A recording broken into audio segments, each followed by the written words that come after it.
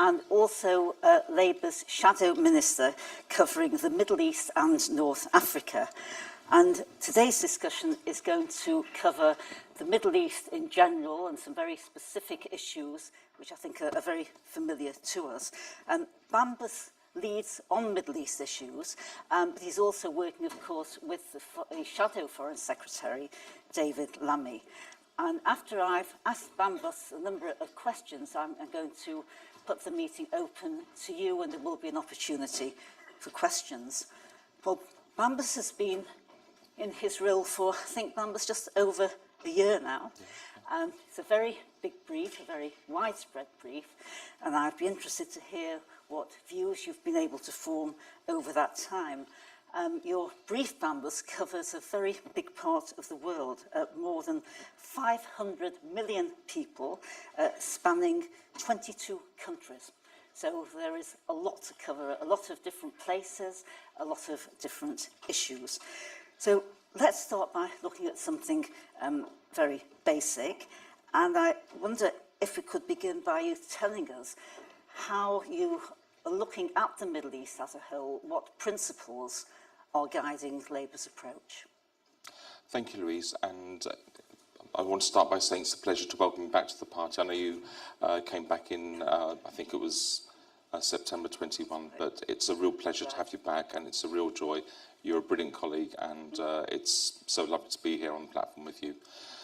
So let's kick off with the question. So our approach, Labour's approach to the Middle East, not just the Middle East, but internationally, we want to have an approach that's based on respect for international law, respect for human rights, but also looking at what our influence can be in the Middle East and across the globe.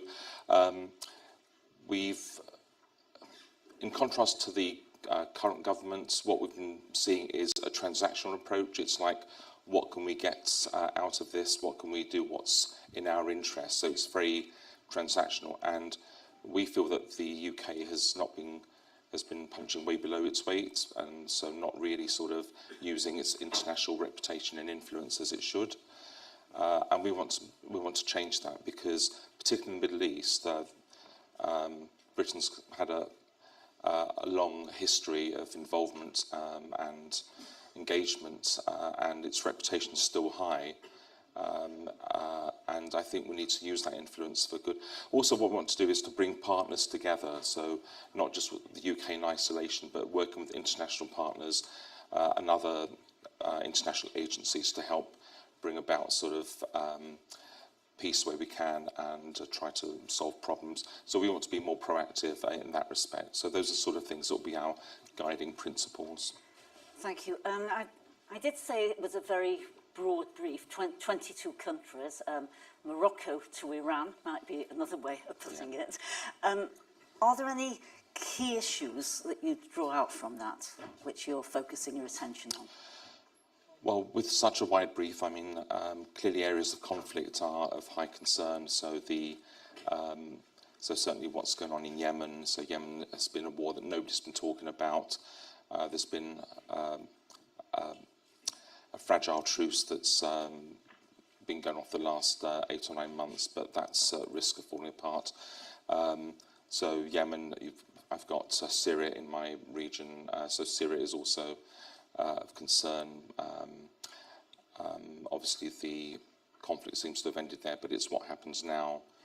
I think somebody said wars are easy to start, but they're much harder to resolve. So I think those are issues. But also, obviously, Iran is in my region, and I know we'll talk about Iran later on, so I won't go too much. But clearly, what's going on there, the protests and Iran being a hostile actor is of great concern, and we've been critical. But also, just looking at the Middle East as a whole, the issues that affect the whole of the region. So things like climate change are a huge issue. And it's been good to see the cooperation between Middle East countries in trying to resolve those issues. And again, I can talk about I was in Jordan recently, and Jordan and Israel have got an agreement. It's the Blue-Green deal, where in return for water, for desalination of water, Jordan will provide Israel with energy, and that's things that we're very keen on. So looking at sort of cooperation to solve a problem, because everyone will be affected by climate change, and it's a particular problem in the Middle East. Thank you. During the Corbyn years, I'm not sure if I'm allowed to say that name, discussions on Israel-Palestine issues became, I think, obsessive, fraught, and for many mainstream Jewish people, extremely painful. And I think there are many in this room who experienced some of that. And it wasn't about the national dialogue, it was what was happening in local Labour Party meetings. And many Jewish members found it uncomfortable, that was the mildest word I think I can use, to impossible to be involved while that was happening. Now, Keir was elected leader of the party with a promise to change this approach, and a great deal has been done. And I wonder if you could say any more about how our party, how Labour, is going to change that situation and its relations with the Jewish community in relation to how those sorts of discussions are conducted or dealt with. Well, first of all, I want to say that what happened between 2015 and 2019 was absolutely horrific. I mean, it's as if we allowed, you know, and I call it out for what it is, anti-Semitism is racism. We allowed a form of racism to pervade the party without any seeming effective way of dealing with it. Thankfully, Keir, with his leadership, has come out strongly against that. We've got things in place now, so the complaints process is now far more effective. People are being kicked out of the party that have had those views.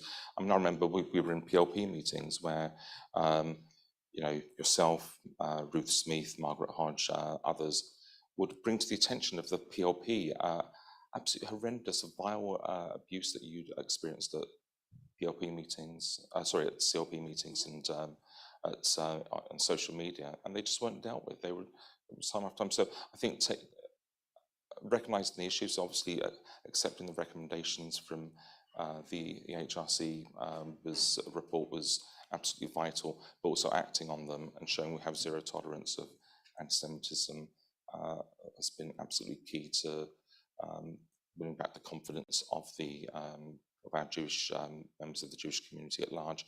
But it's not enough. We have to make sure that we, you know, that we are strong, and we don't put our guard down that anyone that has those views is just not welcome in the party and kicked out the first opportunity.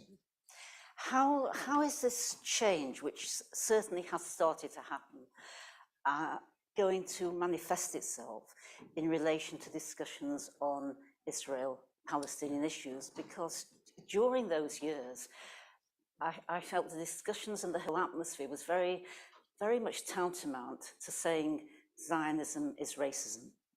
That was the underlying message in a lot of local parties, and the national message coming out too. So how is the change that you've spoken about, and which is happening, going to show itself in relation to Israel-Palestine issues? Well, my first visit as a shadow minister was to Israel, and I think I was the first.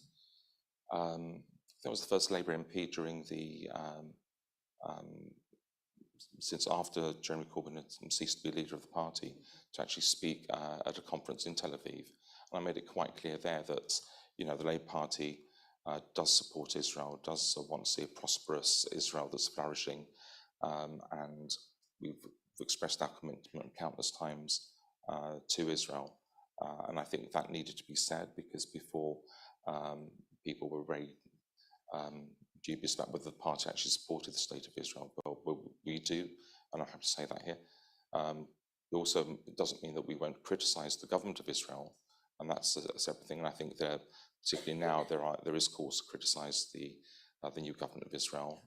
I mean, it's only been a week and there's so much to talk about, but that's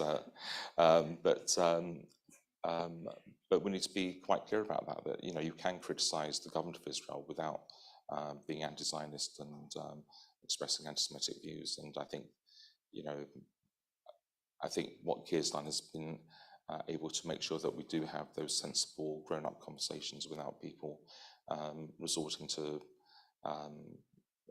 to being racist, to being anti-Semitic, and to being critical of Israel. So we support Israel.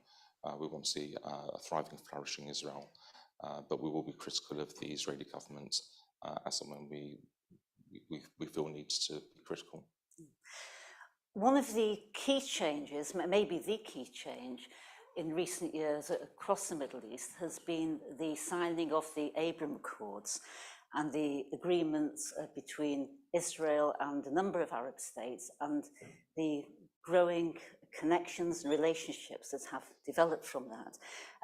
Could you tell us something about Labour's view on that, Labour Party's view on that, and how the Labour Party would want to see that developed in the future? Yeah, I mean, we very much welcome the Abraham Accords. I was in Morocco in early October, and the Moroccans are really pleased to have these connections. Clearly, they see a very strong link between them and Israel. I think they said something like it must have been over. They think there's a connection of over 1 million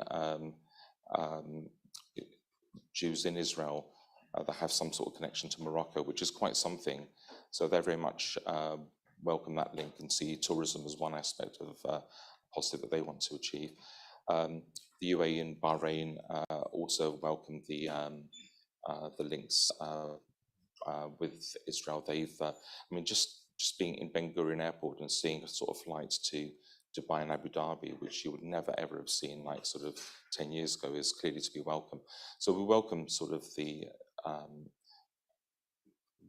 Abraham Accords in how they're able to achieve the good relations. I mean, if you're able to trade, if you're able to have good contact with your neighbours, it does make a huge difference. Obviously, there's trade and tourism, and was one part of the Abraham Accords. Obviously, there's the peace dividend side of it, so we want to see a bit more on the peace dividend side. But they're to be welcomed. We very much encourage them. We'd like to see other countries also become part of the Abraham Accords. But there's still there is still work to be done there. Obviously, with recent events, we had the UAE and Morocco were both critical of Ben Gvir's impromptu visit to Temple Mount. So those countries are also at risk if Israel does something that puts them in jeopardy.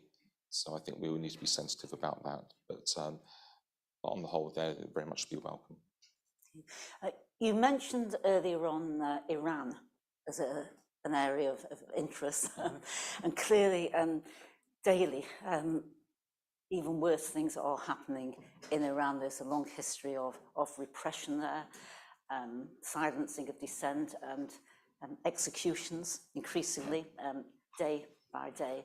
What can you tell us about what Labour would do in relation to Iran? And would it be different from what's happening now? In general, we are supportive of the government's approach to Iran. I mean, Iran is a hostile actor. They are trying to destabilize. They're sponsoring Hezbollah, they're sponsoring Hamas, they're involved in the Yemeni conflict with support for the Houthis. They are a hostile actor in the region, and what we've seen with the protests is absolutely abhorrent. So we've seen people who have been executed for wanting to bring up the peaceful protests or wanting to bring about a change in Iran. I've met with some Iranian activists, and we're very keen to look at sort of extending sanctions against people who are linked to the regime. We also want to make sure that we speak up for the protesters. So that there's a debate going on Thursday about the protesters in Iran. So we're going to make reference to those that are facing the death penalty for their protests. So we're very critical of what's going on in Iran. It looks like the government will be prescribing the IRGC, which is again to be welcomed, because the IRGC are just brutal in enforcing the regime's wishes and suppressing any dissent. So clearly these are things that we're absolutely opposed to. I mean, we would like to see an Iran that is being peaceful and, being a benign actor in the region, but it's clearly not, and the actions of Iran are totally detestable.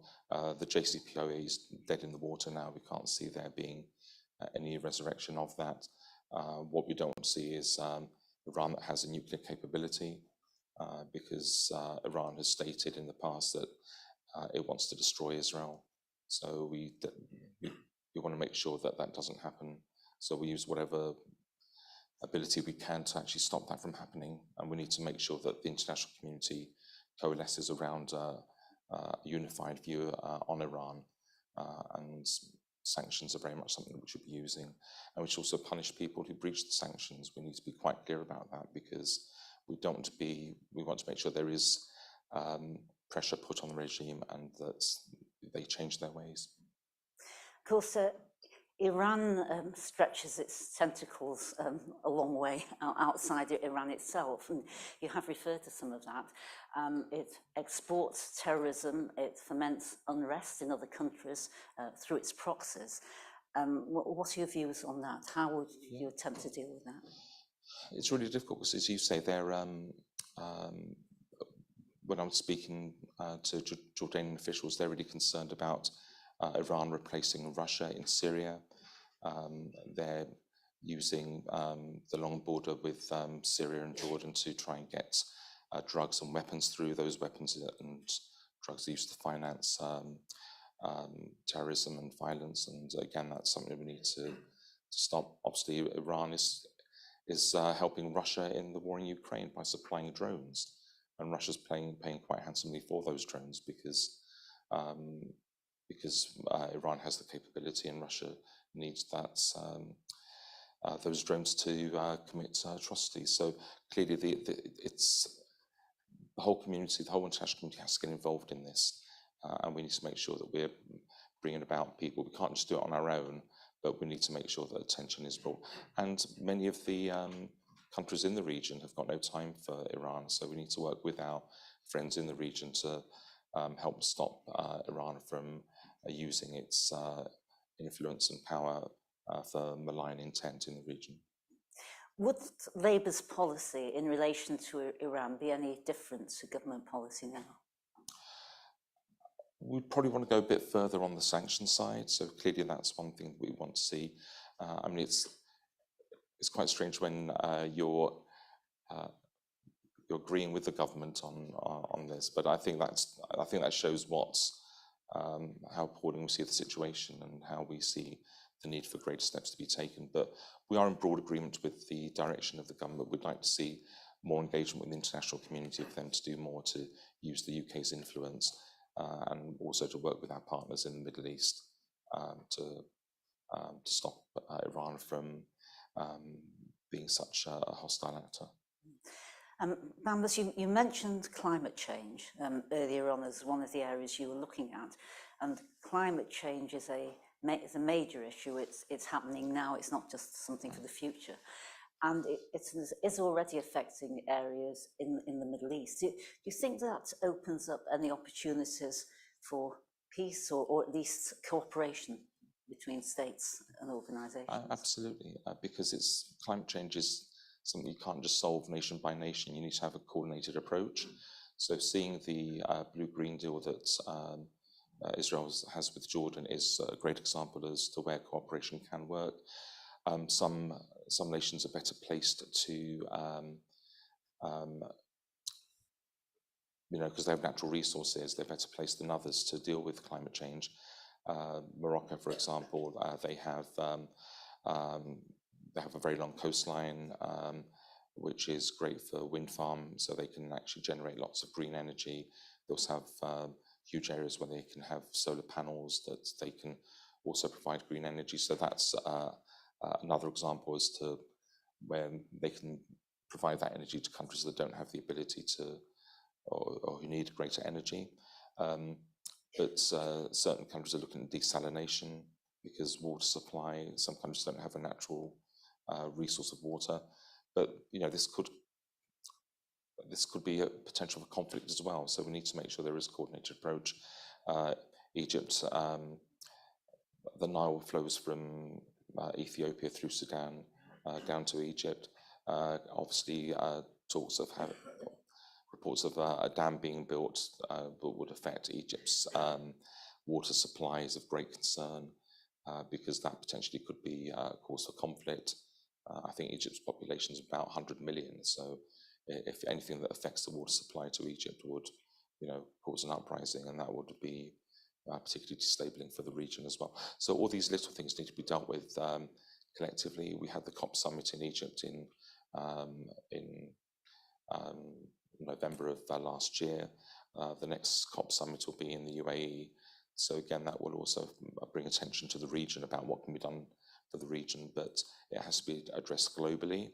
But it's great to see cooperation happening already. So we very much want to see that cooperation, and potentially that could be, if done properly, that could be beneficial. That could bring about greater stability and stop conflicts and bring about greater peace if everyone unites against this common threat to the region. Thank you. The World Cup this year has focused a lot of attention on the Gulf states. Now, of course, there's a long history of, again, human rights abuses in the Gulf states. Is there anything you'd like to say about that and how Labour would address that?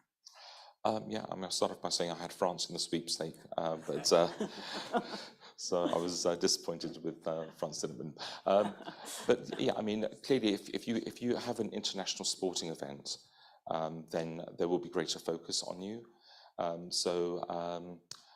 did have a very difficult meeting with the Qatari ambassador about Labour not wanting to go to the World Cup, because we wanted to focus on the migrant workers, on the kafala system, how migrant workers' rights were appalling. We got to the stage where if you were a domestic worker for somebody in Qatar, if you were dismissed, you would also be expelled from the country, because you may not get another job in Qatar. Also, LGBT rights were also of concern there. I made these points at a debate on the World Cup in Qatar in Westminster Hall. And these are the points that we'll keep making, because as I said, we need to make sure that we're consistent in our approach. So we want to see, respect for human rights everywhere. We don't want to see people's human rights being abused. We want to see workers' rights being abused in various countries. We don't want to see executions. And we need to be consistent in our approach if we to gain the respect and the confidence of what we want to do. So certainly Qatar was one aspect, was one area, but we want to see it across the region. So we need to call it out, not just in Qatar, but in, say, Kuwait, in Saudi Arabia, across the region. We need to be calling out any such abuses, and we will do, and that's going to be our approach. It won't make me very popular, but we need to be consistent. I mean, you did say, Manders, that there's a lot of, I'd say, cross-party agreement on a lot of the issues that we've mentioned. Is there anything where you'd say there's a distinctive Labour approach, or anything that you've already said you'd like to draw out as a Labour policy on the Middle East? Yeah, I mean, clearly we want to get rid of this transactional nature of things, and just sometimes doing things, having conversations with people, just doing something that's not necessarily purely in your own interest, doing all the behind the scenes stuff, doing the soft diplomacy is going to be absolutely crucial. But also bringing people together across the region. So I think making sure we work with our partners. So speaking to our friends in the European Union, getting the USA more involved. The USA has taken a back seat in international affairs. So we want to make sure they're more involved and more interested in the region, because only by bringing them together can you really bring about sort of change. So being more proactive in our approach, not just sort of saying, sign this trade deal and great, we'll all go home, and then just forgetting about the region. Also using aid as well, because aid has been cut and cut and cut. And for the sake of very small amounts of money, the UK is losing its influence, and making sure we do invest in the region as well. and making sure we have strong links, and not just trade links, but other links with educational establishments, with you know, obviously with trade and businesses, but using our knowledge and skills to actually help countries develop, and making sure that we're more proactive in doing that. So being proactive, bringing colleagues to the table, and making it not just about trade. I think those would be the main things that would be different. Thank you. I think those comments are very helpful, because often it might appear that parties or people have similar policies in the words they use, but often the significance of all that and its effectiveness is about what it really means in terms of what people do about bringing change about, not the same words. Course, yeah. It's about what we'll do, and I think that you have shown the things that a Labour government would hopefully do. Well, we started off this session by talking about referring to the size of your brief numbers and the people, 500 million inhabitants, 22 countries. And I think in the answers you've given, we have touched on quite a number of the key issues and places around there. So I'd like to pause now and really to go over to all of you, because I'm sure that there are questions that people would like to ask. So I'm going to invite you to ask questions, and if people would give their name, please, when they ask them. I'm going to take two together and then come back to see if there are more. So I'll take two. There's a gentleman up there and here. Right, we'll take those two first and come back. Yes. May I say, I think you've got the wrong end of the stick about the Nile Dam, the Renaissance Dam. It's a hydroelectric dam, doesn't actually take water away from the Nile, but even if it did, this is water that falls on Ethiopia. The treaties that are supposed to bind it were colonial treaties to which it never signed up, and meanwhile Egypt squanders its water resources and even exports them to the Negev. So I think you really need to rethink about your attitude towards this Grand Renaissance Dam, which is integral to Ethiopia's development. Right, thank you. Question here. Yeah. Jerry Lewis. Sir, it's been interesting to hear your comments on the Middle East, and specifically on Israel, but with all due respect, we've not covered the elephant in the hall, in the room. Labour Party has taken a decision to, if coming in government, recognise the Palestinian state. It hasn't been mentioned here. I'm all in favour of Palestinian rights, but it has to be, in my view, a negotiated settlement. And notwithstanding the new government in Israel has a very different stance to the previous ones, are you prepared to consider reviewing policy so that this particular area of immediate recognition of a Palestinian state, when there is no such thing as a Palestinian state at the moment, and only governments can recognize other governments, is that something you're prepared to look at? Because a number of Jewish people in the community here and a lot of Israelis are worried, should there be a Labour government, we pray and hope there will be, we may take a unilateral decision when in practice there should be, in fact, a negotiated position for both sides. Right. Thank you. Right, well, we start off with two easy ones. Water issues around there, and recognition of the Palestinian state.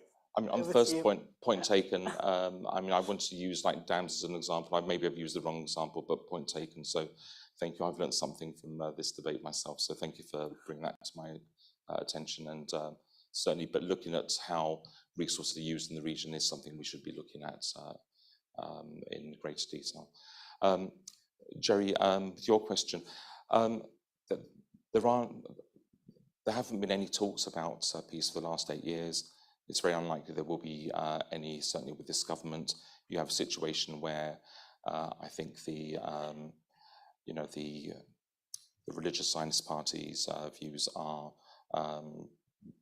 they don't even recognise that Palestinians should have rights anyway. So the chances of there being any progress in any peace talks to look at a two-state solution, I mean, actually would question whether any progress towards a two-state solution can and should be made, can and will be made in the near future. So there does need to be something that helps bring about that spark. Clearly, you know, if what looks like happening is, you know, heaven forbid that there is annexation, if there are more settlements, if that is the direction that the new government is taking, obviously that would be totally unacceptable, and that would be something that causes great concern. The state of a Palestinian state has been recognised by, I think, well over 100 countries in other parts of, you know, other UN nations. So I think it's something that is still Labour Party policy. Obviously, we'll look at what the manifesto says nearer the time, but that is our policy. It has been in Labour manifestos in the past, and we would recognise the Palestinian state as things stand.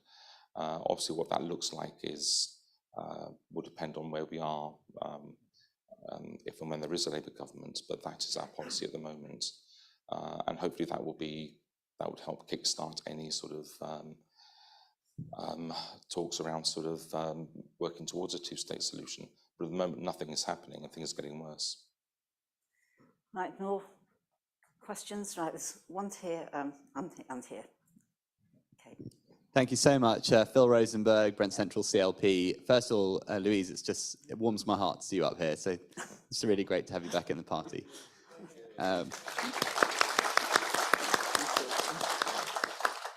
And Bambos, I really welcome your comment that Labour will back the prescription of the IRGC in full. It's really long overdue. And your comments about restoring Labour's commitment to international development. In the agency I work for, we work in the developing world a lot, and British ambassadors and diplomats are tearing their hair out because they just can't you know, use the clout that they used to, and they're constantly being undermined. Even in all the things that we want to achieve, it's really very important. One specific thing, and credit particularly to Labour Friends of Israel for raising this, is Labour's commitment to spending on supporting conflict resolution in Israel and the Palestinian territories. It's something that has been committed to before, but can you say anything about what, even with the difficulties that we've all seen, what Labour will do to continue to try and put the thumb on the scale of trying to encourage those processes? Right, and I'll take the second question here. Judith Barra. Thank you very much, both of you. I'd like to ask a question relating to the current situation regarding Israel and the Labour Party's attitude towards Israel. One of the things that I found over the years that has been actually very helpful in terms of getting people who are opposed to Israel at various levels to sit back and think is to say to them, well, which other state in the Middle East has been absolutely solid in underpinning its actions with the rule of law? It's likely that I can't say that anymore. And would you agree that this gives succor to not only quote unquote enemies of Israel, but also unsympathetic sections within the Labour Party? Okay, Manus, you'd like to try those relationships, aid, government of Israel, the law, just easy things for you. Okay. Well, I don't want to give any spending commitments, otherwise Rachel Reeves will kill me.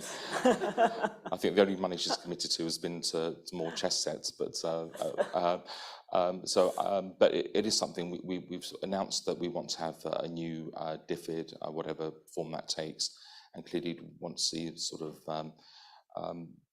you know, money being spent in conflict areas to help bring about peace. But obviously, we're not the UK also has a role to bring people together. So certainly anything that we can do to help bring people together to start talking, because there are no talks going on. It's great, you know, there is an international fund for peace, which is great, and it's good to see the US actually providing this fund, and hopefully that will help bring together Palestinians and Israelis. But if there's nothing going on above that, then that's the problem, and there needs to be a process. So anything that can kickstart that process is to be welcomed, and that's where we need to engage and make sure that there is the international community gets together and says we need to sort this out. This can't carry on because things are going to get worse from what I've seen, and that just can't be allowed to happen. So we need to be more engaged, and it's not just about money, it's using our influence and working with partners to bring people around the table and actually try and make things happen. On the other question about the new government and about the undermining of the judiciary, so we've had the protests, I think, with there was a big protest in Tel Aviv, and obviously having slogans like "crime minister" and things like that are not going to be helpful for the view of Israel in the world, but also undermining the judiciary and undermining other offices. So certainly like the IDF, and about sort of having that directly under the control of one minister is clearly concerning. And I know many judges have spoken out about these proposed changes in the law, whereby the Supreme Court can be the judges can be undermined by the government, is really concerning. I mean, when you have a minister who's been convicted of corruption and fraud, who will be the finance minister in 2 years' time, I mean, that is deeply concerning. Yeah. And it doesn't help Israel at all, but also so I do worry, I do have serious concerns about this government. The US have taken the view that these are internal affairs, that so they only get involved if there's an international aspect to what the government does. And so so we need to be quite clear as to what that means internationally, what that means for the UK in our outlook. But clearly there needs to be, Israel is deeply divided. So when you have the religious Zionist party getting 11 or 12% of the vote, that is really worrying. And there is this deep division amongst the Israeli community at the moment, and but also the diaspora has a role to play there as well. So clearly voices from the UK and from the US and other areas which have a big Jewish population would also help in speaking out against the approach of the government. But I think at this stage we need to wait and see what happens, but any pushback would greatly be welcome. Thank you. Like, more questions with some hands at the back? Yes, you there. And there's somebody else at the back. I saw a hand up. No, you. Okay. Voice is loud anyway, but thank you. Toby Millis, I had a bunch of questions, so I'm going to condense it into one. So could you give your name? Oh, Toby Millis. All right, how it looks in the next year, or up until the general election next year, where we see Israel's new government come into fruition, and the what could be discourse like. Excuse me, sorry. How do you? That's not it. Could you please outline the main threats to Labour Party's connection with Israel, and the discourse, and how it looks to pan out until the election? And on top of all the threats, could you, like, in summary, outline how Labour should be more proactive, and what Labour aims to do to be more proactive in that time period up until the election? Right, I think it's another big question, I think. But you're asking about the connection between the Labour Party here and Israel, and what can be done to develop that. Yeah, shall I just take that one? Yes, take that one. And is there another one? Okay, so yes, we'll take the other one. Yes, right back there. I think Luke's got a question. Oh, sorry. Jonathan Meldrum. I've heard you speak about leverage and about criticism, and the criticism I've heard is criticism of Israel's government. And I felt very concerned, and I wanted to understand what kind of leverage Labour intends to bring to bear on the Palestinian political movement and political class to end the war on Jews, including, for example, enabling it or stopping it being able to afford the Martyrs Fund payments paid to Slay, and also, for example, reforming the objects of UNRWA. And thank you. Right, can you guys, so that's a different aspect of that, Labour and the Palestinian movement, which we hear very little about. Of course. Okay, well, dealing with the first question, I mean, clearly there could be a number of flashpoints this year that could lead to criticisms of the Israeli government. So, for instance, if there are more settlements, so we've seen the legalization of certain illegal settlements. If there's an expansion of settlements, that could cause that'd be something that we would be very critical of. Obviously, if there's more violence, and we condemn violence wherever it comes from, so we don't just. But obviously, we've seen issues around in Jenin where there's seems to be the PA seem to have lost control of Jenin and Nablus, so there's clearly concern about what's going on there. If we see, you know, I mentioned Ben Gvir's unannounced walk on Temple Mount outside the area. So if there's more of that, clearly that's one of the first actions he's done. I don't think it'll be the last. So if there is things that do cause concern amongst the not just the Muslim population, but also, you know, I think there was a desecration of a Protestant cemetery. So clearly, the other faiths might also have concerns about the actions. They're not done by the government, but also if the government enables people, gives people confidence to carry out attacks against other faiths, and that would also be of concern. So these are potential things that could lead to criticism from us. But as I said, we will be consistent in our approach. So where we see wrongs being done, we will talk about that. Now, people may not like what's said, but you know, I think in the last year I've criticised Bahrain, I've criticised Qatar, I've criticised Saudi Arabia, I've criticised Iran. And every time I criticise any of those countries, I will get pushback. I will get sort of people be unhappy with those comments. But we need to make sure that we are consistent in what we're saying, and that there is that people do see us as being as not just ignoring their viewpoints.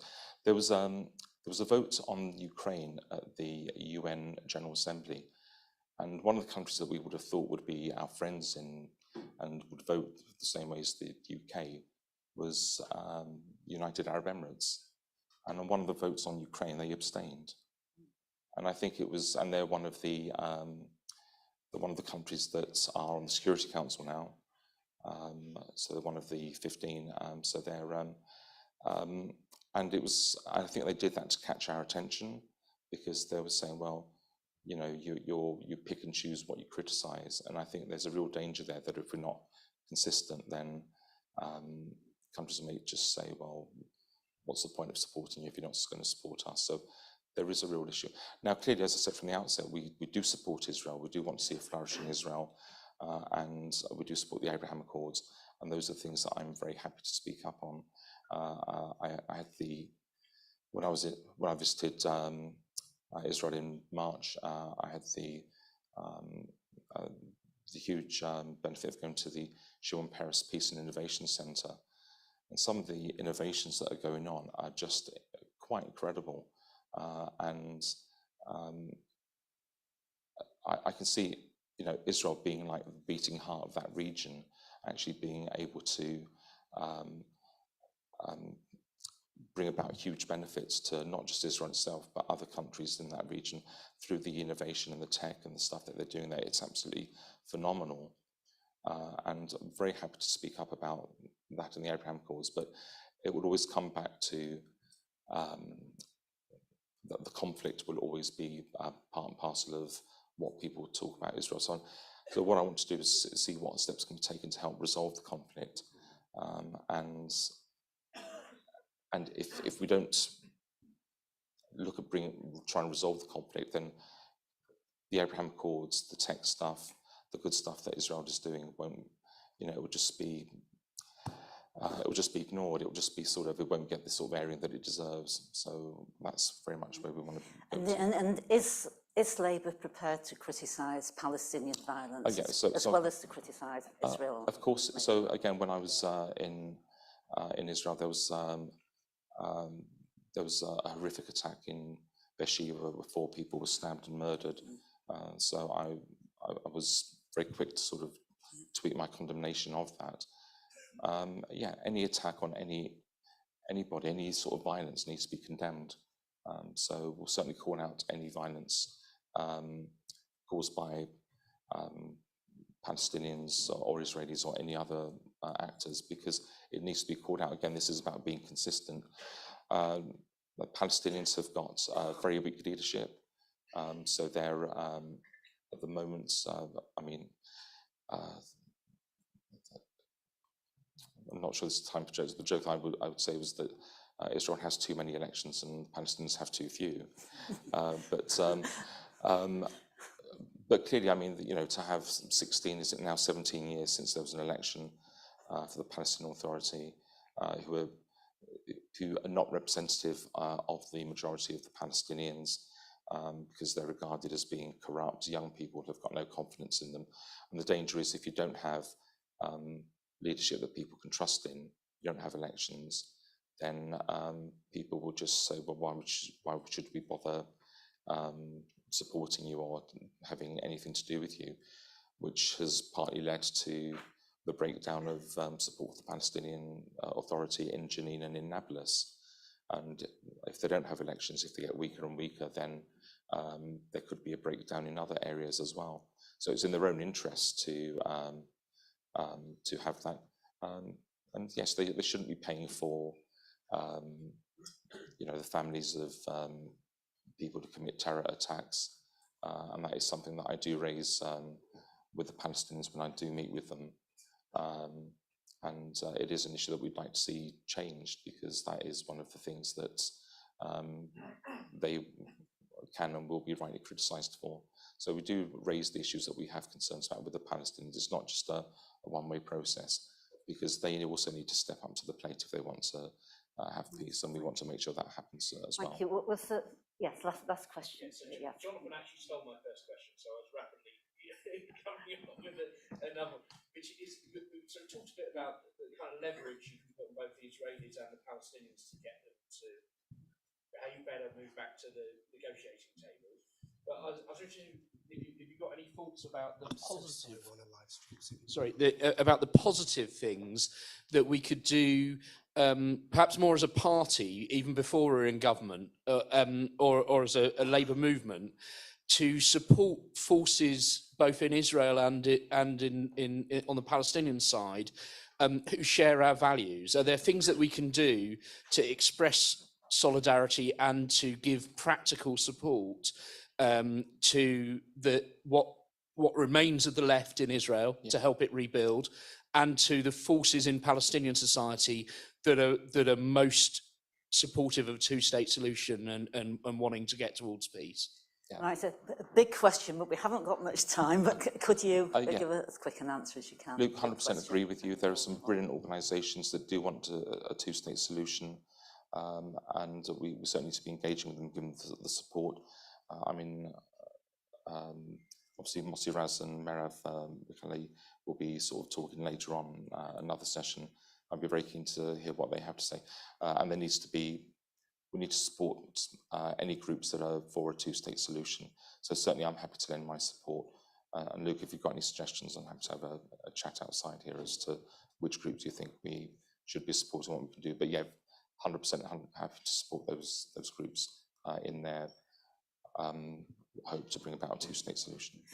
And well, thank you very much, and thank you for answering such a wide range of topics. And you're on top of your Thank you very much. Thank you very much. That's great. I wanted to do more, but Yeah. the next session starts Yeah, in no, 5 minutes. But thank you. That was great. Oh, That was thank you. great.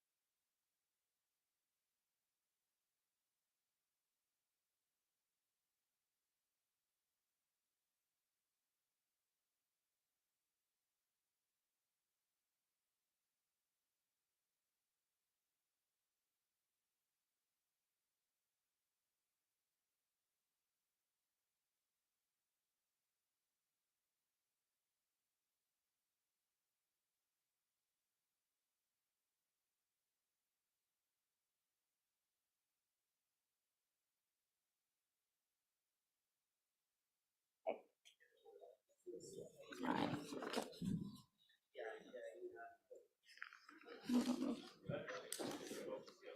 Hi everyone, thank you so much for coming and joining this session on public service reform and how it can make a difference to people's lives. My name's Noah Hoffman. I'm a political reporter at The Sun, and I'm very, very happy to be joined today by Steve Reed, who is the Shadow Justice Secretary, and he is the co-director of the group Labour Together. I'm also joined by Josh, who is director of Labour Together. So we're going to have a lot to talk about in terms of reform in the justice system. Steve, your history with public services in Lambeth, and in particular the wonderful suburb of Brixton that I call home. So we'll get into that. Oh, hey, Brixton. But I want to start off because I quite like to know a bit about the sort of person behind the panelists or the face behind the politician. So Steve, can you kick things off by just telling us a bit about yourself and how you got into politics and Labour politics particularly? What drew you towards it? I could fill the entire session with that, Noah, but I won't. I mean, Labour politics I was born with. So my dad worked in a print factory in Watford, and so did my grandparents, and so did all my uncles and aunts. That closed down in the 1980s during the Thatcher recession, and they got made redundant. And people mostly associate the era of closures with the mines and the steelworks in the north, but there were pockets of it in the south as well, and it happened in Watford. So all of my family, all of their friends, the community they were part of was laid waste fundamentally. Many of them never worked again. My parents have been involved in trade unions and in the Labour Party, not very actively. They would get their leaflets to deliver, and then as a 6-year-old and upwards, I would be sent out to put them through letterboxes. So for me, I was born Labour, and then growing up, I came to realise that I was gay, and I saw the Thatcher government passing some horrific anti-gay legislation, and I was campaigning outside Parliament against that in the late 1980s, Section 28. I'll skip over the long period when I became leader of Lambeth Council and how much I learned in the University of Life that are the streets of that amazing borough, and straight up to when I got elected to Parliament in 2012, because one of the very first debates that I took part in and one of the very first votes I voted in was for equal marriage. And to have gone from protesting outside Parliament against anti-gay legislation to being inside Parliament enacting equality, and then actually only last summer got married. So Mazel tov. Thank you very much.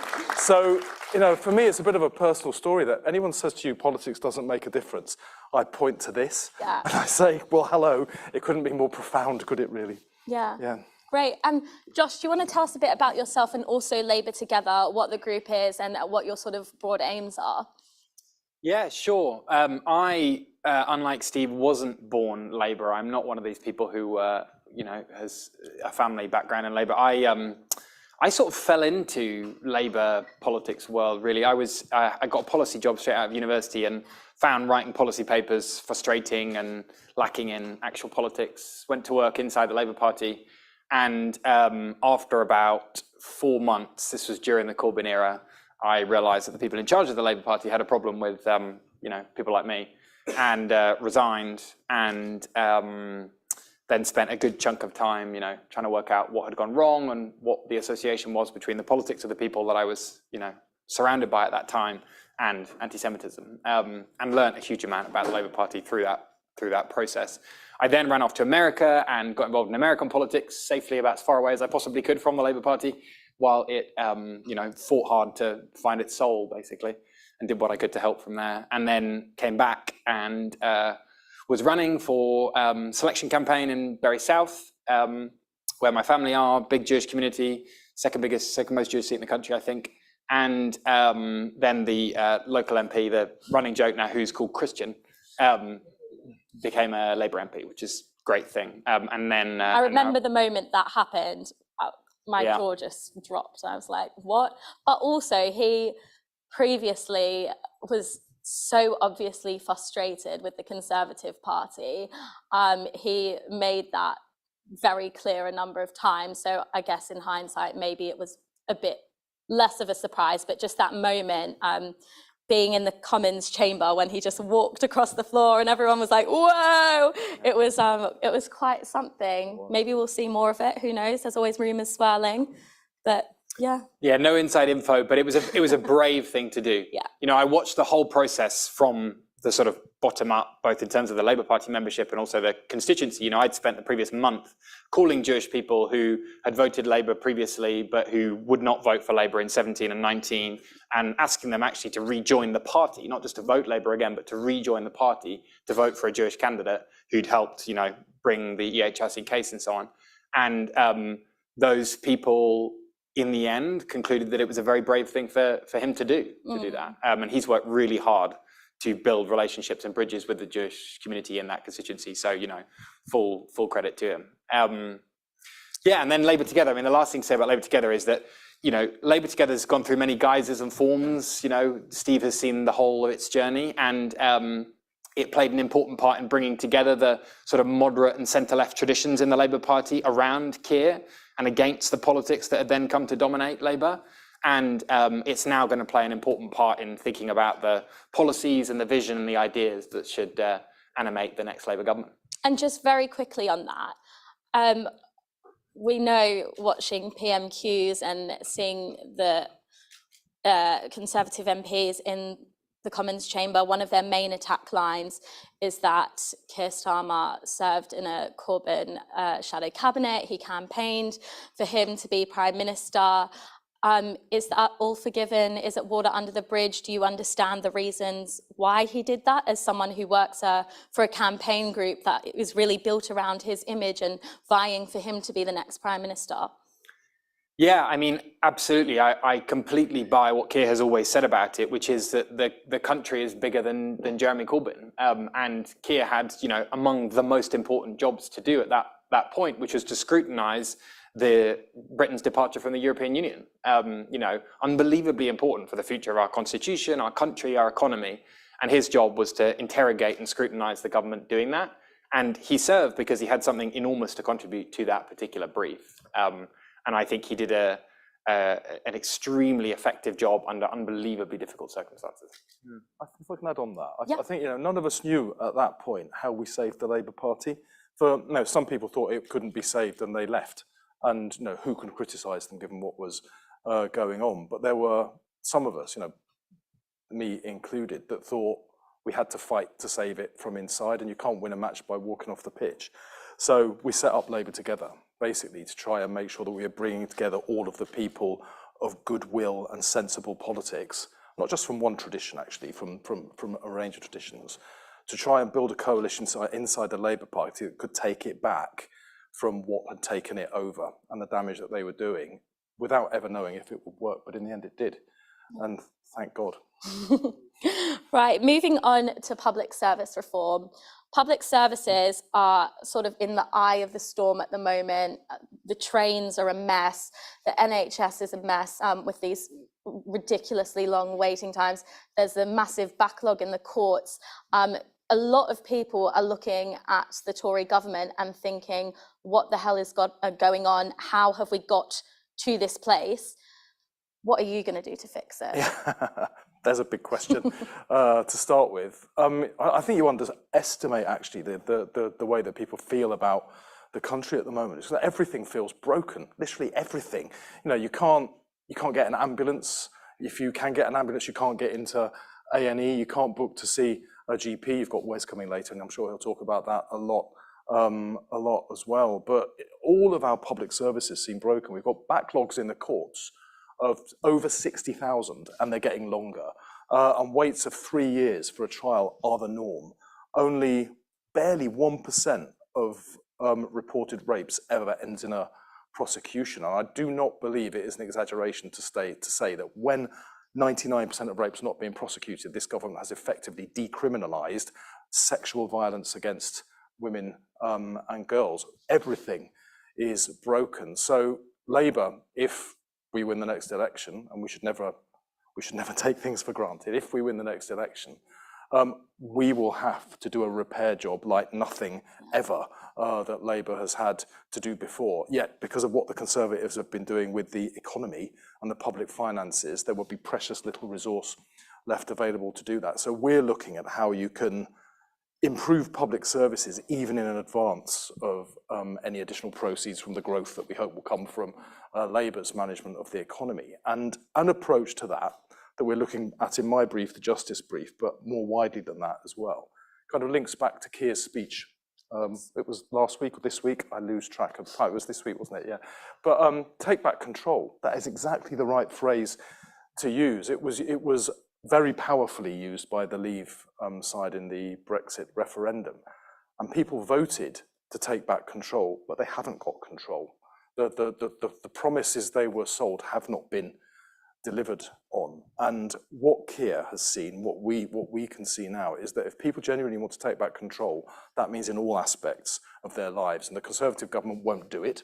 The Conservative government has broken everything. People feel less control than they've had over their lives, over their communities, over their workplace than previously. So Labour's approach to public service reform will be to look at how we can give people back control. If I give you a couple of examples, and I'll start with one. Yeah, please. In my own brief.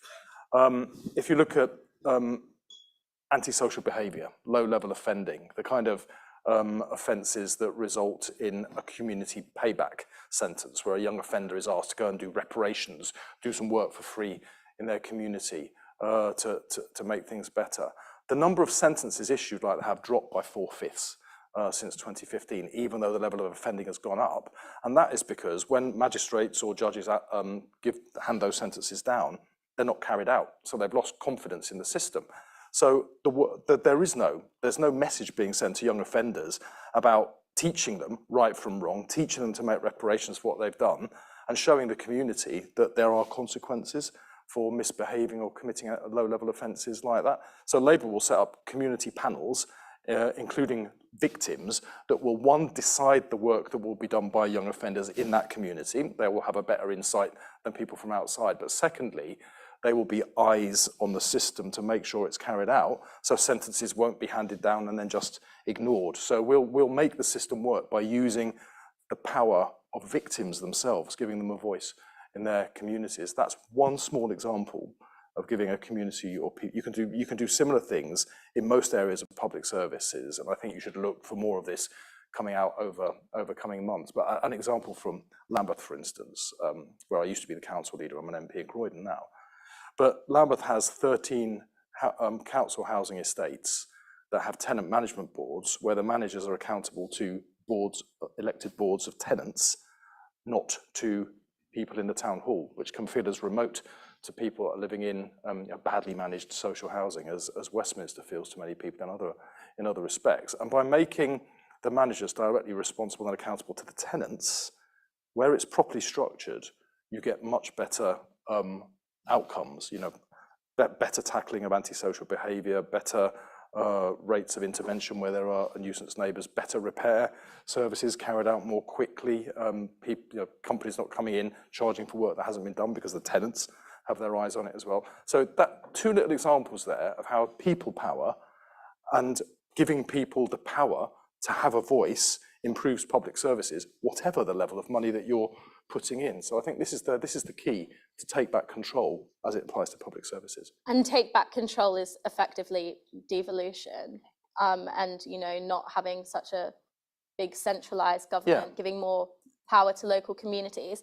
I think the thing that was missing from Keir Starmer's speech was what that looks like. Does that mean a Northern Assembly? Does it mean changing the way councils work, county councils? Have you guys fleshed out what devolution, say, just within England would look like? Well, I mean, Gordon, I'm sure you saw, came up with a very extensive 900-page report, which everyone perhaps hasn't read all of. But that is a really good starting place for this. We've never had a report looking at how we rewire democracy in the United Kingdom before. And his starting point really is to make the case for the future of the United Kingdom.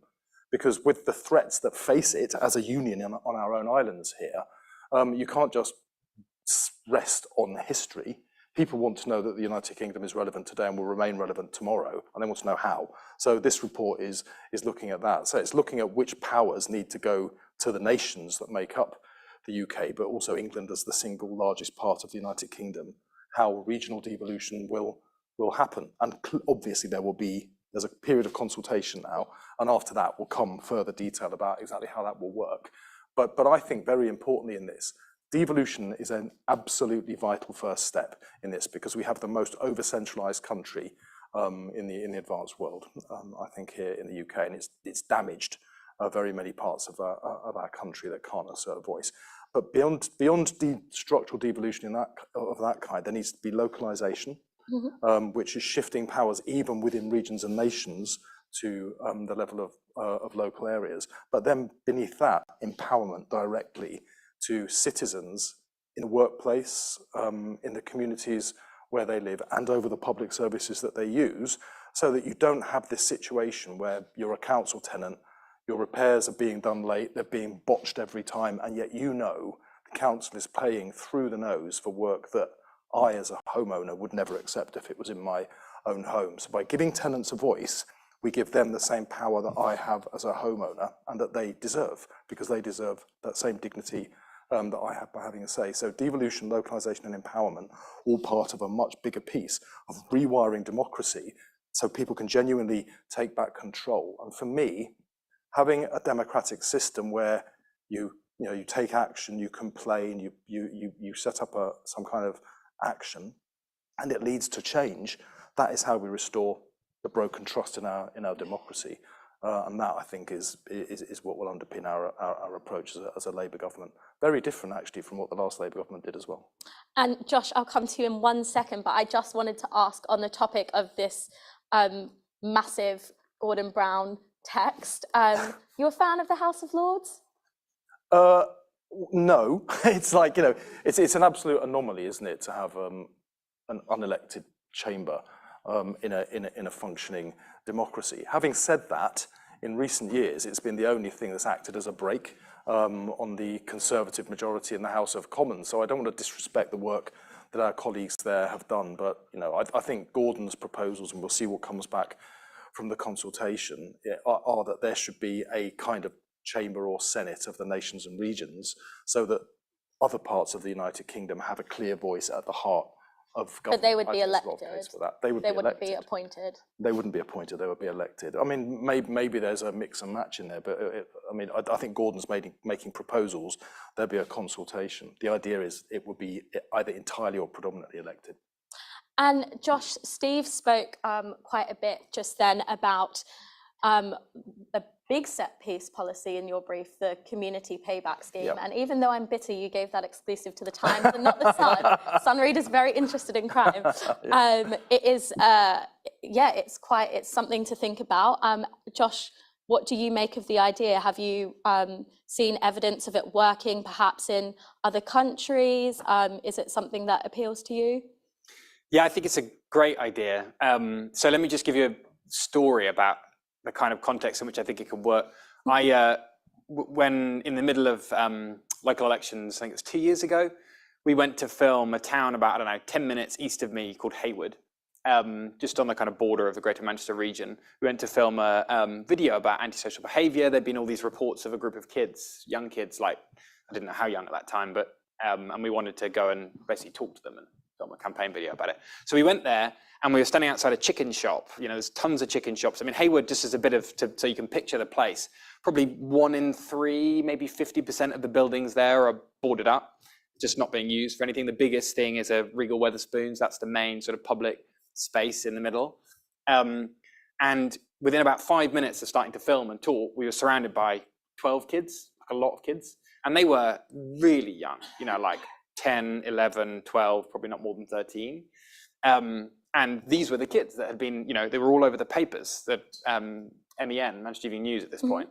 And initially I was like, oh God, they were saying, oh, you want to give me your phone and your camera and whatever. And I was kind of nervous.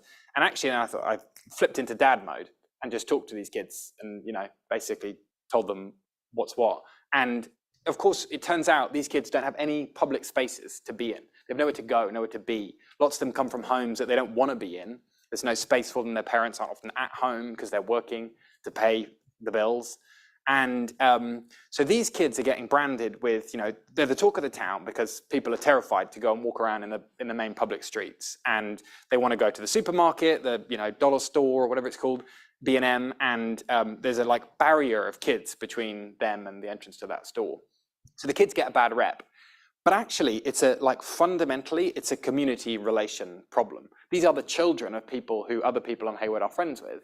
And I think that this policy idea would refocus attention on the relationships between those people in that community, because you don't want to criminalize these kids. You don't want to ultimately set them on a path that is going to cost the state more money and that's going to ruin their lives. But at the same time, the town doesn't function because people are frightened of these children. And I think what Steve's policy announcement does is it really refocuses attention of voters on the fact that these are fundamentally about relationships in a community.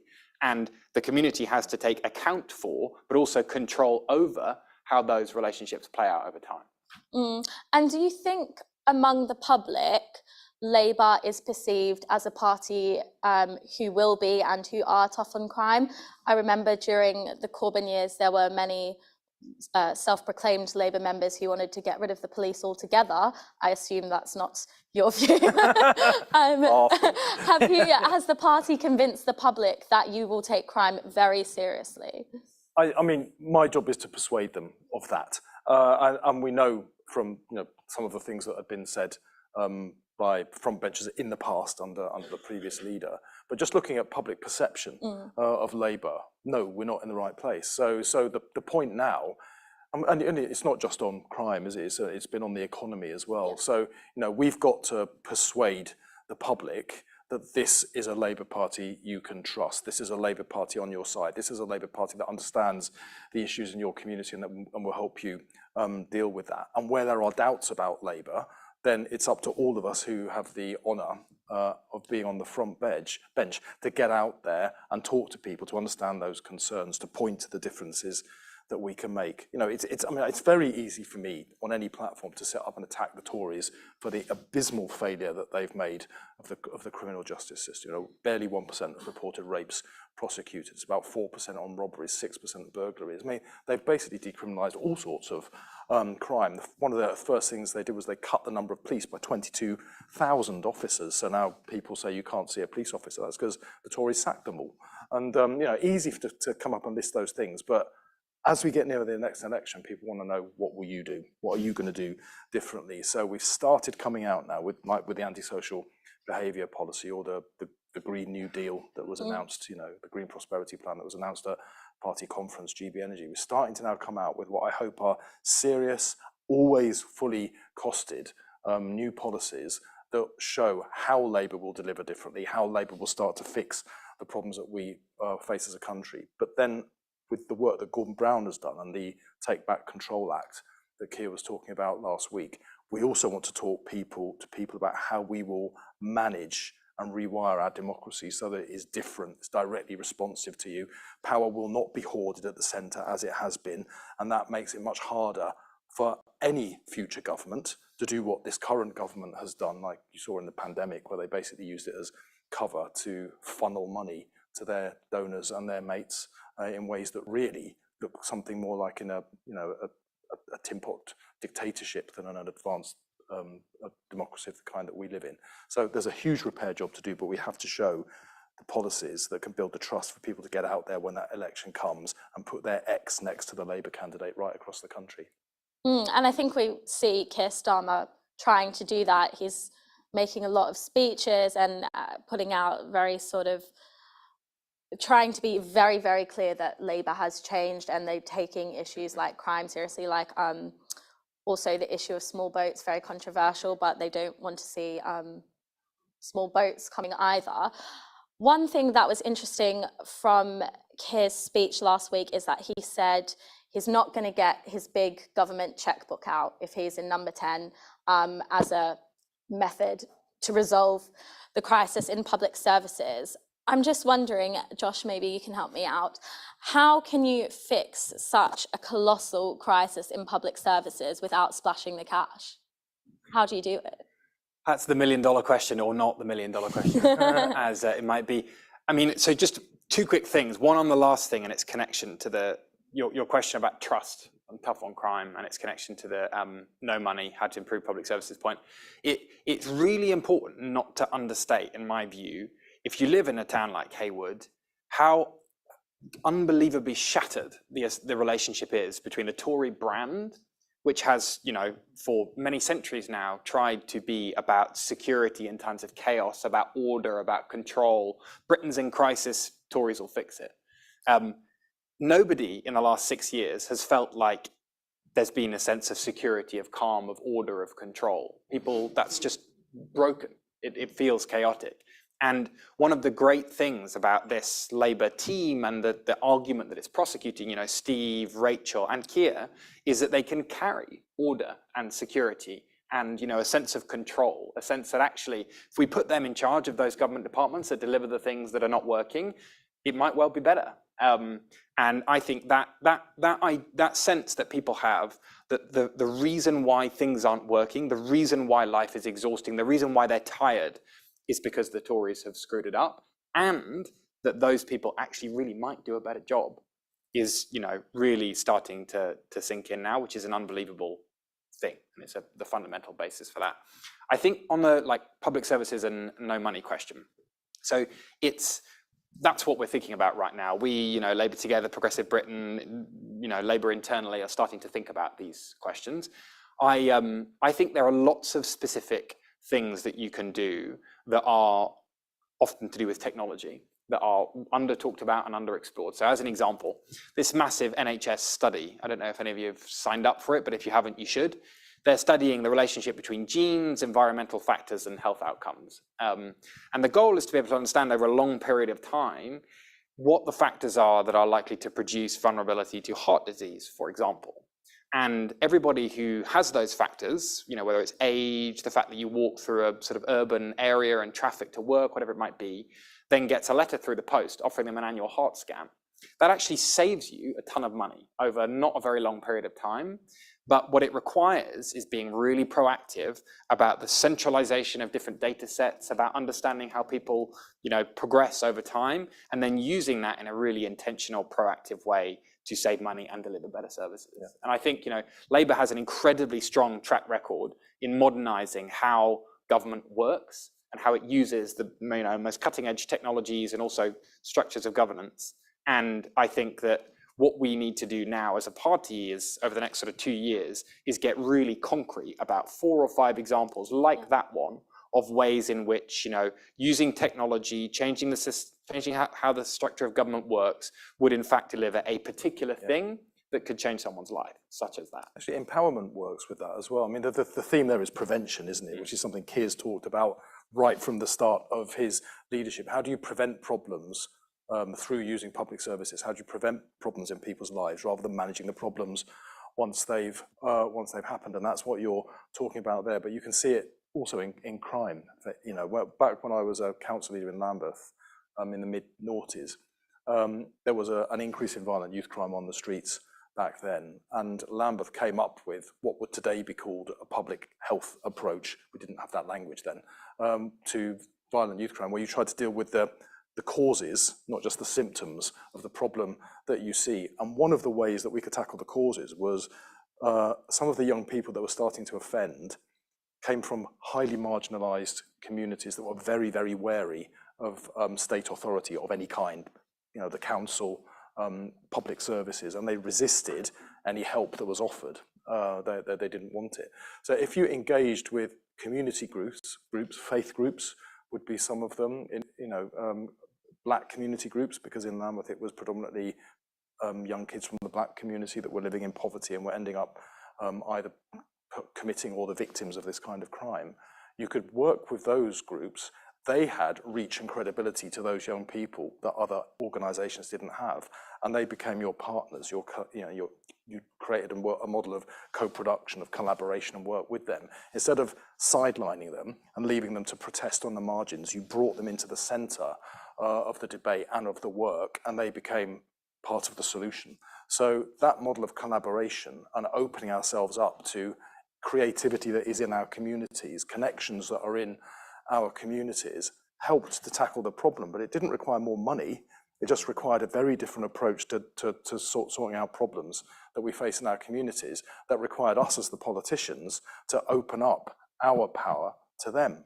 And I think a big part of the Take Back Control Act will include approaches like that, prevention, by working with our communities rather than having a state that does things to you whether you like it or not and whether it's failing or not.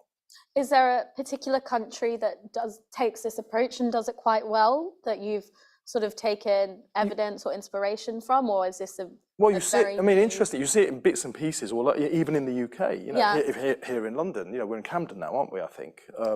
Am I Yes. right, or am I making a terrible faux pas? Yeah. Okay, we're in Camden. So Camden, under the inspirational leadership of Georgia Gould, who's the leader here, have a really interesting model of working with, you know, what used to be called troubled families with multiple and complex challenges that leads a higher proportion of young people from those families to end up offending, underperforming at school. They have a model called family group conferencing that they took from New Zealand, which instead of having all sorts of public services targeting them for support, which to them just feels like a constant bombardment of people that don't really understand their lives, they bring them together, the family, give them an advocate to work with them. They can bring into the discussion whoever they like, faith leaders, community leaders, friends, family, whoever they trust. And then that is the grouping that leads the conversation with all the public services. And together they work out a model of intervention and support that the family wants. And because the family has helped shape it, the family is much more likely to accept it rather than to resist it. And it's dramatically more successful in supporting those families, not only in terms of reducing offending behavior by young people, but in helping them to get better outcomes in education and therefore in employment, and to give them back the chance to genuinely aspire and succeed in their lives. And again, not a matter of money, it's a matter of how you're relating to people and how you're running our public services. And that's what we want to do more of. So you have a lot of sort of innovative, creative, new, progressive ideas for public services. But in other areas, critics would say Labour takes a backwards approach. For instance, you're against drug reform, legalizing marijuana and sort of changing how drug use is punished and sort of monitored in the UK. Why is that? Well, I mean, at heart, you know, if you make crimes legal, you can end up with no crime. But you end up with a community that's having things going on that it doesn't want to see. So I don't think that's the right approach. I think we have to tackle the causes of what the offending or the behaviour might be, rather than just keep tackling the symptoms of it. Why is it that some people end up using drugs? What is the relationship with, you know, serious drug abuse, mental ill health, experience of abuse in the home or in other contexts? They're often related. And a child that is born into a family that has present in it any one of those three things is going to have restricted life chances compared to another child. Yet there are something like 8,000 children born every year into families where all three of those things are present: severe mental ill health, drug and alcohol addiction, and domestic violence. And that kid has got almost no chance in life, and you know that from the start. So if we intervene earlier to deal with, and it will often be inequalities that have led to this, led to that family being in those circumstances in the first place, we can tackle the root causes of offending and give a kid a chance in life not to end up in prison where they are a drain on the rest of society, but where they can get a decent education, a decent job, and be a benefit to the rest of society, as well as giving themselves a better set of life chances. So for me, again, it's about how we're approaching these problems, not just always chopping off the heads of the things that we see growing out of the mess. We've got to get in there and sort out the mess. Are you in agreement on anti-drug reform? Yeah, Steve? So I lived for a while in the US, where marijuana has been legalized across a number of states. It means that if you're a 18-year-old, you can often buy marijuana now in several US states before you can actually drink alcohol or purchase alcohol legally. You know, that is what a lot of kids spend their time doing. And like the fundamental question you have to ask is, do you think if everyone were able to do this thing, that would be a good thing? Is it the right thing to do or not? And I think, you know, Steve might not put it this directly, but I can because I'm not actually a politician. But I think it's the wrong thing to do. I think, you know, it would be wrong if we said that there's no legal sanction at all for doing that thing that I don't want my kids doing. And if I don't want my kids doing it, why would I set up a public policy that means that everyone can do it? So yeah, I also think there's a lot of good evidence that legalizing, you know, 15 years ago, the sort of legalizing movement believed strongly that they had the evidence on their side. Now it's not at all so clear. Because although it takes the economy of producing and distributing, you know, whatever drug you've legalized out of the black market into the open market, you then get the corporatization of it. You know, massive companies get involved in buying these things, and that makes it a lot more difficult to control and shape and direct. So, on principle and in terms of the policy evidence, bad idea. Yeah. Very interesting. And if you look at cocaine as well, you know, I mean, do you want to legalize cocaine? You know, a lot of the global drug trade isn't marijuana, it's cocaine. Are people saying we want legalized cocaine, given all of the damage it does to young people and to our communities? It's not a persuasive argument. Fair enough. So, Steve, I was wondering, we have had quite a few MPs speak from the dispatch box at PMQs, 3 in the past year.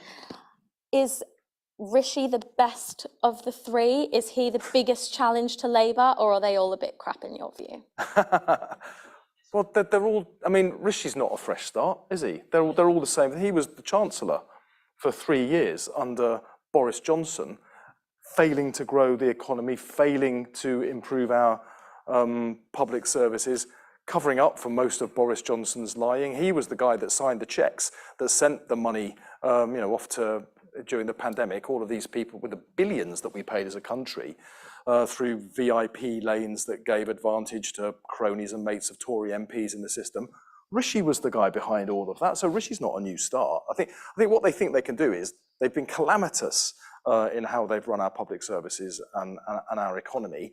They think the trick is keep changing the Prime Minister and the public won't notice it's the same party in power. And to some extent with Boris Johnson, he pulled that off, didn't he? He used to pretend that he was the Prime Minister of a new government that was different to the governments that we'd had in the past, as if he hadn't been Foreign Secretary in the government before he became Prime Minister. But no, they're all up to it in their necks. They all played a part in what's gone on over the last few years.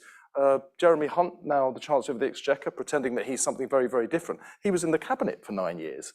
He was the guy that, you know, pretty much unravelled the National Health Service and left us with the problems that we have today. You know, this is a party that is out of ideas, out of time now, I think, as well. And the next election, all of our job is to make sure they're out of office as well.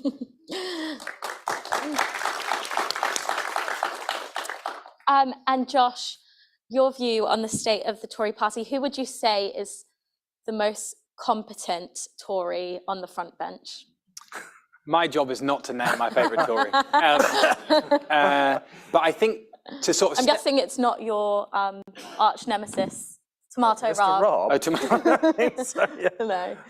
I doubt Steve will either. I mean, just to step back though a little bit, the important thing that I think the public really get, and you know, the polling evidence is really starting to back this up, they get about Rishi, and this is why, you know, the weak attack that Labour are developing is so effective, is that Keir is really unable to direct his own government. And that's because fundamentally the Conservative Parliamentary Party is riven by completely different views about what they think this country should look like and how its economy should work and how to pay for public services and what the tax level should be, and you know, whether we should prioritize growth or we should prioritize reducing inflation. If growth, what does a good growth plan look like? You know, they are like deeply divergent about what this country's purpose is in this moment. And what that means is that whereas Keir can constantly guide his party, shape it and control it in ways that he thinks is going to help us win an election, Rishi can't do that. And I think the public see that. And that part of the reason for this massive shift in polling between thinking that basically, which most of the public did under Boris, that, you know, the pandemic was an unfortunate event, Boris had it tough, you know, it was difficult. And actually, I was always amazed by how much grace he got. That's completely shifted now. Every single thing that goes wrong, the public tend to lay at the door of Sunak's Conservatives. And I think that is fundamentally because they can tell that he does not have control, he cannot have control over his own parliamentary party and his government. So in some ways, I think that the question of Rishi as an individual performer is now much less important than his capacity to control the political coalitions that are now driving the Parliamentary Conservative Party. Yeah. And are you on the doorstep often? Yeah, I'm on the doorstep probably every week, every 2 weeks. Okay, because I'm I feel like interested you're to my know regional director now. what is the biggest challenge Labour faces on the doorstep as someone who frequents the doorstep? I mean, it's amazing. Every time I ask someone who, you know, is not on our regular knock list, who's in charge, what do they think of Keir, what do they think of Rachel, the association between Labour and Corbyn in my neck of the woods runs so deep. And we can never, ever, ever, ever do enough, in my opinion, to distance ourselves from that legacy and from that person and from the, you know, ideas and policies that surrounded it. And fundamentally, in my view, 2019 was so much about that in my neck of the woods. And what's amazing is people have basically now thought, okay, Keir is not Corbyn. That message has landed, but they are still not quite yet totally 100% convinced that Labour is not the party that produced Corbyn, I don't think. And that's why the question that you asked Steve about, you know, how do you know the public, how much do the public and how are you going to make sure that the public trust you on crime? It's not just about these specific policy issues, which are important. It's also about demonstrating that we as a party will never go back to being the kind of thing that produced that leader. And it is always on the doorstep. I'm surprised by how live that association still is. And speaking of that, because you run Labour Together, this big Labour group, obviously there was another big Labour group, Momentum. Are they totally irrelevant now? Do they still have some influence, or have they been properly pushed away? Well, not being employed by the Labour Party, I wouldn't know how much influence they have over me. But, you know, put it this way, we're working with a bunch of organisations around the party and the party internally and think tanks and so on, all of whom are feverishly working now on what's our agenda for government and what does it look like and what's our story about it. I have never once in the sorts of agendas that we're starting to develop and trying to figure out who we should be talking to, encountered or needed to encounter Momentum to get anything done. And, you know, on the completely different bit of the Labour Party, whenever I'm knocking on doors, fighting, you know, we've had tons of by-elections in the Northwest.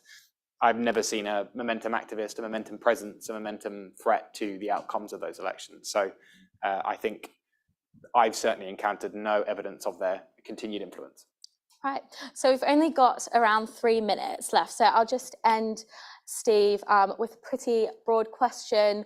What is your main aim? What do you hope to achieve above all this year in 2023?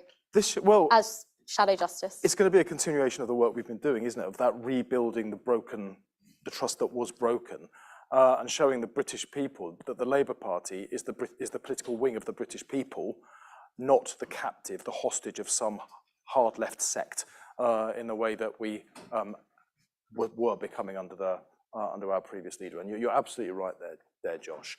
This is about reconnecting with the British people, coming up with the policies that genuinely offer hope with the challenges that people face in their lives, and building the trust that people can come out and vote Labour at the next election. For me, if I had to pick the one single thing in my brief that I want to correct, the thing that I'd want to do when we get into office early doors is tackle sexual violence against women and girls. It is so unacceptable that, you know, women are afraid to wear certain clothes when they're going out at night in case they're accused of being provocative, that women have to walk home clutching keys in their hands in case they're followed or attacked.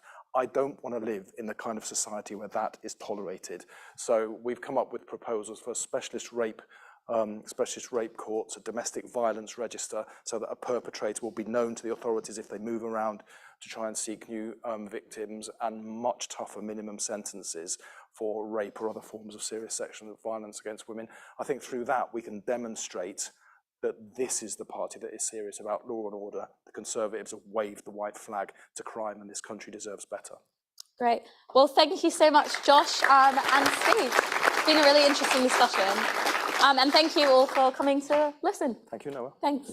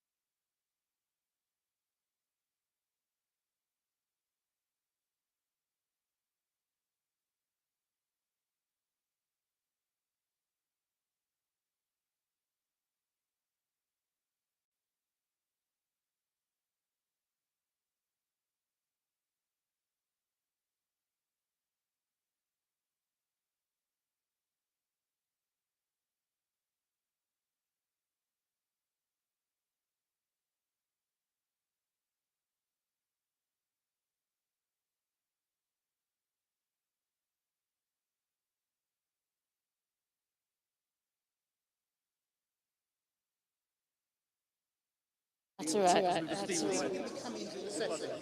Yeah. Sure. Just as long as we have space for everyone coming in. Guys, do you mind just shuffling down a little bit? Is that all right? Shuffling down, just to let more people in. It's a bit of a job, isn't it?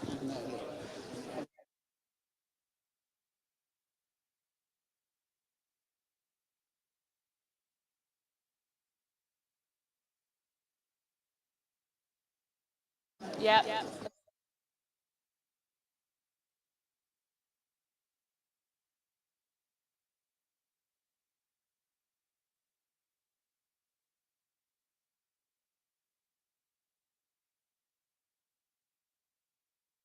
Over, please.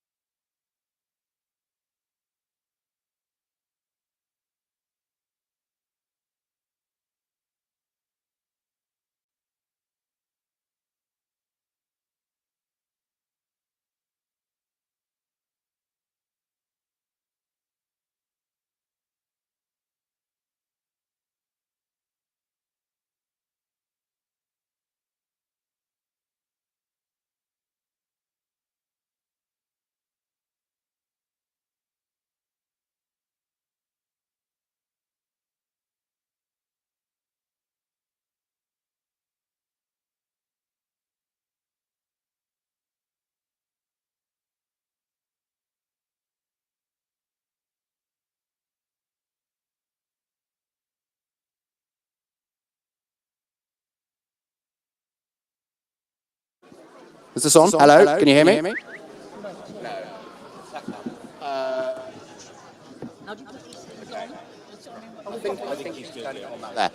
Hello. Oh, that's good. Okay. I know people are still coming in, but I think we should get cracking because we're on very strict instructions to finish in a timely fashion, and we've only got four of the most disputatious periods in Labour Party history to cover during that brief period, which is a tough task, but we're going to do our best. But before we start, at the risk of whetting all your appetite for food rather than politics at the start of this talk, but just while I still remember, I've been instructed to tell you that at the end of this, the bagel lunch is available in the exhibition space until 2 p.m. Is that right, Adam? Yeah. Cool. Okay. So, what really happened in the Labour Party from 2015 to 2019?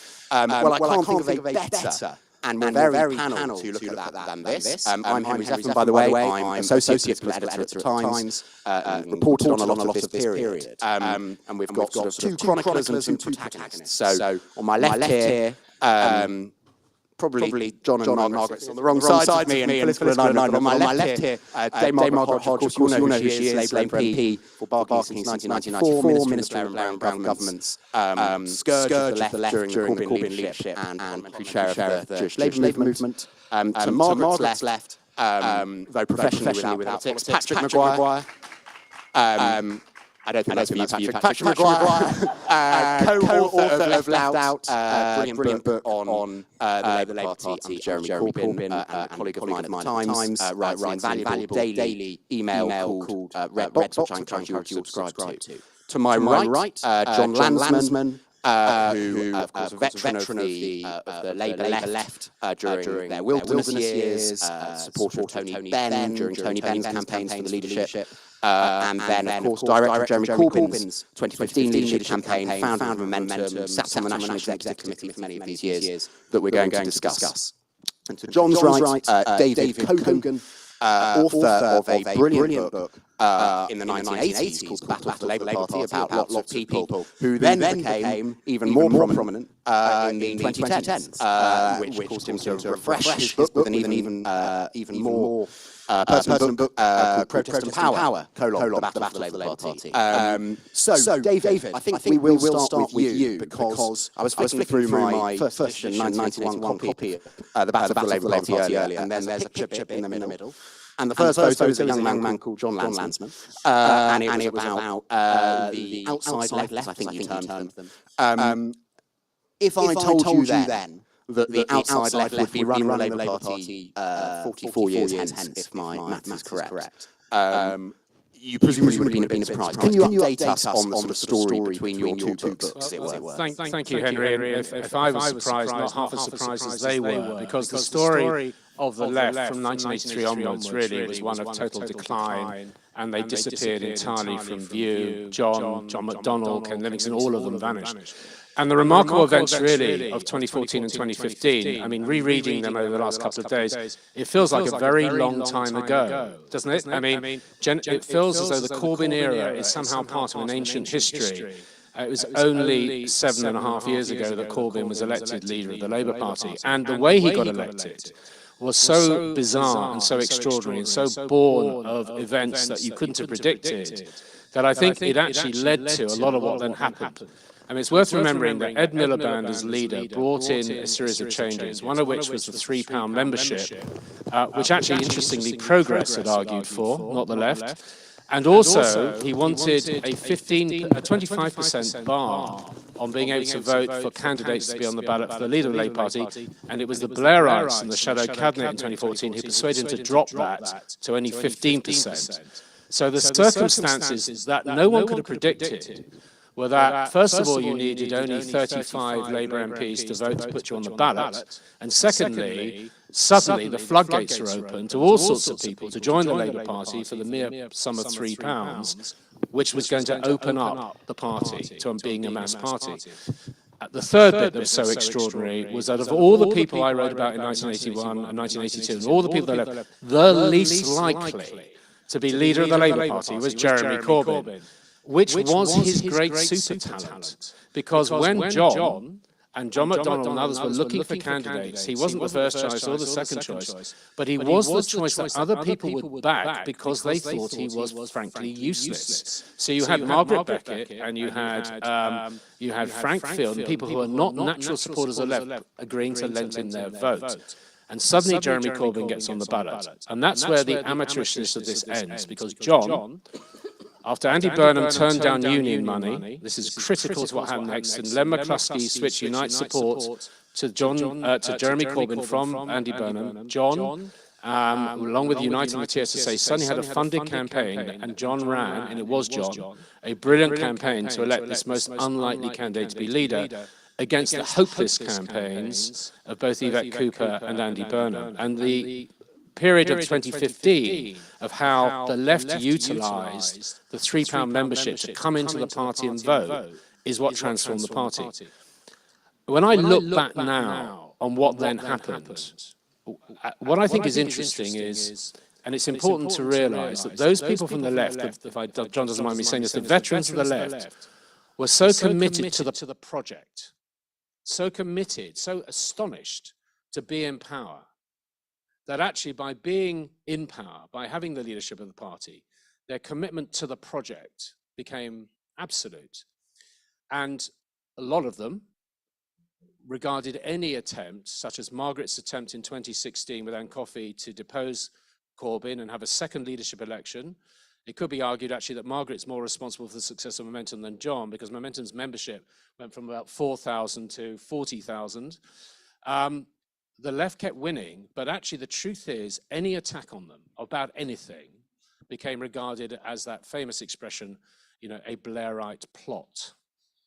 The Blairite plot became a term of general abuse. God knows what it was supposed to mean, but it became, and everybody who basically was on any other side of the fence got attacked for that. But more than that, as anti-Semitism began to grow, as early as 2015 and 2016, you start to see all sorts of incidents, most of which you will know, where Labour MPs, and particularly female Labour MPs, are being more and more targeted in the most appalling way. This sort of got ignored as being somehow part of a Blairite accusation, a Blairite plot. And I think the real story of 2015 to 2019 was that there was a political dilemma for supporters of Corbyn about how to keep him there, how to keep the left there, how to hold on to what they had for the first time. And what was lost was the moral dilemma. And the moral dilemma became deeper and more profound, and all sorts of people you know, began to move their position when they realized how bad it was getting. All sorts of people came out on the right side of the argument, but actually through those years, not enough was done early enough. And I'll just finish by saying there are two quick anecdotes I'd just like to tell. One of them was when I interviewed Louise, who's sitting there, Louise Ellman, in Portcullis House late one night. I was sitting there, and the only other table that was occupied was by Chris Williamson and a couple of his acolytes. Chris Williamson, the extreme supporter of the Corbyn position on anti-Semitism, in my view. And Chris Williamson was watching us and eyeballing us in what can only be said as an incredibly threatening way. Didn't know who I was, but it's because Louise was just sitting there. So that's one small example. And the other one was when, on my book tour, I had to go to Leeds on a wet Monday night to what was, and I'm bound to get the term wrong, of the Jewish Historical Labour Society. And if anybody here is a member of that, the Jewish Historical Society, thank you. And I was expecting, you know, 10 people to be there. And I turned up at that. I don't know, sir, if you were at that meeting. And it was packed in a synagogue in the centre of Leeds. And I talked about the mechanics of what was going on. The backwash I got from the 100 or so members of that meeting, all of whom were, I would say, quite elderly, all of whom had been members of the Labour Party for 40 or 50 years, all of whom had been CLP branch chairs and the rest of it, were telling story after story of the sheer level of fear and venom they were experiencing. And I have to say, at that point, it really dawned on me that this wasn't just about what was going on within the PLP, horrific though that may have been. It was also what was going on at a kind of visceral level as a form of clash and dilemma that I don't think we'd seen before. So I think the real story of the Corbyn years was a sort of lack of understanding of what was going on until too late. And then, in the case of Jeremy Corbyn, and a continuing lack of understanding of what it really meant. Well, thank you very much, David. Fascinating. There's lots there, I think, for... Absolutely. Well, David finished there on anti-Semitism. John, do you want to sort of pick the story up? Why do you think anti-Semitism became such an intractable problem, if that's a fair word, in the Corbyn years? The primary reason, I think, and for me, you know, I mean, I'm finding this already very traumatic and stressful, because those were the most traumatic and stressful years of my life.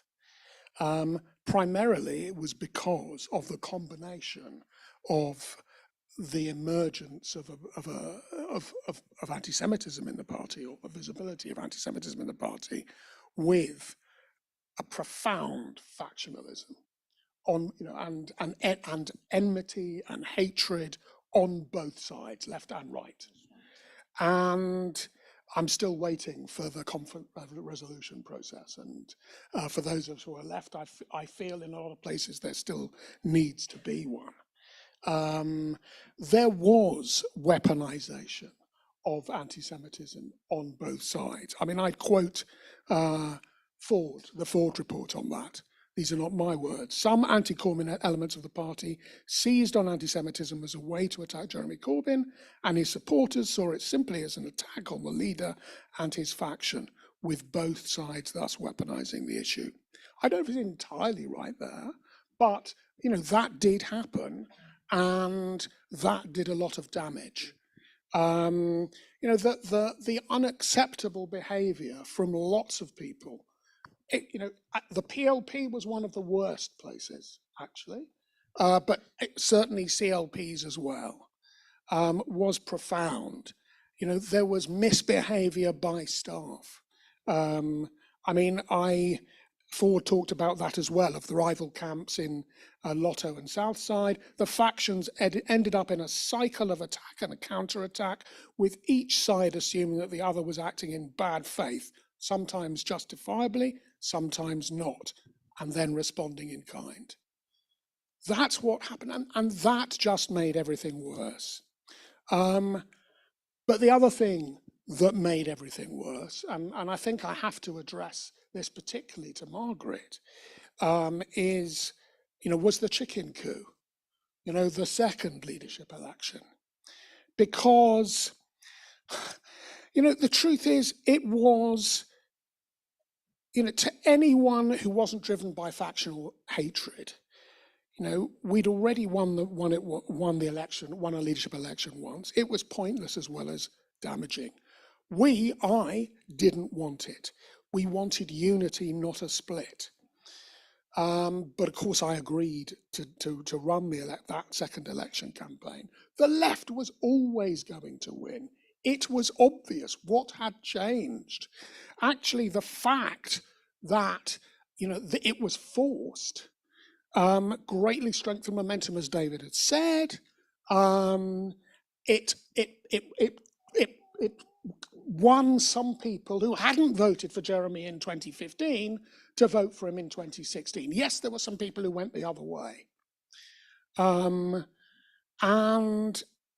rules of the procedure, there was an attempt to fix it, to exclude 130,000 new members. Not all hard left, by the way. The vast majority of people who flooded into the Labour Party were never hard left. They were never activists. They were pretty ordinary. They were against austerity. That was the issue on which Corbyn won in 2015. And the way that election was managed, the way the rules were fiddled, was just won it. We won it. That's what gave us an even bigger majority. The skullduggery was exposed. There was a legal action by 5 of the members who were excluded, which went to the High Court and won at the High Court, although overturned at the Court of Appeal. But it exposed what happened, the skullduggery that had gone on. And so that was a disaster that made things worse. The other thing that was a problem was a disciplinary process that we inherited, which was never fit for purpose. Discipline in the Labour Party had always been basically a branch of party management. Political interference was completely normal, expected. There was no proper process, there were no procedures, no written down, no guidelines, no defined members' rights. There was no basis for respecting the process. And I don't think, I think most party members didn't, to the extent that they understood it at all. And that added to the factional approach. Now, there were good things during that period. One of the good things is that actually the JLM did not act factionally. I met with a group of other Jewish pro-Corbyn members, with officers of JLM, plus others, Adrian Cohen, Rabbi Avraham Pinter, may he rest in peace, And there was a serious attempt to engage with the leader's office. You know, it didn't work. You know, Jeremy, you know, if we'd have known, you know, I have lots of regrets about that time. I can't say I regret running a campaign in which the first leadership campaign, which was aimed at pulling the party to the left, at restoring the Labour Party as a social democratic party. Not more than that. We just didn't, you know, we wanted a departure from New Labour. We wanted social democracy. We've got it. We've still got it. And on the NEC, things were actually much less factional when I joined it in 2018. Things were much less factional, and we did work together to agree a code of conduct, which was agreed under Corbyn and is still in use today. Now, Margaret, you're looking surprised. You know, I pay tribute. Hang on, David. You know, one of the people who made it possible was to whom I pay great tribute. I mean, it was, you know, obviously Rhea Wolfson and I, the two Jewish members of the NEC. We'll come back to that. That's just, there's so much there for us to sink our teeth into as a panel. And I think, Margaret, quite a lot of that was addressed to you and to the right, as John would say it. How would you meet that challenge? Well, is it on? Have I got to switch something on? You know, it's working. I mean, the first thing to say to John is that it wasn't factionalism that made me understand that Jeremy Corbyn was an anti-Semite and a racist. I'd known Jeremy Corbyn since 1983. I'd worked with him in Islington. I've always said that in those early days, he never caused me any bother. I was the leader of the council. He was the MP. MPs can be bothersome to their council leaders, as those in local government will know. Jeremy never caused me any bother because he was always more interested in Nicaragua than he was really in Islington. And actually, when he first became leader of the party, journalists did approach me and say, "You've got an anti-Semite." And I said, "I don't think he's an anti-Semite, he's an anti-racist." And it was only because of his actions, it's only because of what he did, his actions, not his words, that in the end, I came to the decision in 2018, this man is an anti-Semite and therefore a racist. So that's the first thing to say.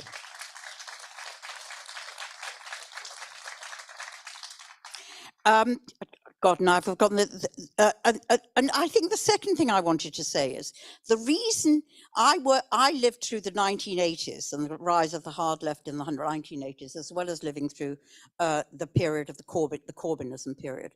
And the reason I think this time round we have so successfully and rapidly demolished the other bits of the hard left agenda, which I shall come to. But the reason we've done that is because under Corbyn, we became such a nasty party and an anti-Semitic party that actually for the many young people who joined Momentum around 2010, 2015, during that period, many young people who did that, it was just so unpleasant and vicious that they had moved away from it much more rapidly than the militant and other groups moved away from the hard left in 2010. And I think we've got to recognize that. And just to say one thing about the vote of confidence, you can bang on about it. Went wrong. It was a terrible error. Having that vote of confidence was an error. Not having the vote of confidence would also have been an error at that time. Actually, there was nothing we could do at that point in 2017 to salvage the Labour Party. And I just want to go back to a number of things. Why did Corbyn ever get to power? Well, Corbyn got to power because there'd always been a truce, really, between the factions within the Labour Party that was there as long as we were enjoying electoral success. The moment we lost that electoral success, then actually it fractured, and that allowed I think that was the first reason the hard left to emerge. And I have to say, it's a funny story, which I haven't shared publicly before, but I will now. When Ed Miliband introduced that absurd system for electing a leader. I had a confrontation with Ed Miliband in the lobby of the House of Commons in a similar way to I had one with Corbyn. The difference between the two is that Ed Miliband engaged, whereas Corbyn refused to and was just passive aggressive right throughout our conversation.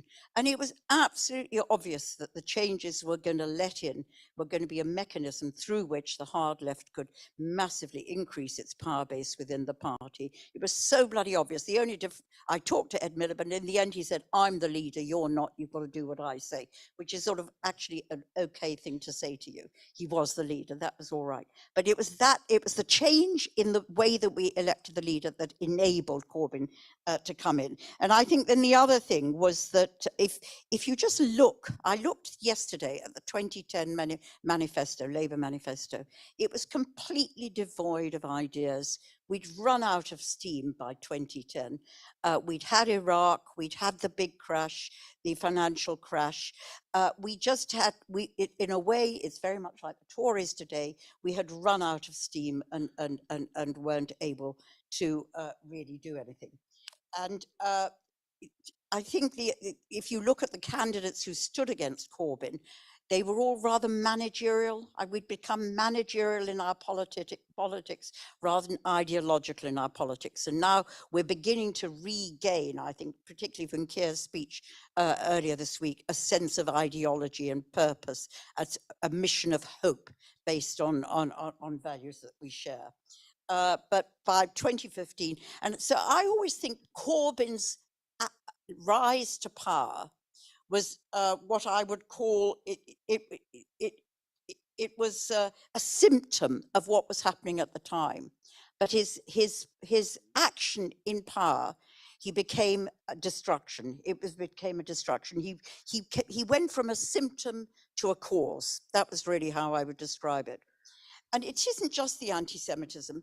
I mean, you know, we were obsessed with anti-Semitism. Actually, even the term, I remember when we were campaigning around the issue, people said, people don't understand the term. They talk about anti-Jewish hatred is a much better way of, I think, of articulating what we mean. But Corbynism just was useless. It was absolutely hopeless.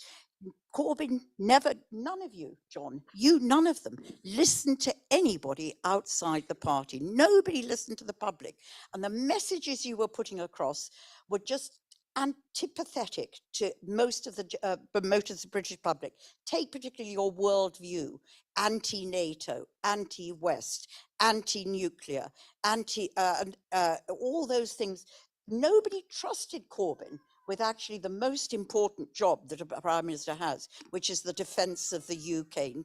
And after the Skripal poisonings, his response to that, was outrageously awful and antipathetic. So the failure to listen and coming to the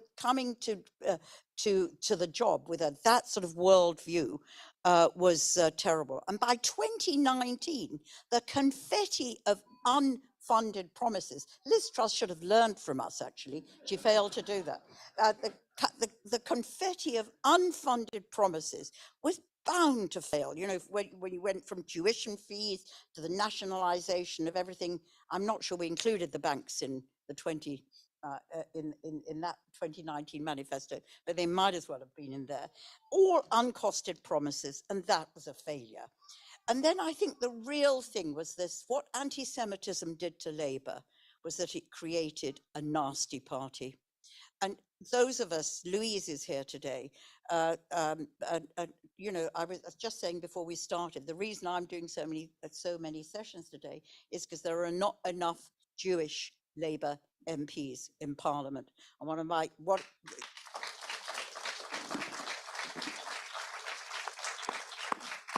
so come forward, stand. I joined the Labour Party as an immigrant because it was my natural home. And I think now we have got to say it is our natural home again, and we have got to come back. So in the end, you win elections by uniting, not dividing. What Corbyn did was divide us. You win elections really, and you can see that with the Tory agenda now. They're losing because they're dividing. And the great success of Blairism, of which I am immensely proud, is that he managed to actually create that unity and sense of purpose by saying really his basic tenet of economic prosperity and social justice are two sides of the same coin. They're not in conflict. And the great thing, I want to end on a positive note and then I'll shut up. The great thing is actually we're irrelevant on this platform today. John, you're irrelevant. I'm about to become irrelevant. The two books, I'm afraid, won't sell many more copies nowadays. Really, Margaret. And that's because of the greatness of Keir Starmer and his fantastic team. And I think, I'm just going to finish on this. I don't know whether Wes is here, but anybody who saw the profiles of Rachel Reeves and Wes Streeting the Times yesterday, it's not just Keir on his own, it's an incredible team.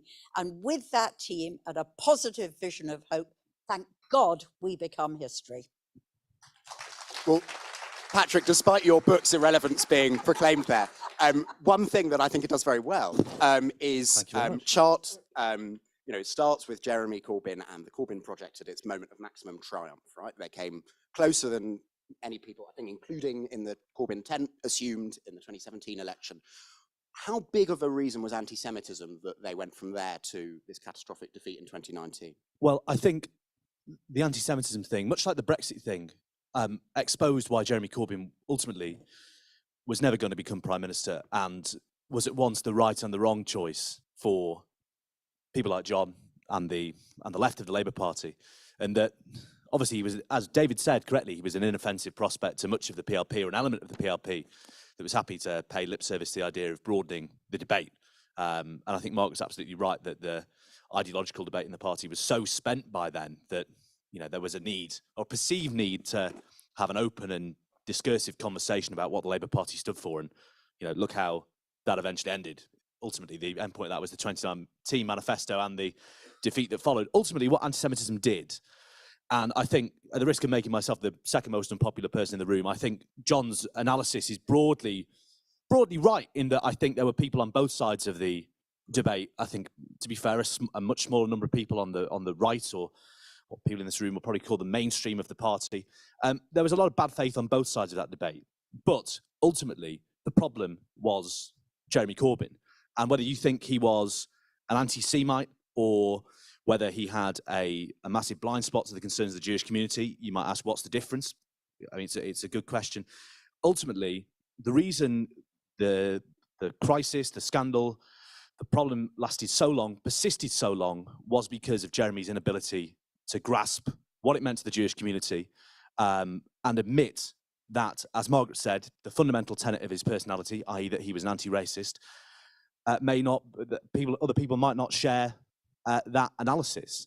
And I think a lot of people who know Jeremy, John, you may or may not agree, would say Jeremy's personal failure is a large part of the reason we're having this discussion in the room today. Because you can talk about Chris Williamson, Christine Shawcroft, you can talk about, the files that were given to Panorama, you can talk about all of these debates, you can talk about the IHRA definition, we can have all of these flashpoints in this very long saga. But if Jeremy Corbyn at any point said, listen, I recognise that this is on me, I have a personal problem here, I need a serious period of self-examination, it could have stopped. All of these stories happened in a vacuum that was left by Jeremy Corbyn's inability and unwillingness to recognise that he had a problem, even if he wasn't an active anti-Jewish racist. I remember speaking to Tony Blair about this, and he said he never, as much as he sympathised with people like Luciana and Louise, he said he never understood the reason for leaving the Labour Party for anti-Semitism if one wasn't Jewish, because the party hadn't moved to an actively anti-Semitic position. He said if the party moved to an actively anti-Semitic position, and you say that out loud and it sounds semi-ridiculous, but he said the party had become, its policy was open hostility towards the Jewish people. In practice, that was the experience of lots of Jewish members and parliamentarians. He said he never quite understood that. But ultimately, it was Jeremy Corbyn's problem. And had Jeremy Corbyn recognised that at any point, it could have stopped. And that is analysis, that just isn't my journalistic analysis. You speak to people who were in the room with him at the time. I think there was a lot of hard work within Jeremy Corbyn's lotto, trying to rebuild relations with the Jewish community. But ultimately, they were starting at a disadvantage, not just because of Jeremy Corbyn, certain people around Jeremy Corbyn sort of shared his broad analysis of international affairs, which is where a lot of this comes from. But ultimately, the problem was Jeremy Corbyn's blind spot and his unwillingness to admit that he had a problem. And had he been willing to do that at any point, I think, obviously, problems would have persisted, but it would have been a much, much smaller problem. And that is a difficult thing for people who worked with Jeremy, who know Jeremy, who like Jeremy, would have recognised. But if John McDonnell was in this room, I'm sure he would give a stout defence of Jeremy. But in private, at the time, he and others would have had Jeremy on a plane. This is the phrase someone in Losso used to me during the, it's in Left Out, you know, John would have had Jeremy on a plane to Tel Aviv the next morning if Jeremy was willing to do that. But Jeremy was never willing to do anything like that because ultimately Jeremy was not the sort of person who had it in him to recognise that. And that's not necessarily a negative personal ad hominem against Jeremy. It's just the sort of guy Jeremy is. And John, I'm not actually sure. I don't know whether you think this was unfair, but I'm not sure how much you disagree with. I think a big part of the problem was Jeremy's personality. Not much. Okay, well, let's start with John, and we'll just talk about the issues for a little bit more, but let's all try and be brief, and then we'll take questions from the audience. John, fair challenge. Why couldn't Jeremy do it? Well, I mean, Jeremy didn't have the skills to be, many of the skills that are necessary to be. But was it skills or inclination on anti-Semitism? Well, I'll come back. I'm talking more generally than anti-Semitism there. But of course, you know, he didn't even want to be on the ballot paper, never mind have the job. You know, he was annoyed. He didn't want to be. He didn't want to be on the ballot paper. Like, he grew to love it because of the adulation. I mean, I from the beginning cringed every time "Ooh, Jeremy Corbyn" was sung, every time. However, you know, if you have to put up with that and you didn't want the job and he never wanted the job, wouldn't you grow to like it? I think he did. That was a failing, but it's a human failing. Well, he loved the adulation, but at no point was he willing to exercise the executive responsibility. To do the job, and he failed to do many aspects of the job. Here's the thing, right? Nobody, I mean, Jeremy Corbyn, when he was elected leadership, was 66 years of age. One or two of us on this panel are about to be at that age, and one of us probably is above that age. When you're 66 years of age and you've spent your life in the political shadows, where the only people paying attention to you are themselves in the political shadows. Jeremy Corbyn is no surprise. Everybody knew I happen to live in Islington North. Everybody knew Jeremy Corbyn's history and indeed Seamus Milne's history, and indeed other people's history of their views on Palestine and the Middle East, Hamas and Hezbollah, Jeremy Corbyn's association with RT, the Russian television. I mean, this was no surprise. What the surprise was, he got elected leader. And the even less of a surprise was if you take a 66-year-old and they become leader of a political party almost against their own desires, they're not going to change their mind. And actually, I think the idea, and you know, that he was going to grow into the role of being party leader on this particular subject and in terms of his own worldview, I don't think that was ever going to happen, and I don't think anybody would have expected it to happen. But I also think he surrounded himself with people, some of whom, and John is absolutely one of them, who tried their best to mitigate it, but others within Lotto in particular absolutely did not. And the fact is, once he was in office, once he got the adulation, once he got re-elected in 2016, the genie was out of the bottle, and he was going to go on ploughing his own furrow. And that is what happens when you basically elect somebody from an unknown position who's got 30 years of form, which he did. David, I think that we're all rewriting history, but let me give you my version of history. I knew that Jeremy Corbyn was pro-Palestinian. I genuinely didn't know in 2015 that he was an anti-Semite. No, I agree. And then when you get the mural, when you get the laying of the wreaths, when you get him saying Jews haven't got a sense of history and a sense of irony, you begin to get a pattern. This guy's not just takes the Palestinian pro-Palestinian view on the Israeli-Palestinian conflict. This guy's an anti-Semite. And then the second thing is, the easiest thing Corbyn could have done The easiest and earliest thing he could have done was sign up to the IHRA definition. And so that action of itself, I mean, that was like the most absurd thing. That's when I lost my temper with him. It was the most absurd thing. You could argue on a head of a pin as to whether or not it enabled you to criticize any Israeli administration. You could argue that one on the head of the pin, but his failure to do so was, for me, the final straw in demonstrating to me that this guy wasn't just more pro-Palestinian and more anti-Israeli. This guy had a real problem of anti-Semitism. No, I Can I respond on the issue of Jeremy Corbyn, of whether Jeremy Corbyn was an anti-Semite? You know, I think that Jeremy's real problem is he doesn't seem to get that it's possible to be an anti-racist but still have racist prejudice. You know, and actually I grew, from an early age to understand that in relation to racism, sexism and other forms of hate, you can, we all have prejudice. We have to be aware of our prejudice. And Jeremy doesn't get that, actually.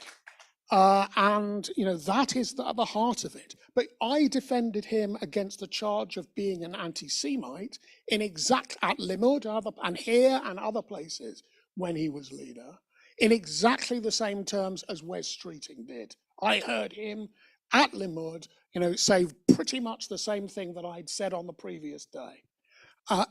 You've got to be careful about the word anti-Semite. You go back to the JPR report on anti-Semitism in Britain. It's about 5 or 6 years old. Its conclusions were based on detailed statistical research that 5% of people in this country are what you might call an anti-Semite, but there are another 25% of people who have one or more anti-Semitic prejudices. And most of the problem we have in the Labour Party is about that 25%, that extra 25%. And you always have to deal with anti-Semitism proportionately, right? Not everyone should be expelled. You have to, and the code of conduct, you require proportionality. Not everyone gets expelled. There are lesser penalties. There is a role for education. And Jeremy Corbyn does have a blind spot. I don't believe he's an anti-Semite. Surely, and you should I want to give the audience a chance sorry, to. this debate. He's in the 20%, not I just the want to say 5%. something. In one sense, I don't think it matters whether you believe personally whether Jeremy Corbyn was an anti-Semite. I think what matters is the consequential effect of him being leader of the party, which unleashed anti-Semitism. And I agree actually with think, and that wasn't, and there are the gradations of behaviour where you have, Jackie Walker on one extreme, but you also had, members of the shadow cabinet under Jeremy Corbyn who are currently in the shadow cabinet, including the current leader who stayed there. That's one position they took while all this was going on. Not to blame them, but they were. And then you have the position of other people who simply turned a blind eye to what was really going on. And this is where the moral dilemma came in. So I always think the debate about whether Jeremy Corbyn personally is an anti-Semite, I care much less about that than I care about the consequential impact of his leadership and what then happened, because I think that's what affected a lot of people's lives, probably including a lot of people in this audience. Okay, right. Thank you very much. We're going to go to questions. I use the word questions advisedly. I don't mean comments. I definitely don't mean speeches. We don't have that long. I think we will overrun a little bit because we started late, if that's okay. Right, okay. Lady at the front here. There's a microphone just to your right. Irene Scheinberg from Dulwich and West Norwood CLP. I'm very concerned with the left prejudice, anti-Jewish prejudice. What is the Labour Party going to do to fight against that? The left, the part of this 25% that should be Labour voters. What is the Labour Party going to do to get them to vote for Labour? Yeah. Okay, thank you. I think we're going to take them in groups of 3, if that's all right. Yeah, lady there. Thanks. John, I really admire you for coming today. I don't agree with you on very much, but I just wanted to say that first. I think it's a real demonstration of unity. My question is actually directed at John. What's your relationship with Jeremy Corbyn and Momentum like now? And the final woman at the front here, I think, had a question just along this road. Hi, I'm Asma Islam, a councillor in Tower Hamlets, which John you're very aware of. My question is to John actually. I find it really interesting when you kind of mention in hindsight some of the problems during that period. You don't talk about momentum. And I think I agree with Margaret when it comes to the party during that duration had become a nasty party. And momentum, in my opinion, had a lot to do with that. And so I just want to know why, as the founder of Momentum, you had the biggest influence in order to make change, in order to put that pressure on the leadership, on Jeremy Corbyn, especially when it came to some of the problems like tackling anti-Semitism.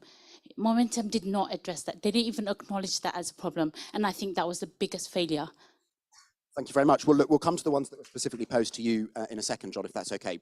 Patrick, one thing that I've always thought is interesting, to what extent do you feel, from talking to all these people in the aftermath of the 2019 defeat, to what extent did they kind of lose control of the movement that they'd unleashed? You know, to what extent was Momentum and Momentum activists in individual parts of the country acting sort of beyond ways in which Lotto might have wished them to? Oh, look, there was always considerable frustration within Lotto at the behaviour of people at the grassroots. Just look at the I think it was in 2018 when there was the discussion about whether Luciana would be subject to censure or deselection in Wavertree. You also had a similar row, a much smaller row, where Rosie Duffield had signed some sort of, had signalled her solidarity with the Jewish community, and then there was a move to censure her in her CLP as well.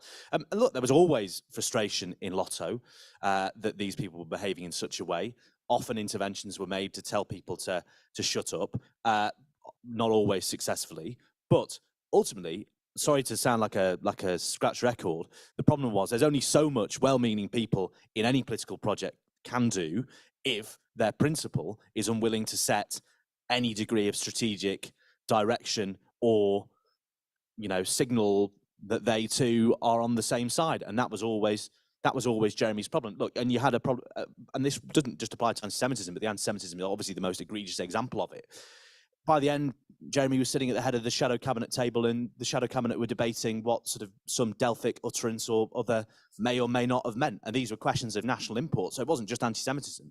But yeah, ultimately, the movement brought in a lot of people to the Labour Party who were sort of loose cannons, out of control. I don't think that applies to all the sort of idealistic young people who join Momentum. And I don't mean idealistic as a pejorative either. It comes back to what Margaret was saying about the Labour Party being knackered after 13 years in power and 5 years of sort of slightly confused opposition under Ed. But ultimately, it all comes back to the vacuum left by Jeremy. And look, people like John and John McDonnell and others throughout that period tried and failed to provide the strategic direction Jeremy might have given.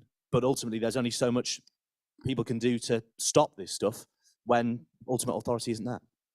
I have to say, as an activist, as an MP at the time, it didn't feel as if Lotto was trying to block it. Every time we put in, all the endless abuse that we were getting, and the way that I'm afraid the system was politically manipulated. So if you were part of the Momentum Friends of Lotto, you weren't properly disciplined. No, so, and yeah. So the one trying to Louise's position. I mean, actually, Louise had it took, I can't remember how many raising at public meetings of the Parliamentary Labour Party about that really offensive cartoon that she had in her constituency before that was taken seriously. So I think Lotto colluded, if not. And certainly what happened was, which I agree with what David said, is permission was given. The whole problem was whether or not he was himself anti-Semitic. Permission was given for it to move from the fringes to the mainstream. Okay, so John, I think there's a couple of points for you there. There's firstly, the excellent question, what is your relationship with Jeremy like now? And then secondly, the behaviour of Momentum more broadly. Yeah. So I think I've bumped into Jeremy Corbyn in the House of Commons twice and exchanged a sentence or two with him. I haven't had a proper conversation with him since 2019. Since the general election, yeah. On Momentum, I wish we'd never had Momentum branches. It was never our decision to set them up. They set themselves up. That was something, we didn't have the resources for a compliance unit. Of course, the Labour Party didn't have one properly at the time either. But we certainly didn't have the resources. We had to devote some resources to trying to manage problems in local Momentum groups. Most Momentum members never went to a Momentum local group meeting. And most of the Momentum members who did go to a Momentum group meeting didn't return. They were not representative of Momentum members. It's very important to understand. I was in Tower Hamlets. I was a member of Tower Hamlets when Jeremy was nominated. I went to branch meetings where people were nominating candidates. Some of the people who nominated Jeremy were people who I did not think of as being on the left. And Tower Hamlets is a place with complex factional structures. The people who elected Jeremy Corbyn were not, there were hard left people amongst them, but the vast majority of them were not, actually. They were people who were against austerity. That was true in 2016 as well. It's true of most Momentum members that they are, they might have liked Jeremy Corbyn, they've gone off him. Many of them. 40% of the people who voted for Jeremy in 2015 or 2016 voted for Keir. I know that from the canvass returns during the leadership election in 2020. Okay, sorry to hurry you, just because I want to take one more set of questions, but quickly, Margaret, as the serving parliamentarian, could you just answer the first excellent question we had on how can Labour win back Jewish voters? Oh, sorry. Oh, understood. How do you eliminate it?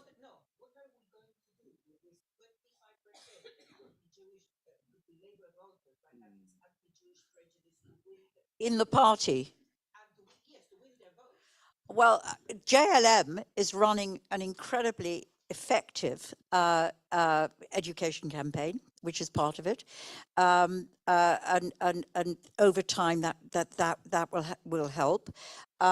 We are expelling anti-Jewish racists quickly, efficiently, and on proper justice grounds, but transforming a culture, once you've allowed, it's always easy to destroy. It's much, much more difficult to reconstruct. And once you've allowed that culture to go from the fringes to the mainstream, transforming it back and building confidence in the wider Jewish community.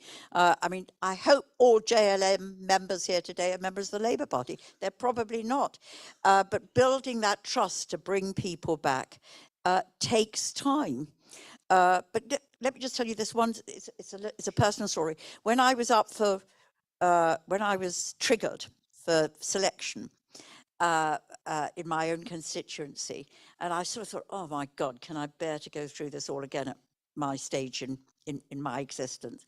And actually what really got me going was the whole, 20 or so young Jewish people members, Labour Party members, who came and supported me. So I've got fantastic confidence in the future generation to rebuild that, to recreate Labour as the natural home for Jews, both as party members and as voters, because we should be the pro-equality party, the anti-racist party, and the party that promotes an international view of the world. One more, sorry, because we're running over time. One more quick set of three. I'm really sorry that we're not going to come to you, but you can all hex them all over a Beigel in a second.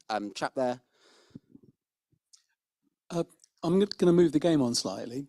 Keir's obviously done something about anti-Semitism in the Labour Party. Is it enough? And if it's not, what more does he need to do? Okay, Stella Creasy, I think, had a question just behind. Sorry. Oh, okay. Thank you. John, it is welcome that you're here today, but unity isn't the same as accountability. And as Patrick has said, the role of the principals in organisations in showing leadership. I recognise the story you're telling about 2015 and 2016. I am interested in the impact that Momentum had 2017, 2018, 2019, and they're still having, with many of us still dealing with the consequences of these people and the views that they have promoted in our local community and the hatred that we are seeing. So, help us out here, John. Do you want to apologise for what happened and why it carried on? And just one final one, Louise Ellman, along here.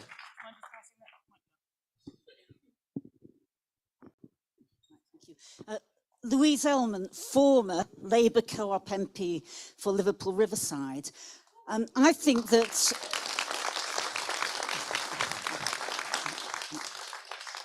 that everybody, including all members of the panel, should face the shameful reality of what happened under the Corbyn years. And that shameful reality is that anti-Semitic elements of the left set an anti-Jewish tone nationally, and in local constituencies like Liverpool Riverside and Liverpool Wavertree, there was painful personal anti-Semitism that drove both me and Luciana Berger out of the Labour Party, to which we had been committed all of our lives.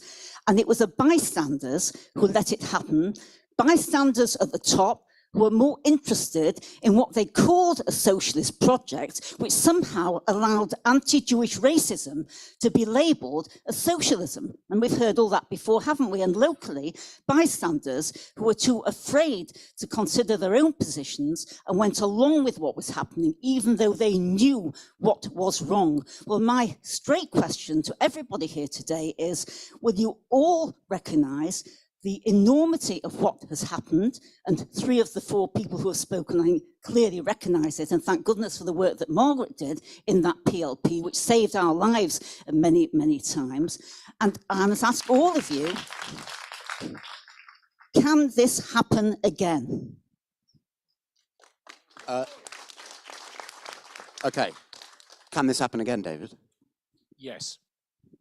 Yes, I think that it could happen again. I think to answer the first question about Keir, I mean, I think there's no question that anybody looking at the difference between now and, say, 2018 is colossal. It's almost like a generational shift that has taken place, and that's down to leadership, coming back to something that I think Margaret said, and it comes down to the fact that the party has moved on. But there is no doubt at all that if you look at any of the statistics, you look at any of the sort of work on anti-Semitism outside of the Labour Party as a growing problem in this country, that actually it could absolutely happen again without the scrutiny. And to pick up on Louise's point, I mean, I started this session by talking about the moral dilemma and the fear.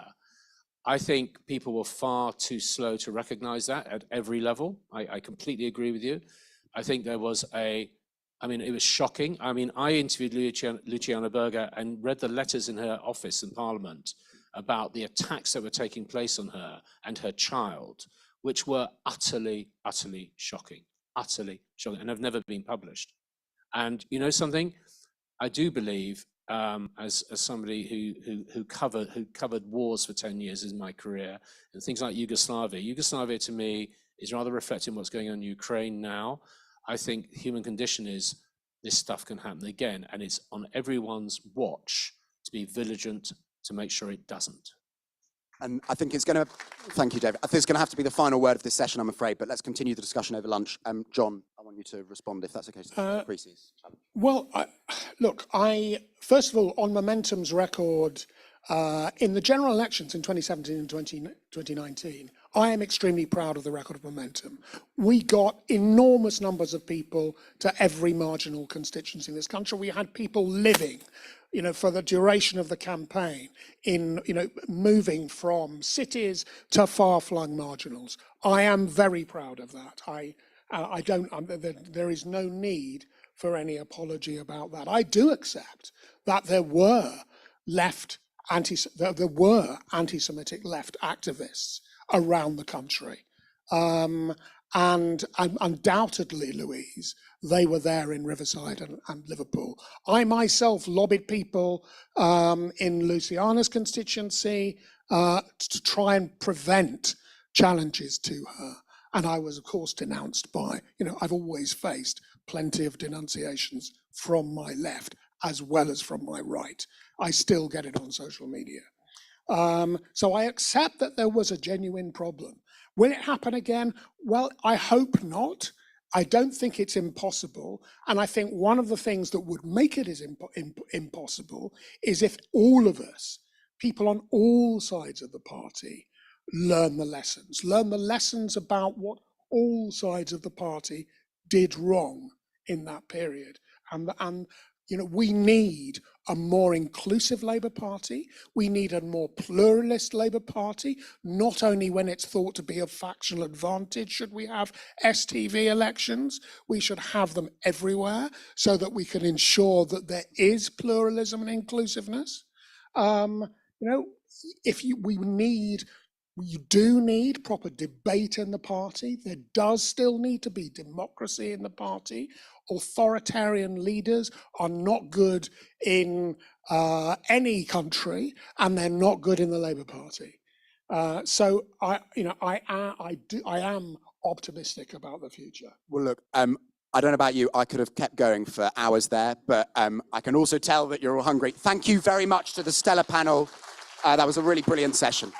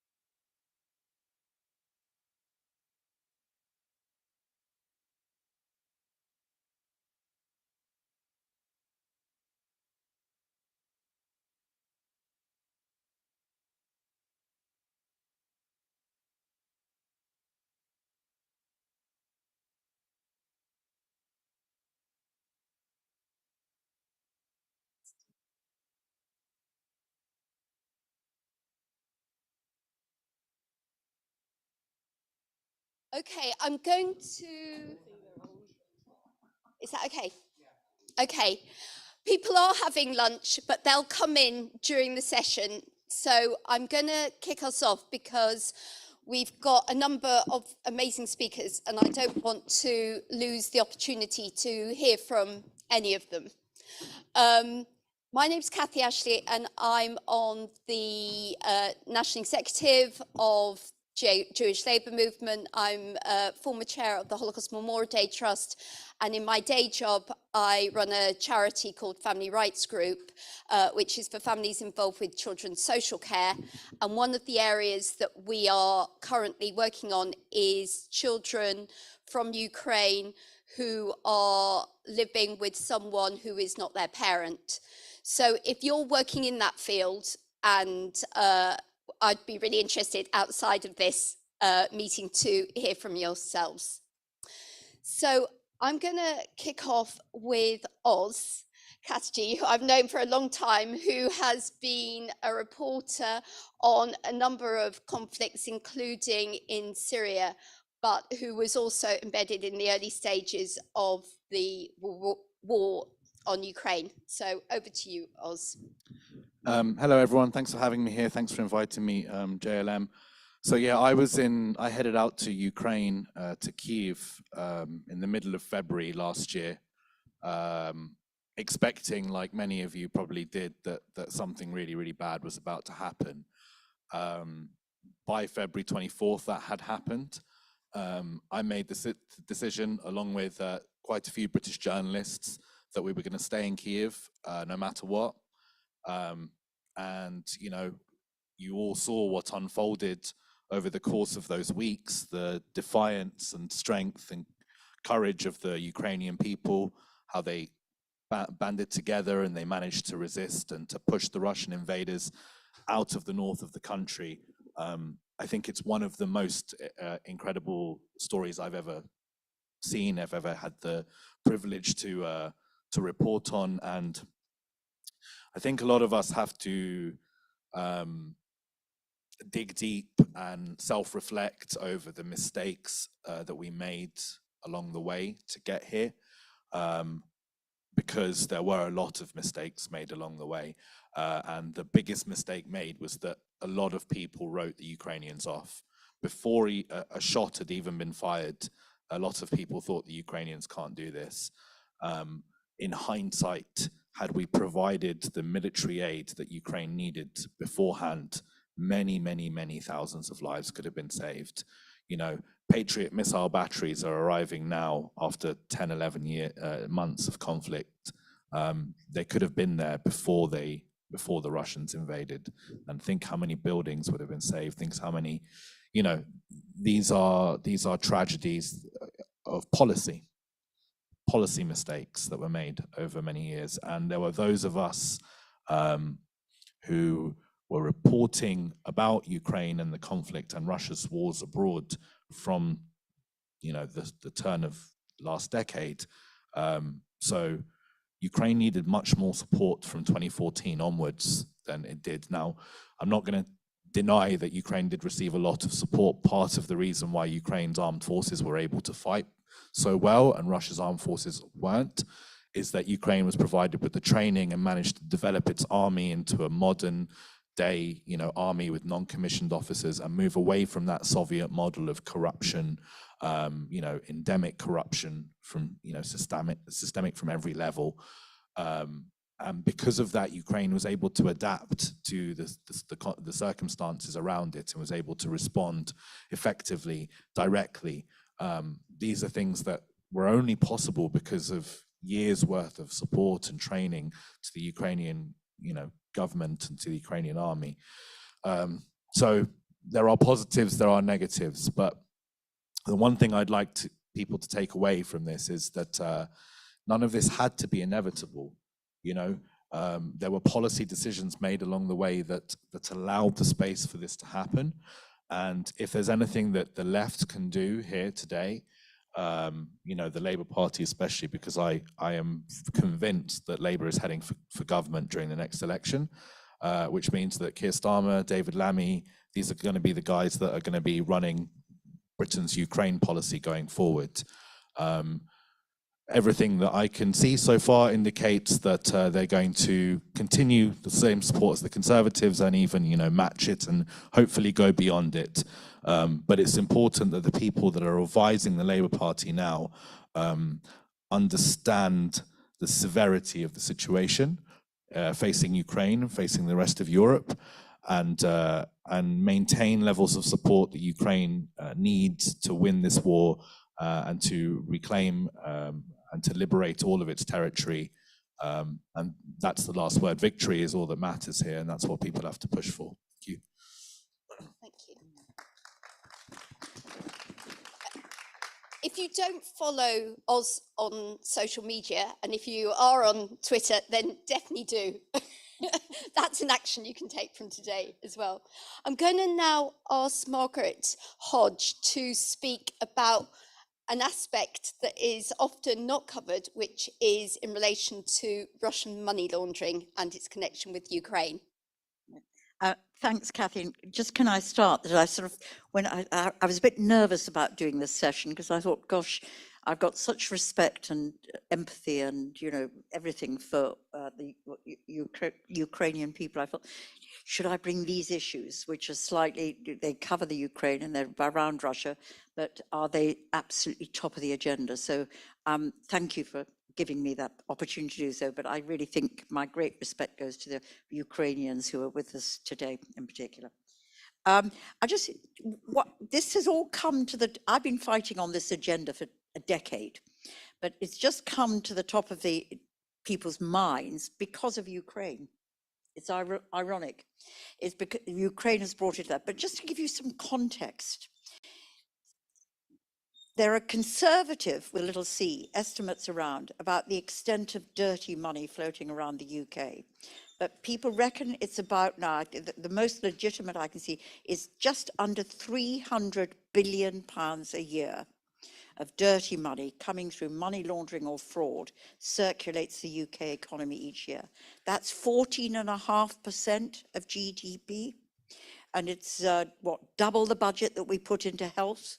So it's a massive amount that comes into, that is in the UK, that is dirty money. And we have become the jurisdiction of choice for dirty money. And that's the Russian oligarch dirty money as much as anything. I have to say, before the war, there was quite a lot of Ukrainian oligarchy money in the UK as well. So they have their oligarchs who've been obviously gone to ground at the moment. And the other thing to say is it's partly because we've got a very weak structure that allows you to set up companies here.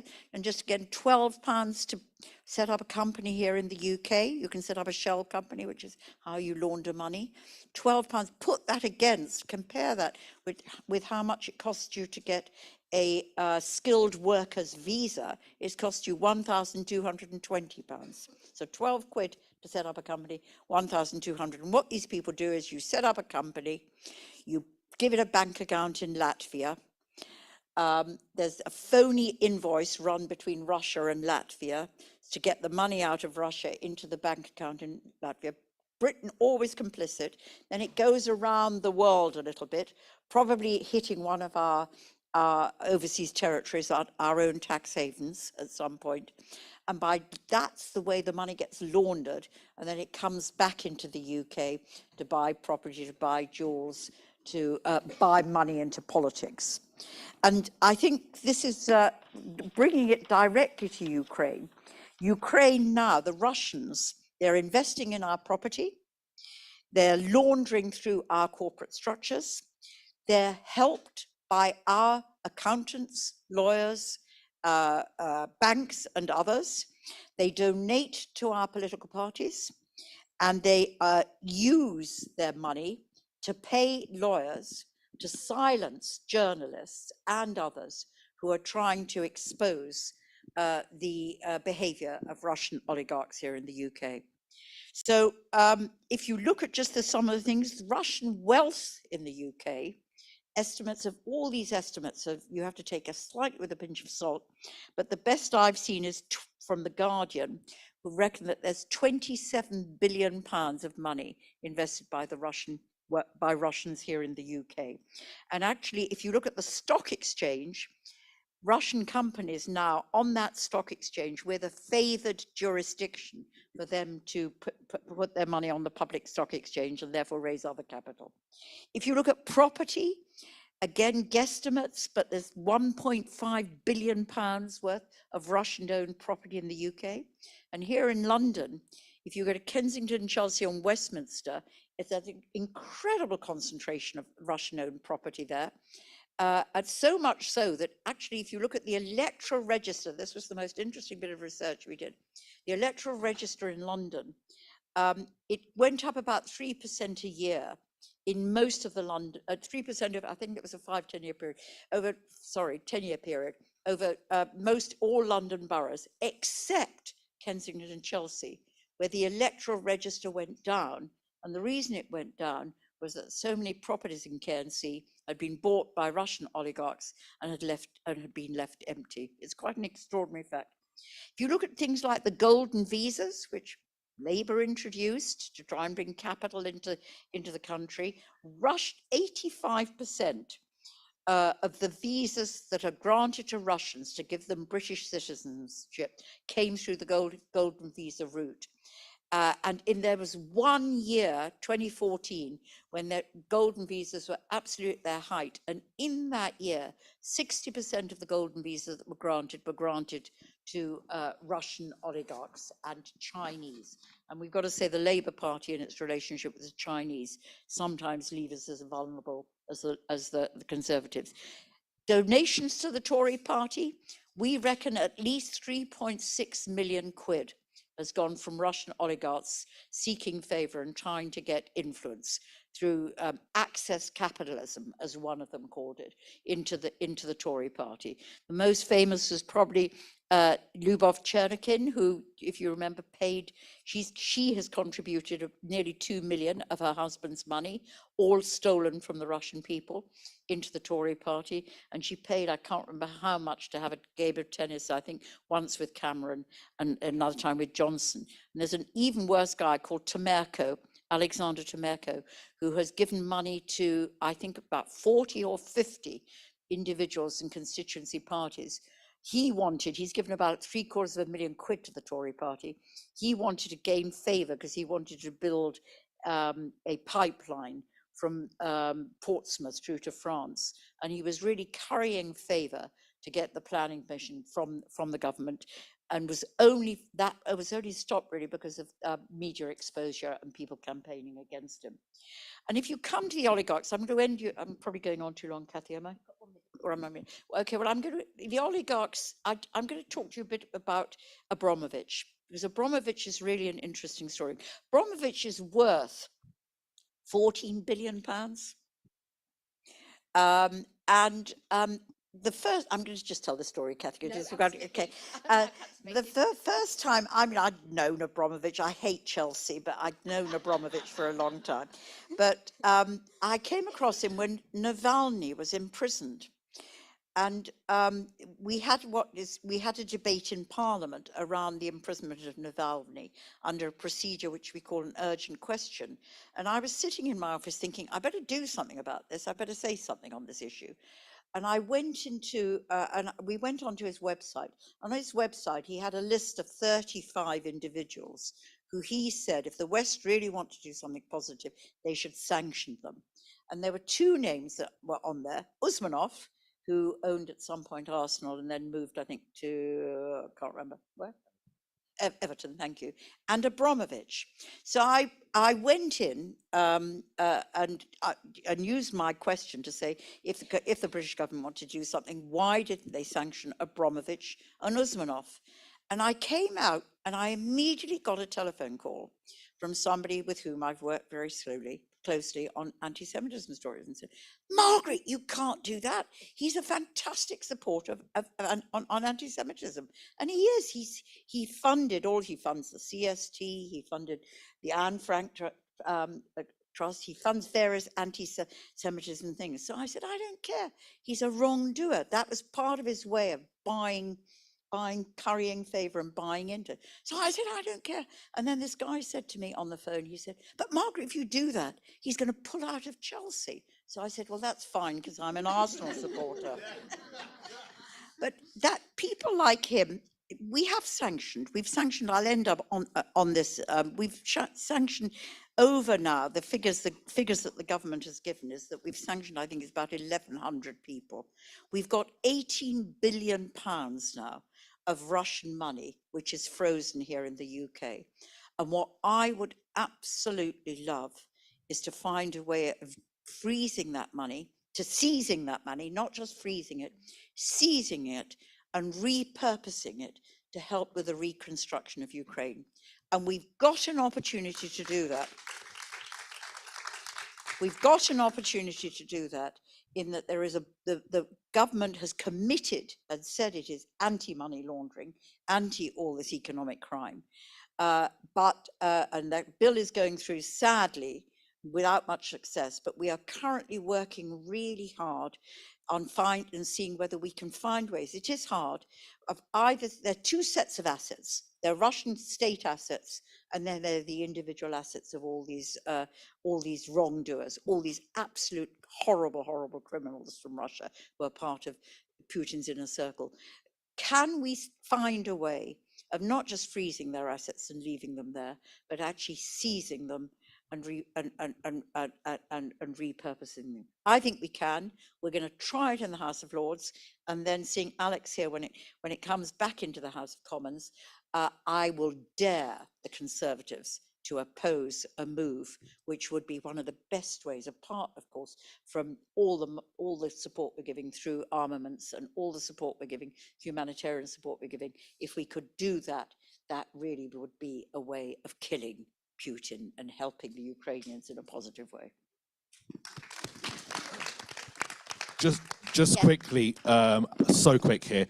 She mentioned that the Russian money is funding lawyers to silence journalists, and there's a really case that I wanted to raise for 10 seconds, and that is Yevgeny Prigozhin, the guy that runs Wagner. Well, for the last few years, he's been denying that he runs Wagner and suing anyone that said he runs Wagner. Now that the war's out in the open, he's proudly the Wagner guy. But here's the British law firm, Discreet Law. Here are these guys that were suing Elliot Higgins, suing other journalists, my colleagues and friends, to try and silence them about Yevgeny Prigozhin. British lawyers, Discreet Law. These are the kinds of things that hopefully a Labour government can start stamping out. You now know why I was pleased that Margaret did agree to speaking at this event. I'm now going to turn to Maria Donets, who is going to talk about her personal experience as a Ukrainian who is now in the UK, and she will be followed by Maria Rosenfeld. I should warn you that it is very emotional and triggering in relation to what's going to be said. So I just want to make sure that people are ready for that. But first of all... Thank you. Thank you so much. I totally support everything you just said. Yeah, I've just read Maria's speech, so I'm a bit vulnerable right now, so forgive me if I take too much time to speak. Her story is about being under occupation, so again, if you find it possibly triggering, I'd suggest you take that into consideration. So my name is Maria. I am a founder of a network of educational spaces. There are 24 of them currently around Ukraine, and what we do is we provide free education for people of all ages. What we also do now, of course, is provide humanitarian support, free psychological support, especially to women who suffered rape during the war. We, of course, also collect and donate money to the army. Buy weapons, not the things that I ever thought I'll be doing, but if you need some specific weapon, let me know. Of course, if you have money as well for that. What I do in the UK is I came around May time, and I'm a refugee. Brought my family with me. I work for Refugee Education UK, which is an amazing charity. And what we do is we help those who suffered through war or persecution and come here to access education, stay in education, progress up until to university. And of course, I mean, it's heartbreaking to see now when I'm within that context that there are a lot of refugees and asylum seekers who do not get the amazing support that Ukraine has gotten. I do feel extremely privileged. And shortly, this is my story. The war for me began in 2014 because what I started with was developing a volunteer movement, several volunteer movements that later grew into a huge charity. It's called Ukrainian Volunteer Service. You can find it on Instagram, just as Refugee Education UK, Instagram, Facebook. I'm not sure if we have Twitter. Ukrainian Volunteer Service, what we did is we started to travel to the east. So there were places in the east of Ukraine in 2014 where I've been, where my mom still does not know I've been there. Please don't tell her. Because I was basically saying that I'm going to Lviv for a conference and ended up somewhere around Bakhmut teaching young people how to do community service projects. So being within this context and building teams for over 8 years, what I ended up with is a network of around 150 activists around the country that we supported daily through our centers, my own employees, and then my boss and the co-founder of this network of educational centers is Oleksiy Honcharenko. He's an MP for European Solidarity, also currently working a lot on making sure Russian everything is sanctioned, essentially.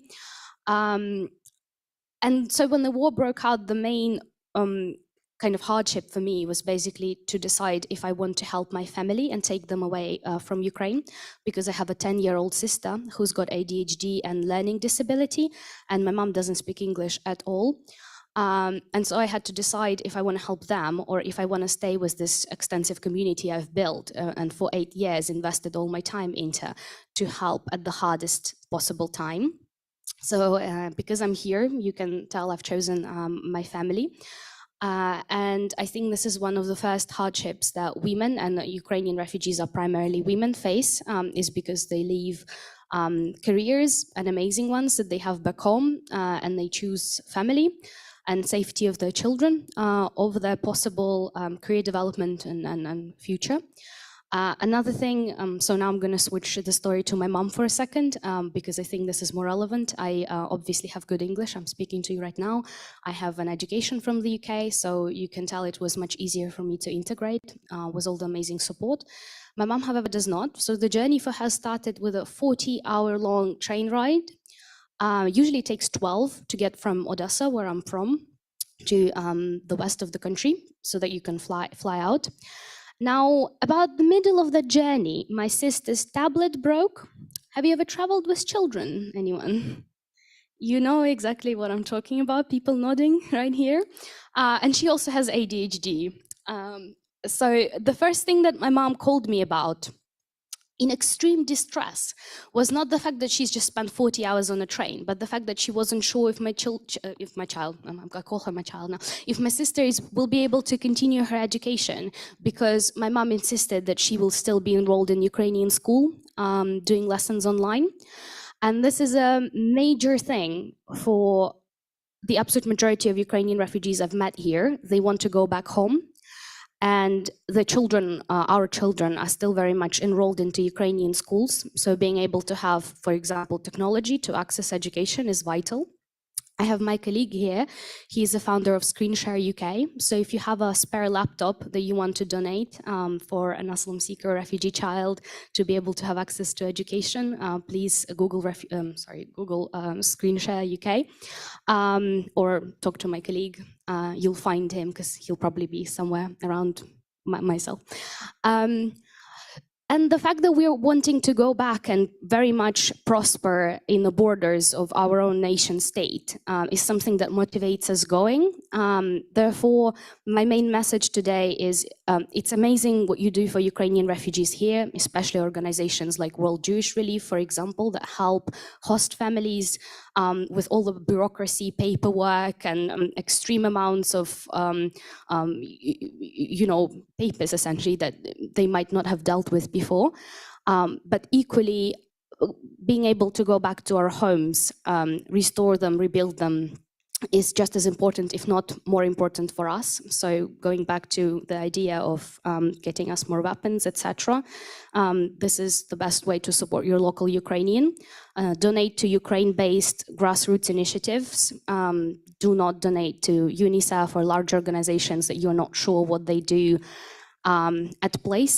My colleague Olesya will speak more about this, I'm sure. So rounding up my personal story, I'm now here. And I think one of the things that Jewish community does for Ukrainians currently, which became apparent during Hanukkah especially, is you inspire us. I haven't probably seen a single Ukrainian media that haven't posted the story of Hanukkah, of a nation going against an unequal enemy, not to inspire the readers. So thank you for that. Yes, essentially, I'm now here in the UK. Get in touch with all the organizations I work for. Thanks for listening to me. I'm taking another 30 seconds that Katie promised me for a personal favor to ask. So for the last about 4 months, I've been trying to learn Hebrew and it was not going well. I'm trying to support my mom who's struggling with English, so I chose a difficult language so she doesn't feel stupid. So now both of us are very much feeling stupid. I'm on level 4 on Hebrew Pod and I'm looking for tutors. So if anyone is willing to volunteer, please find me. We will be moving to London in the end of January. Thank you, everyone. Thank you. So you've got a rabbi in the front row, so. And Maria. Yes. Hello, everyone. First of all, I want to apologize about my English, and because it's not my native language, I'm gonna read my speech if you don't mind. Hi, I'm Maria Rosenfeld. I'm from Ukraine, and I'm a trained psychologist. I'm going to talk about my experience during the invasion as a civilian and a refugee. Before the war, I worked in school as a child psychologist. So a couple days before the invasion, I was asked to prepare kids for how to behave if they would hear a siren. On the 27th of February, my mother called me from Odessa at around 5 a.m. saying that war had started. I lived with my boyfriend, so we took our bags, my dog and my cat. We could hear explosions, so we decided to get out of the city and go to his parents' house in the countryside in a village called Vorzel, near Bucha town, where Russians killed a huge number of civilians. Somehow we got there walking half of the 40 kilometers. We thought that everything might be okay. We're happy that we escaped, that was a mistake. The electricity was gone in a day. Thankfully, we had enough food to survive. Within 4 days, Russian tanks came to our village. A tank went through our gates and broke it completely. But Russians didn't come into our building. They left, and we saw that 3 houses nearby was burned to the ground. Later, we found out that they shot our neighbor in front of his 5-year-old daughter. The next day, we decided that we should try to leave the village. So we walked around 10 kilometers until we saw a line of 50 tanks coming in our direction. People who saw us allowed us to hide in their building. They told us that that this was the only way to escape, but it was bombed, so there was no way out. We had to return back to Vorzel. Every day at the same time, bombs fell, and one bomb fell on our yard. All windows were blown out. With no power and broken windows, it was very cold, so we had to hug our dogs. It was the only way to stay warm. On the 7th of March, Russians came into our village again, so we hid in the cellar of the nearby house. The last thing I saw was Russians going into our house. We tried to be quiet, but Russians found our shelter. They asked if there anybody were, but we didn't reply them because we know what had happened to our neighbor. But somehow they heard us. We heard them whispering about putting a mine on the door of our shelter. They did it and left. We were trapped. They came back in an hour and we begged them to let us out. So they opened the door and said that they will not touch us. They said that Ukrainian soldiers were in our house and took all the valuables, but that was not true because we saw them going into our house a second ago. They allowed us to stay in a small house and gave us some food. They left the second day, and on the next day, the green corridor was opened. Evacuation buses didn't come, so there was a panic, and around 500 cars tried to get out of the village. Some people allowed us to get in their car. I had to leave my dog there to let more people in the car. My dog was later killed by Russian soldiers, then it tried to protect our house. I got to Kyiv and immediately went to Odessa to meet my mother. Together, by car, we went to Hungary. From there, because I know some English and because the United Kingdom supports Ukraine, I decided to come here with the Homes for Ukrainian program. Now I work with Ukrainian refugees as a psychologist, and I'm learning English so I can work here. I'm working to build a future here, but my life was completely ruined because of war. Russia has shown a total disregard for life of even their own people. This is a regime that will not stop with Ukraine. They will keep invading and killing if we will not stand up to them and stop them here. Support for Ukraine from around the world has meant so much and needs to continue so Ukraine can keep fighting. Ukraine needs to know it has friends, and Russia needs to know the invasion has turned the world against them.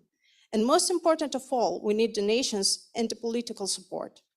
You also need to support Ukrainian refugees here, as the Homes for Ukrainian program is running out and people are being left homeless. There must be government support for refugees that hosts no longer wants to support. We need better treatment for all refugees because we're vulnerable people who just wants to be able to live in safety. Thank you very much.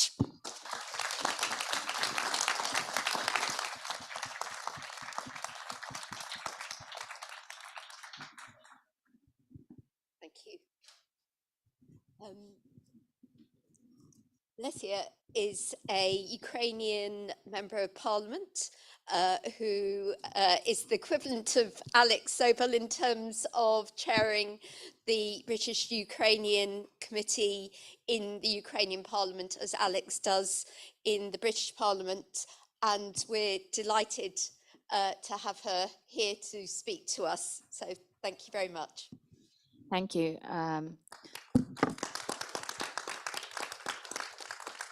Thank you, Cassie, for moderating us, and thank you, everyone, for your inputs, and especially Maria and Maria for sharing your stories.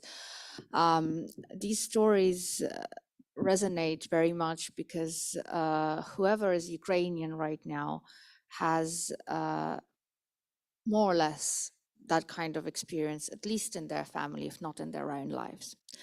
I have just returned from spending 3 weeks in Ukraine with my children, and my children have come back to Ukraine for the first time since the 1st of March. For them, it was a very important emotional experience. They were begging me to come back home, but coming back home, what they saw was an empty playground where they used to play. And instead of the usual positioning of the swings, a space where a Russian missile hit. That's just 200 meters away from my house. Another playground where we usually go to, right on the entry of it, is an exposition of destroyed Russian tanks and armored vehicles, and also civilian cars, which were using these very green corridors, which Maria mentioned in her story. these civilian cars with bullet holes in them, with blood stains inside of them. And this is what Ukrainian children witness pretty much all the time. This is the reality of life in Ukraine. Education was addressed during our discussion. There is no education for Ukrainian children at this point. As a mother, I'm a mother of three. Two of my children are of school age. They're in primary school in the UK, for which I'm also very much grateful to British communities.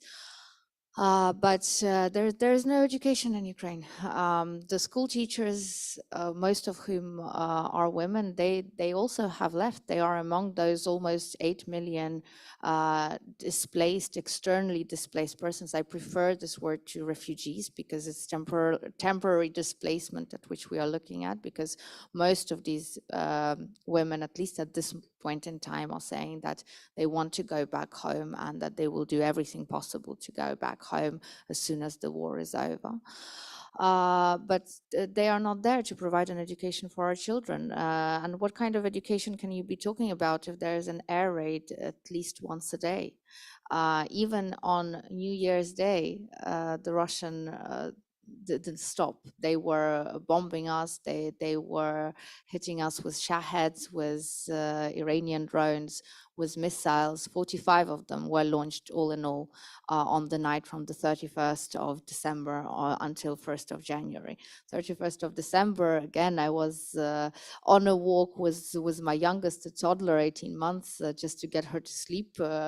And the air raid sirens went off. And the next thing I knew, there was an explosion, very much audible, with smoke going up. And the next thing is that I ended up in a bomb shelter just nearby, just spending the next 2 hours, you know, hoping that nothing will hit next to us. But the hit actually did happen 5 blocks away. A hotel was hit in the center of Kiev, completely destroyed. I mean, that hotel has nothing to do with military. That hotel has nothing to do even with energy infrastructure. The only thing next to it is the biggest concert hall in Ukraine.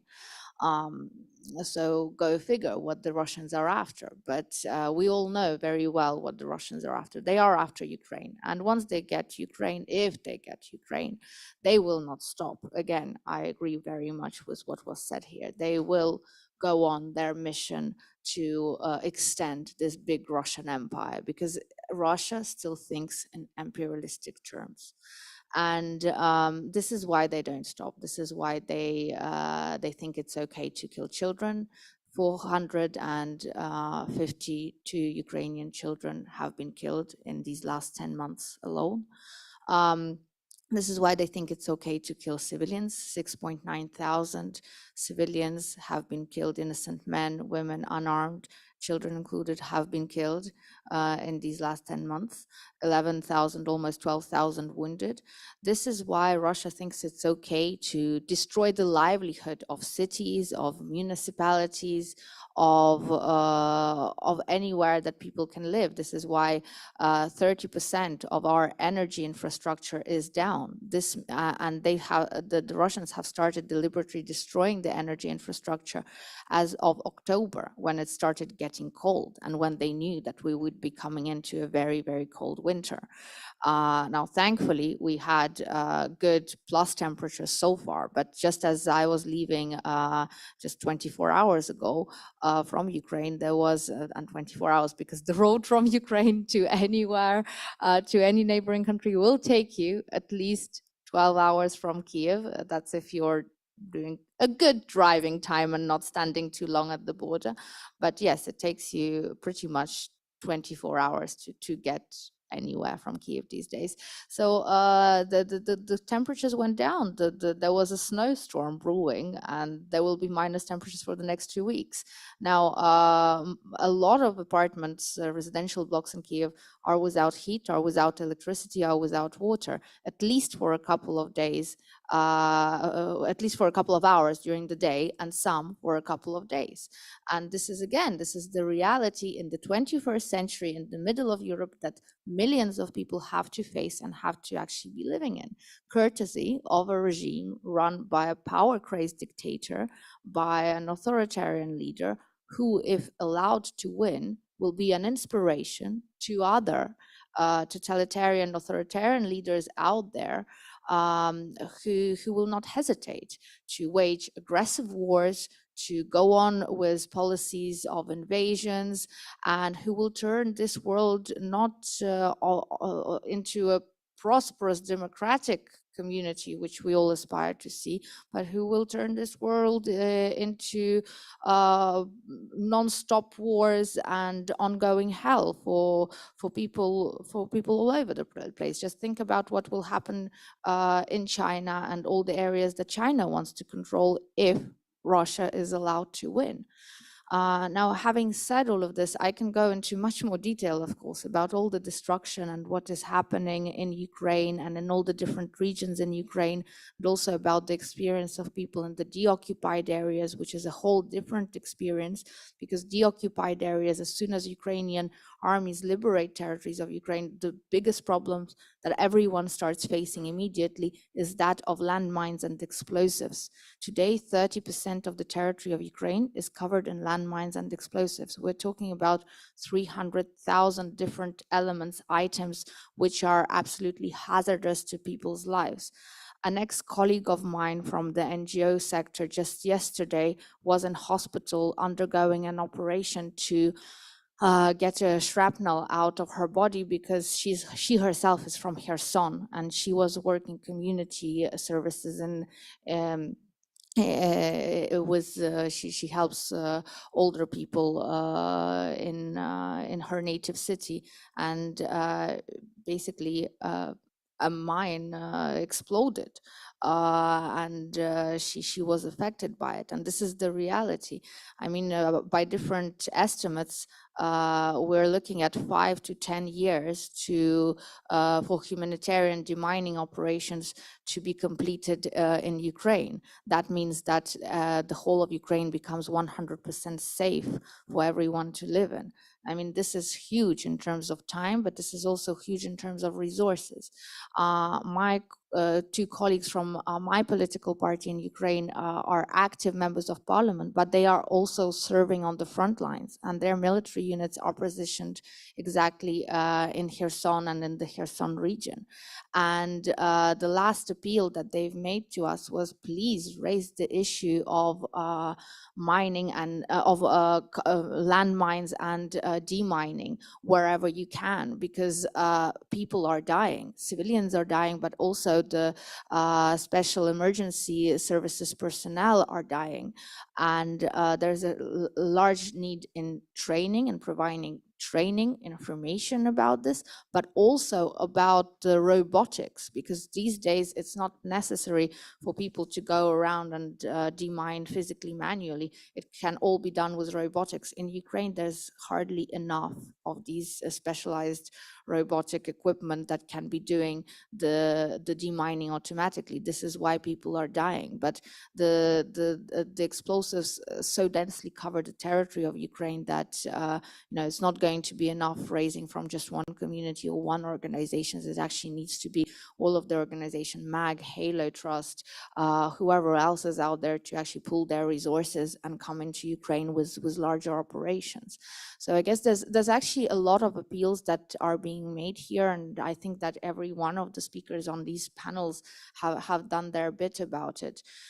And on the humanitarian aspect, I'm actually very happy that Alex has come forward with this initiative. And on the 24th of February, this is the date when this all-out invasion has started.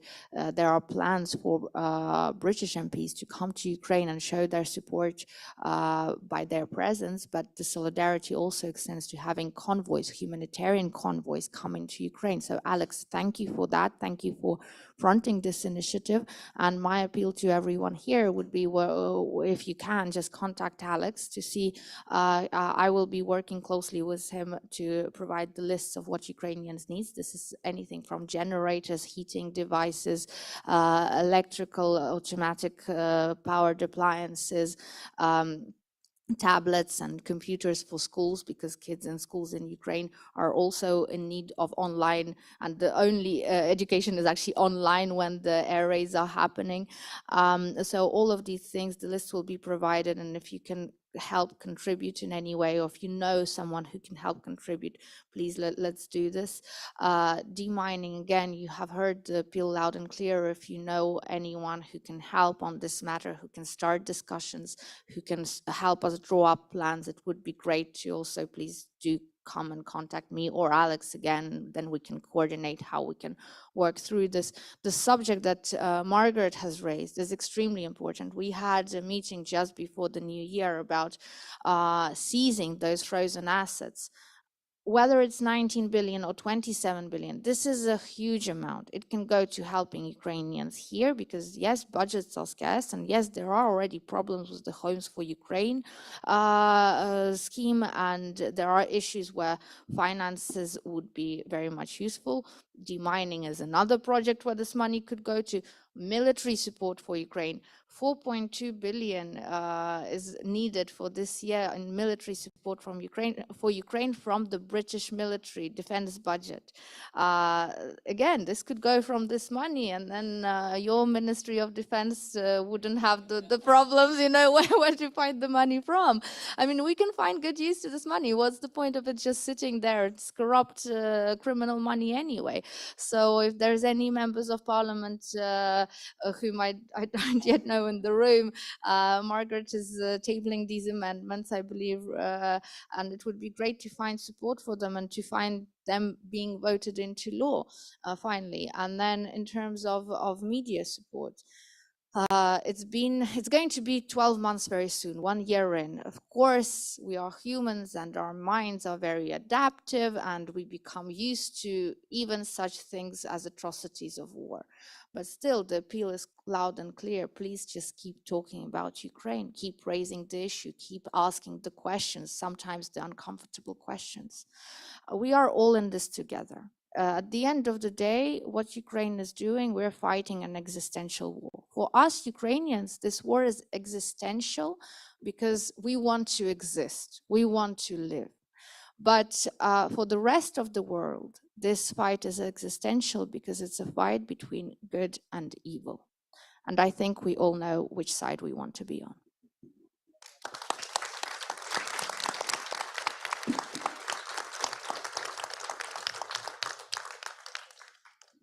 I'm conscious that in order for us to hear from the speakers, there's not been time for questions, but I hope you'll all agree with me that each speaker has contributed massively to our understanding, our knowledge, and our will to act. Alex, did you want to say anything? Maybe just 30 seconds. Yeah.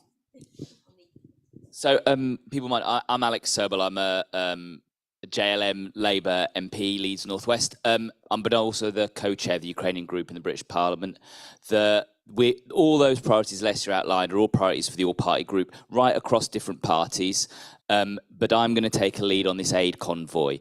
We're going to need help from a whole range of actors. I already spoken to the GMB today who are going to make a contribution. We need the trade unions, we need local authorities, we need business people, we need charities and NGOs on a number of different areas. We need to collect the right aid. We can't send rubbish to Ukraine. We need what they need. We need to gain vehicles. We're going to need volunteers. And we're going to need support in getting the word out there. And so we're just this week, next week, going to start organising it. Then we're going to have a very short period, a month, to go out and collect this aid, get the vehicles, get the people, and organise the logistics. So anything that anybody can do to help and support that, please just email me. You can find my address on the parliamentary website. And we'll make sure we circulate it from JLM as well, so it will get to you all in terms of how you can support that. So can I just thank once more Oz, Margaret. Can I particularly thank the Marias? And Nessia. Thank you.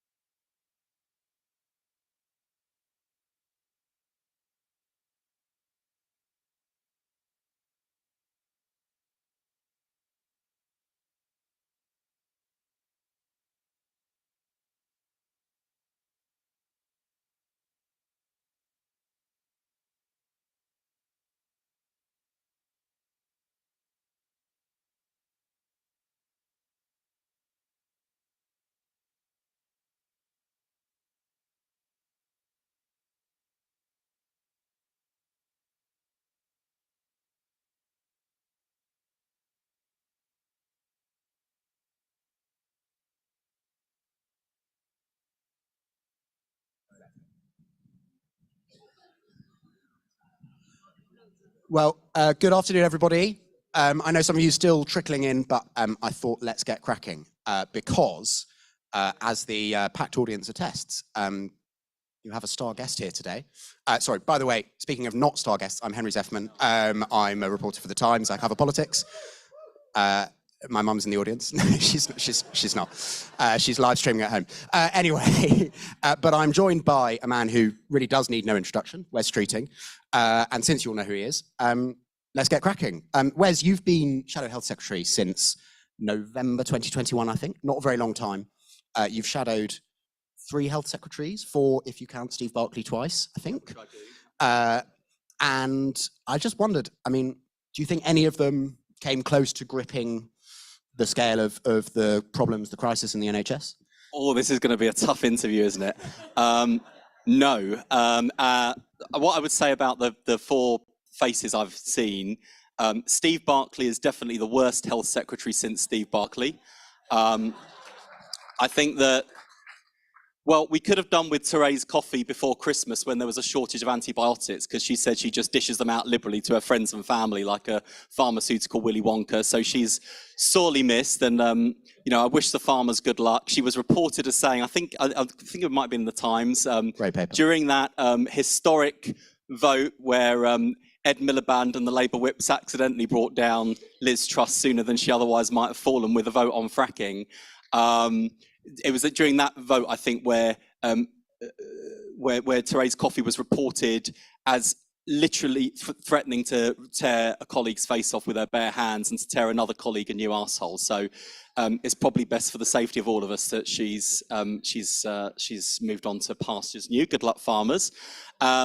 And the thing about Sajid Javid, he was an interesting opponent. I felt that with Sajid Javid, he asked lots of the right questions. So he commissioned Javid Khan, the former chief exec of Barnardo's, to do a big review on smoking cessation and how we hit the 2030 target to make Britain smoke-free.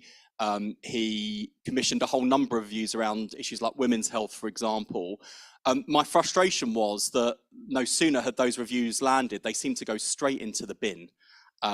So I'm sort of determined to make that bin a recycling bin and to fish out some of that good work that was done by these independent experts, to look at the work they did and the recommendations they made and to make sure it's not lost, because if the Conservatives aren't interested in good ideas, the next Labour government will be, and we'll take on some of those ideas and put them in terms of our plan for change and reform, which Keir spoke about in his interview on Sky this morning. I mean, I casually referred in passing in that question to see if you picked up on it, to the NHS as being in crisis, which I think is contested. I mean, Rishi Sunak didn't want to use that word. Well, I don't think he uses the NHS, that's why he hasn't noticed. But for the vast majority of people in this country who do use the NHS, who rely on the NHS, whose families are directly affected by the scale of the NHS crisis, there's no doubt it's in crisis. You know, as politicians, we do sometimes get difficult questions to answer from journalists. Is the NHS in crisis? Is not a difficult question. The NHS is in crisis. That is a statement of the obvious, but the scale of that crisis is completely unprecedented. We've got the longest waiting lists in the history of the NHS, now standing at 7.2 million. For the last month, we had figures back in October, around 2 million people waited more than a month to see a GP. Primary care, the front door to the NHS, is broken. We've got hundreds of thousands of people each month who are well enough to leave hospital but are stuck in beds. Worse for them, more expensive for the taxpayer because there isn't the capacity in social care to get them out. And what makes this crisis particularly unprecedented, if those things weren't enough, is this is probably the first time since the creation of the NHS that people no longer feel confident that emergency care will be there for them when they need it. And they are right to lack confidence, because heart attack and stroke victims are waiting an hour, on average, an hour for an ambulance, when we know that for those conditions in particular, every second counts. Emergency departments are so busy and so full that 24 hours in A&E isn't just a reality TV program anymore. It is an actual experience for patients. And none of that is the fault of NHS staff, NHS leaders who've had to cope with more than a decade of Conservative mismanagement, which has left the NHS underfunded, overstretched, And we are seeing the life and death consequences of that. So instead of burying his head in the sand, pretending there isn't a crisis, or organising photo ops in Number 10, I think we should expect the government to come forward with a plan, not just for this winter and sticking plasters to get us through the next few months, but a fundamental plan to make the NHS fit for the future. And after 4 Conservative Prime Ministers, 7 health secretaries since 2010, I think it should be obvious by now that the longer the Conservatives are in power, the longer patients will wait, and only a Labour government is going to make the NHS fit for the future, and that's our challenge. But okay, suppose that somehow, and this isn't going to happen, I'm afraid, but suppose the government fell tomorrow and there were a general election and Labour won and you were health secretary. How quickly would these problems actually be fixed, right? They're pretty intractable, a lot of these problems, aren't they? I mean, you can contest whether, you know, COVID exacerbated problems that were already there or not, but fundamentally, I don't think even you are saying, or correct me if I'm wrong, that were you to become health secretary tomorrow, people would be able to be certain that an ambulance would come and treat their heart attack or stroke like that? Or, I mean, you know, how long is it going to be bad for people? Well, I wish I could wave a Labour magic wand and turn around the crisis overnight. It's taken the Conservatives 13 years to break the NHS to the point that it is today, and I'm afraid it's going to take longer than a parliament to solve all of the problems in the NHS. There are some immediate things the government can and should be doing. For example, we've got doctors retiring early than they otherwise would for no other reason than the pension rules create an active financial disincentive for people staying on. It's totally crazy, and we should fix that. I mean, we actually, there was a emergency measure put in place during the pandemic. So obviously they recognise the issue, but this isn't just a problem for the pandemic, this is a problem for the foreseeable future. So that issue's got to be solved. We should be seeing the industrial action, not just about poor industrial relations between a government that treats its staff with disrespect, but actually as a challenge in terms of retention. When you've got staff, NHS staff, turning to food banks because they can't afford to pay their bills, no wonder they are leaving to go and work for supermarkets and work for in other areas where they are better paid and less stress. So we've got to see this issue in terms of workforces, about retention as well as recruitment. And there's many more things I could list which are immediate, short-term, but we've got to deal with the fundamental problems. Why is it that we've got the largest elective backlog in history? Well, it's largely because we don't have the NHS staffed well enough. That's why we've committed to abolish the non-dom tax status, which allows wealthy people who live and make their lives here in the UK to pay their taxes elsewhere. Scrapping that would enable us to put £1.6 billion into the biggest expansion of NHS staff in history, doubling the number of medical school places, 10,000 more nursing and midwifery clinical training places, 5,000 more health visitors, doubling the number of district nurses qualifying each year so we do more care in the community. Of course, that takes time, but that's why we've got to start now. And you know, it's a plan that's so good, even Jeremy Hunt, when he was chair of the Health Select Committee, said that the government should nick the plan on the basis that the smart governments nick the best ideas of their opponents. So by all means, give the next Labour government a head start, Jeremy. Take our plan. It's fully costed, fully funded. I know that the non-dom tax status thing might create a bit of an issue with the next door neighbours, but I think that is a price worth paying in order to staff the NHS. And then we need to fix the front door to the NHS in primary care, which I spoke about in one of my regular interviews with Rachel Sylvester in the Times on Saturday. And we've got to deal with social care, which is about delayed discharges, yes, but it is also about how we enable working age disabled people to have a full and active and happy life. And it's also about helping people in older age, not just to look back on, you know, a life well lived, but to live life to the full until the very end. But we're far from that. It will take time, and that's why we're talking about a 10-year plan, a serious plan for change and reform to make sure the NHS is fit for the future. So, I mean, we are saying, you are saying here that British people should brace themselves for the NHS to be, you know, to offer poor, delayed, whatever it may be, care for up to a decade after Labour coming? Well, I think there are some things like the 4-hour wait, for example, in A&E. That target is there for a reason, and it's not just so people can go through the emergency department faster. It's linked to patient safety.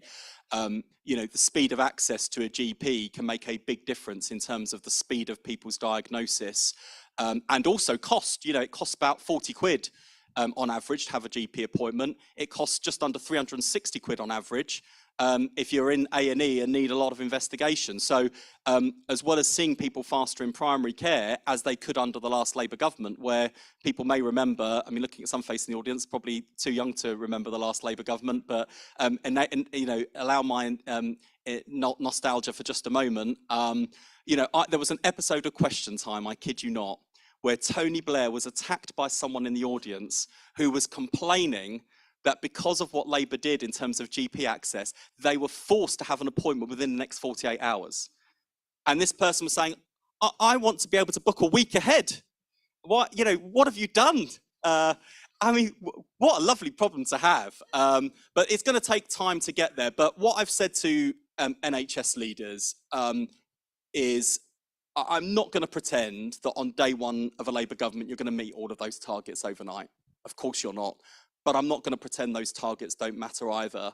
And as part of our plan, I want to agree a challenging but realistic timetable for the NHS to start meeting key targets, partly to give the workforce some staging posts too, because I do understand why when, you know, whether it's A&E doctors or whether it's general practitioners, when they pick up the paper and they see another story about the length of waits to see a GP, or they see they see the stories about ambulance delays or A&E waits. I understand for them it's demoralising because they think, well, I'm just busting my gut and it's still awful, and it feels like we're getting bashed in the press, and it's a challenge for a politician, right? I know that there are, certainly looking at my social media mentions, there are lots of GPs who are pretty cross at what I've said about primary care, and not just in terms of substance of proposed reforms, but when I, for example, before Christmas pointed out that people are waiting more than a month, 2 million people waiting more than a month to see a GP, GPs feel it's an attack on them. It's really not. I think it's a statement of the obvious.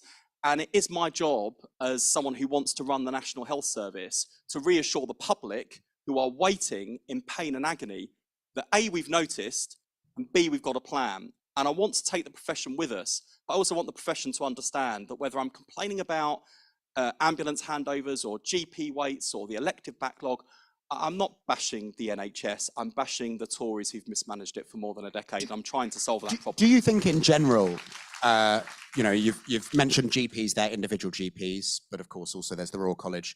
You've had a few bust-ups, if that's fair to say, with the BMA. Do you think in general the medical professionals and medical professional bodies are too touchy and take it too personally about when you talk about NHS reform? Well, I think there's two things. There's the here and now, where I think people are just basically burned out and knackered.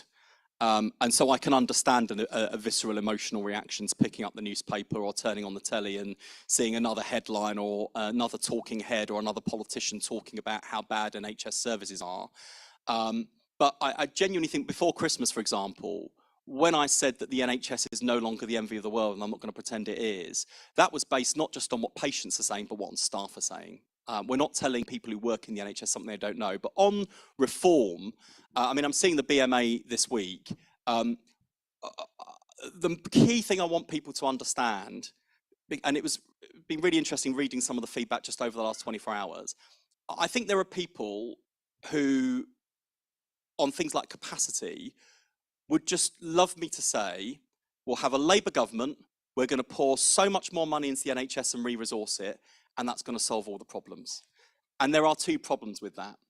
One is that the world has changed since the 1940s, and what we need from our health system today and in the future is going to be different to our understanding of medicine and medical science and public health back in the 1940s. So regardless of whether or not we were in an absolute state economically and in terms of our fiscal position as a country, the changes in life sciences, the advances in technology, and the way in which we will be able to not just diagnose and treat more effectively in the future, but predict and prevent, necessitates a change in the way we do the NHS.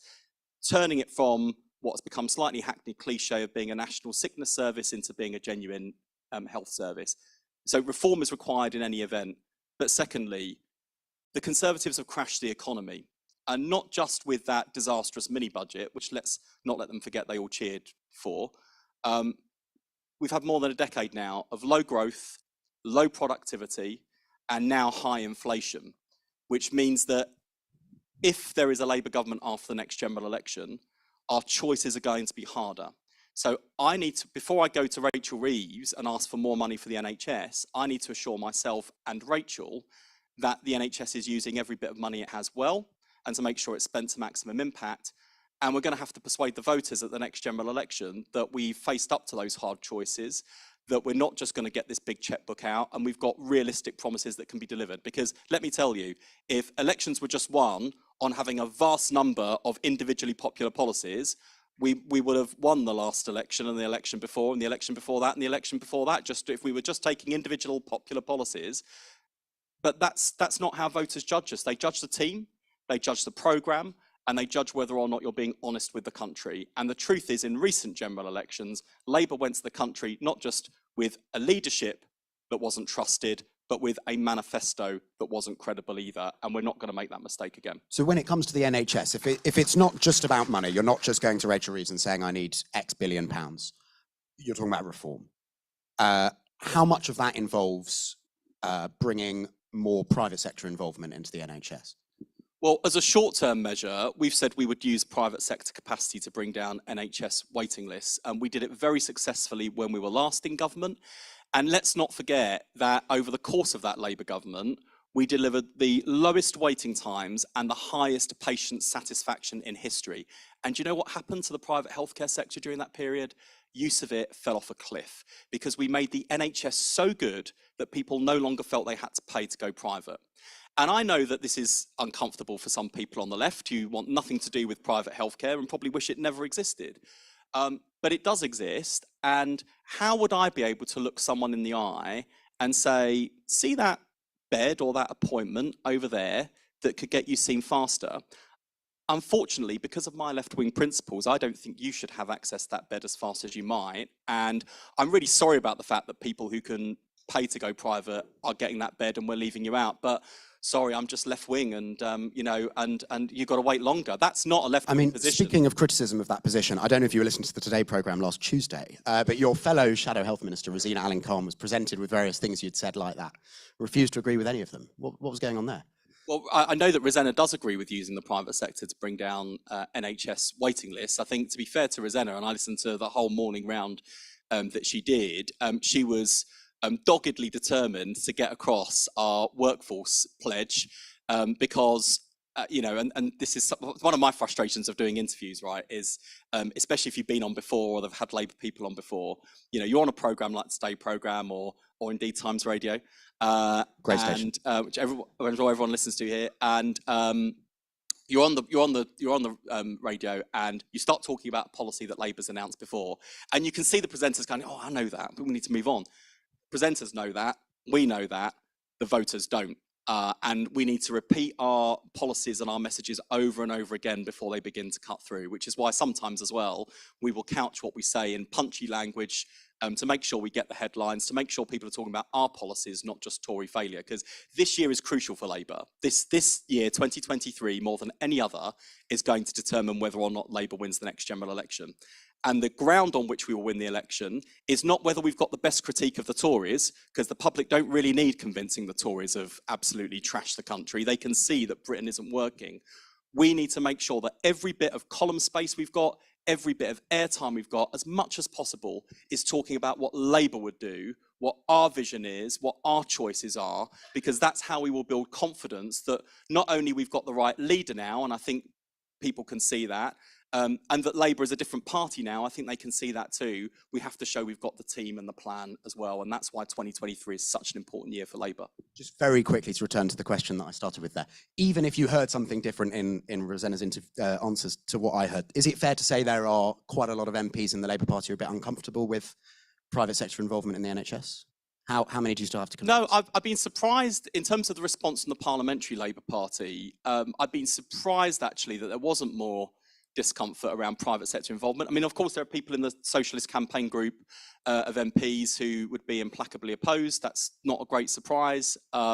But I think across the broad sweep of the Parliamentary Labour Party, they understand what we're saying and why. And they understand that a two-tier system where people who can't afford to pay to go private wait longer, and those who can afford it are seen faster with better outcomes, that's not the kind of society we want to live in or build as Labour people. We want an egalitarian society where no matter who you are, where you're from, what your means, you have the same choices, chances, opportunities, and quality of life as those from the wealthiest backgrounds. That's what makes us Labour. And you know, we are pragmatic, and I think Labour MPs are pragmatic, and Labour MPs are also desperate to win. We are so tired of being in opposition. We are so fed up of walking through the voting lobbies and losing.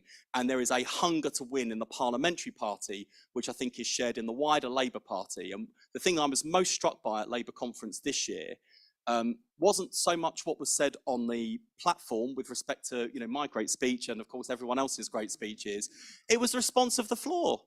You know, the Labour Party has changed. The members desperately want to see Labour win and have understood why we lost the last election. And not only did they vote for Keir in huge numbers with an unprecedented mandate when he won the leadership of the Labour Party, they're with him still and they're wanting us to win. And I think that mood in the Labour Party is so much better than it has been, let's be honest, for a very long time. And I feel more confident about Labour's chance of winning the next election than I've felt at any point since Labour left government in 2010. And to be honest, having knocked on doors in 2005 and 2010, the response on the doors is much better now than even it was back then when we had some difficult issues to deal with in government. Are you surprised by how quickly that change has happened? I mean, as someone who didn't initially support Keir Starmer for the leadership in 2020. Shh, I think he's forgotten. Well, there are other parts of that period that I'm going to come on to, which I've forgotten. But I mean, you know, would you have expected if I'd told you 2 years ago, 3 years ago, I can't even remember, yeah, it's 2023 now, 2.5 years ago, if I'd told you Keir Starmer is going to turn into the hammer of the left and you're going to go to a Labour Party conference and the delegates are going to be whooping outsourcing of NHS. Oh, actually, I don't think you said it at the stage, but funny that. But, you know, you'd have been surprised, wouldn't you? I would not have expected any leader to have been able to get us to the point we are now where, and one of the things Keir says, which is absolutely true, by the way, is that when he became the leader of the Labour Party, people were like, you know, obviously delighted. Most people voted for him in the Labour leadership contest. People were relieved. I think the Labour Party showed through his election that we had understood why we lost and wanted to win again. So there's a mood of optimism. But what Keir was greeted with was lots of people saying, oh, good, I'm so pleased for you, Keir. Good luck. Good luck, Keir. Oh, you've got your work cut out for you, but if anyone can do it, Keir, you can. And then as soon as backwards turns, like, oh, it's a two-term project, isn't it? Oh, poor Keir's two-term project. But he's had a plan. He's stuck to it doggedly and determinedly. He's not been blown off course by events or opinion pieces in newspapers or the odd grumbling of discontent from Labour MPs saying, oh, should we be saying this or should we be saying that?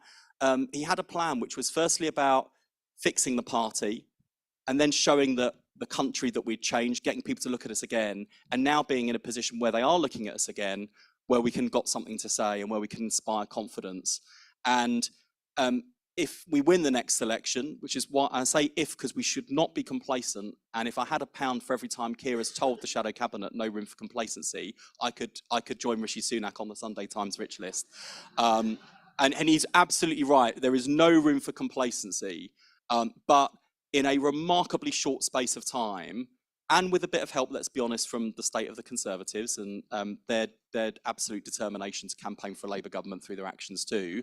You know, he has shown that Labour is in a position where we can win, where we're hungry to win, and where if we win, we have a team and a plan that means we can govern well and give Britain the fresh start it needs. And I think he deserves a huge amount of credit for that. He doesn't get nearly enough credit for that, I don't think. But we're not going to complain about that. We're just going to keep soldiering on, make sure that next election we've got Keir in Downing Street and a historic Labour government able to change our country again. We'll come to questions from the audience from a second, because I really want to make sure as many of you get to ask questions as possible. But just one more. You came into the House of Commons in 2015. Obviously, very quickly, Jeremy Corbyn was elected leader of the Labour Party. You were very clear from the start you weren't going to serve on his front bench.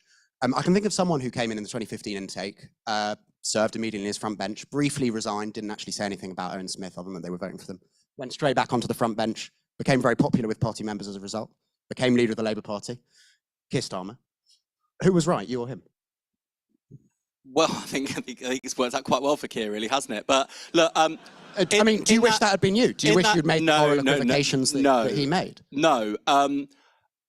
Look, I've been asked about this before, not just about Keir, but other people. And I think I said on LBC there was a point where Keir and I were having a discussion, actually on a different issue, I think. But you know, we were sort of having this back and forth, and Keir said, "Well, look, do you think you saying you think I shouldn't be in the shadow cabinet? Do you think I should resign?" I was like, God, no, we need you there. And we made different choices, but with the same goal. And thank God people like Keir Starmer were in the shadow cabinet during that really difficult time, leading on a really difficult issue, but also being one of the people that I could go to on some of the darkest chapters of that period on anti-Semitism, and know that in the shadow cabinet was an ally who took it seriously and who did stick his head above the parapet and speak out, and you know, who I trust to lead on the issue. I mean, I trusted him when he became leader of the Labour Party to stick to his word on anti-Semitism. But you've seen not just through his words, through his actions since. So we made different choices, but we were all confronted with the same dilemma, the same challenges, and wanting to see the Labour Party survive that ordeal and be in a position where we could win again. And I don't feel that my choice was any more, morally superior or deficient compared to people who chose to serve. I think we were put in a very, very difficult position. But I've no doubt where Keir stood on anti-Semitism, and I've no doubt about where Keir stands in the political mainstream, and I think the country can see that too. He is someone of decency, integrity, and conviction, and my goodness, after the prime ministers we've had since 2010, wouldn't that be a change for the better? Okay, Wes Streeting, thank you very much. Right, we're going to take questions, not comments, not speeches. I think there is a roving mic somewhere. There, right, fantastic. Let's start with these two women in the front row here. We'll do three women in the front row. We'll do them in threes, please. Like everyone else here, doesn't seem possible that we could have someone who actually knows what they're doing when we're listening and watching what's happening in Downing Street and elsewhere. I'd like to just ask you a question about the private sector. It's fine to use them if their standards are the same, but too many private hospitals don't have an ICU, and they're in those national health hospitals that have a private wing. You've got the best of both worlds, maybe, but having a room on your own and having a television doesn't compensate for the fact that when something very bad happens, whether it's in pregnancy or in a hip replacement, and somebody needs emergency care, there are very few, even of the top. I speak as an ex-regulator in the NHS and social care.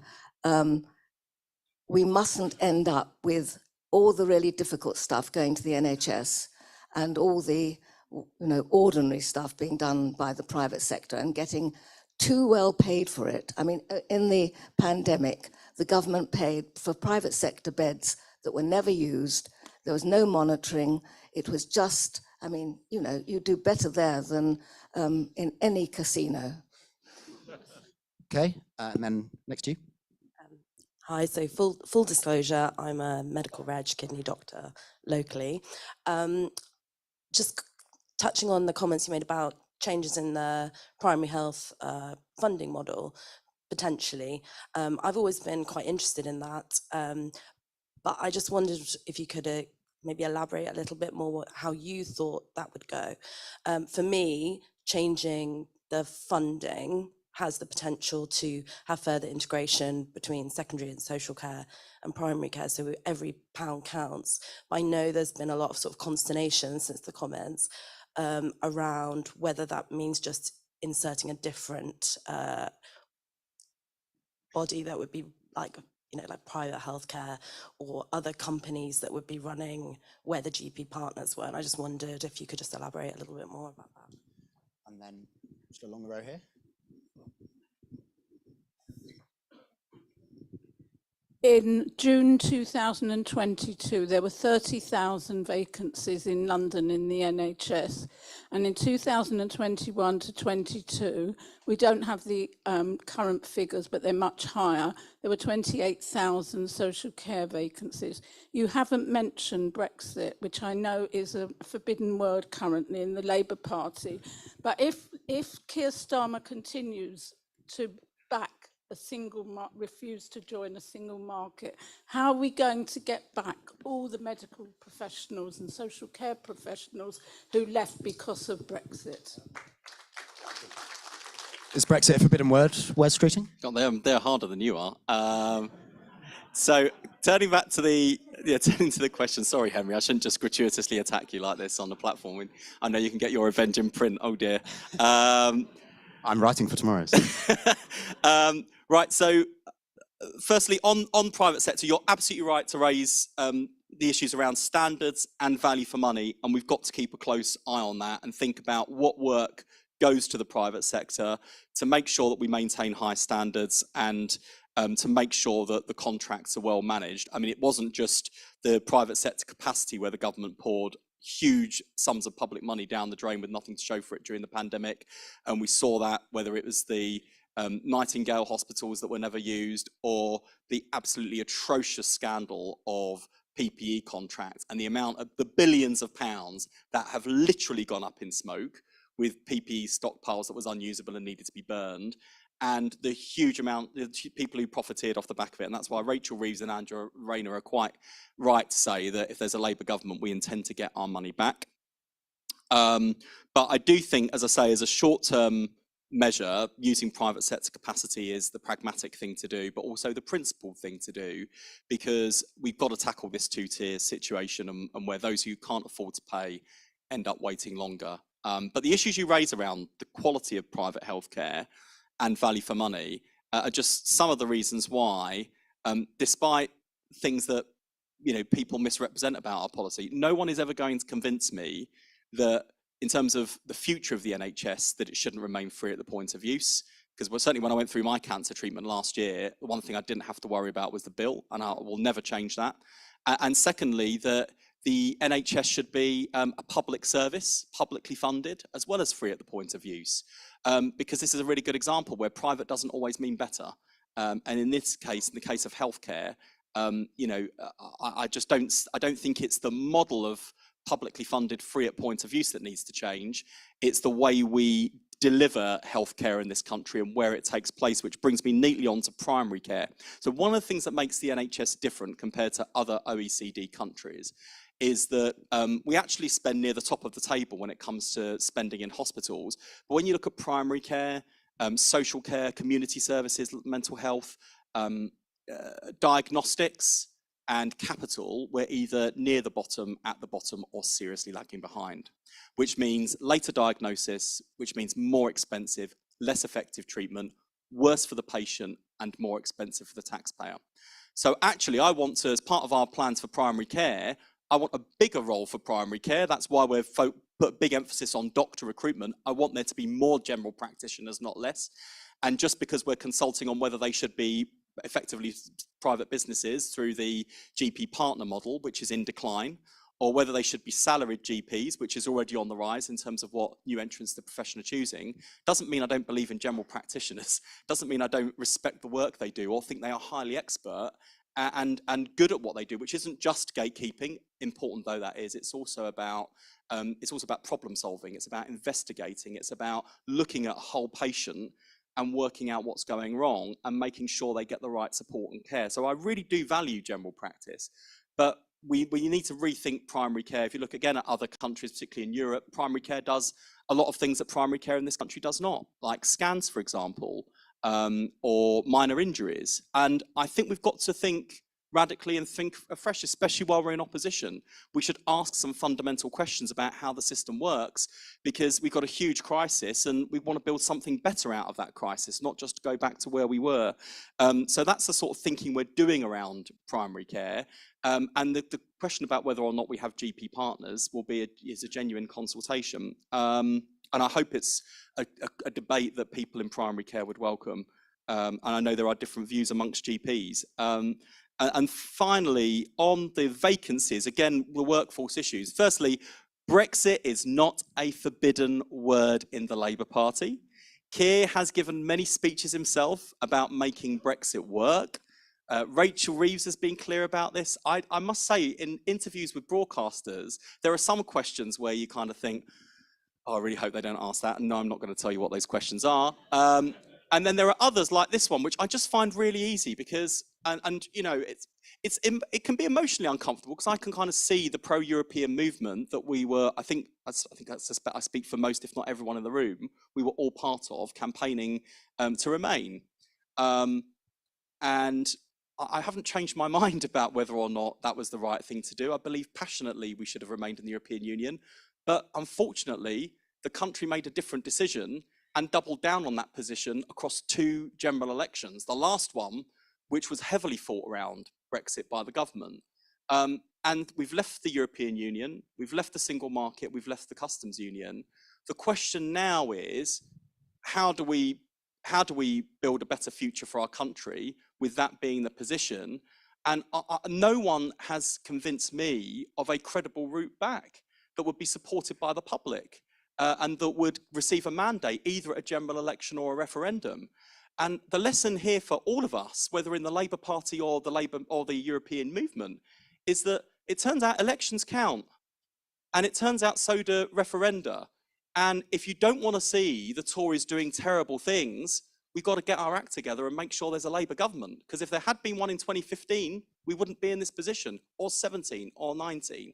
So let's not have that happen to us again. And let's make sure we win the next general election. But we are determined to make Brexit work, to be more collaborative with our European partners. We've already set out a range of ways in which we'll do that, which I think is really important. I'd like to see much more cooperation on things like scientific and medical research and cooperation. By the way, I think there are loads of people who voted Leave who would say, yeah, of course, I'd like to see that kind of cooperation. So I think we can build consensus around this. Just quickly, is there a statute of limitations on that decision that the British public made that you disagree with? I mean, polling now seems to mostly show that people regret the decision to leave the European Union, majority of Britons. I mean, are we talking 10 years until you can ask the question again, 20, 30, never? I don't know about a statute of limitations. I think that, look, let's put it this way. I think you have to, I think it's the easiest thing to do in the world, especially when you're a campaigner or you're part of a pressure group. And I have been a campaigner and led pressure groups. It's very easy to say what you would like to see in principle terms. But if you want to govern, you need the plan and a route to do it. I would love someone to show me the plan that involves Labour winning a general election on a plan to take Britain back into the European Union that A, receives a mandate, and B, doesn't exhaust years going back round the same alley that we just spent the last 5 or 6 years doing. That route does not exist. It does not exist. And I know that is a bitter pill for lots of people in the pro-European movement to swallow. I understand how people feel about that, but feelings are no substitutes for plans. And we need a serious plan to win the next general election and a serious plan for government. And I do not think such a plan involves rejoining the European Union. And even the Liberal Democrats, by the way, I've not seen many EU flag waving banners on their website or on their leaflets. I think when they're facing the Conservatives in Lib Dem Tory marginals, I think they know where people are as well. And, the one thing I've learned from opinion polls and focus groups is that they are valuable data points and valuable evidence to use to inform decision making. They are not they're not the basis on which to form an entire political strategy. Just because a poll says that people might have regretted their vote does not mean that all those people are about to vote for a Labour government that says let's have a referendum and take us back into the European Union. Look, come on, there's no serious route to this, and I think the European movement should understand and accept that. Okay, let's take another batch of 3. This very enthusiastic lady in green right at the back. Sorry. Thank you. Thank you very much. I want to bring us back to healthcare, as we've got the Shadow Health Secretary here. Thank you. I'm old enough to remember when Margaret Thatcher decided to do care in the community. And I've heard very little. We know that most of the problems with the ambulances and the hospitals is bed blocking. We used to hear about how poorly carers were paid. None of this seems to be talked about anymore. We have an absolutely failing system for people to be cared for in care homes or even in their own homes through lack of facilities. And I just want to know what the Labour policy will be on that, on improving their pay, on improving their hours, on improving how they will work. Because for me, fundamentally, that is key with an ageing population. Thank you. And then there's someone just in front of you, chap in the green jumper. Hi. My sister and a lot of my friends and my father-in-law, they work in the NHS, and there's a real problem with the morale in the NHS. You, as hopefully the health minister in waiting, how will you sort of raise morale amongst the NHS staff? And one more, yeah, just in front of you. Yeah. I'm just going to pick up on that and take it a bit further. You've announced more, like you want to train more medical students, and that's great. But I can tell you, I'm a medical student, and I speak to my friends and my course mates. They're already talking about moving abroad. They're already talking about what they're going to do that isn't medicine, because you look at fifth-year medical students who are working 2 part-time jobs because their bursaries aren't good enough. They can't live. And you talk about the morale and what you read about and what you see on placement, and you go, this is not something that I want to do.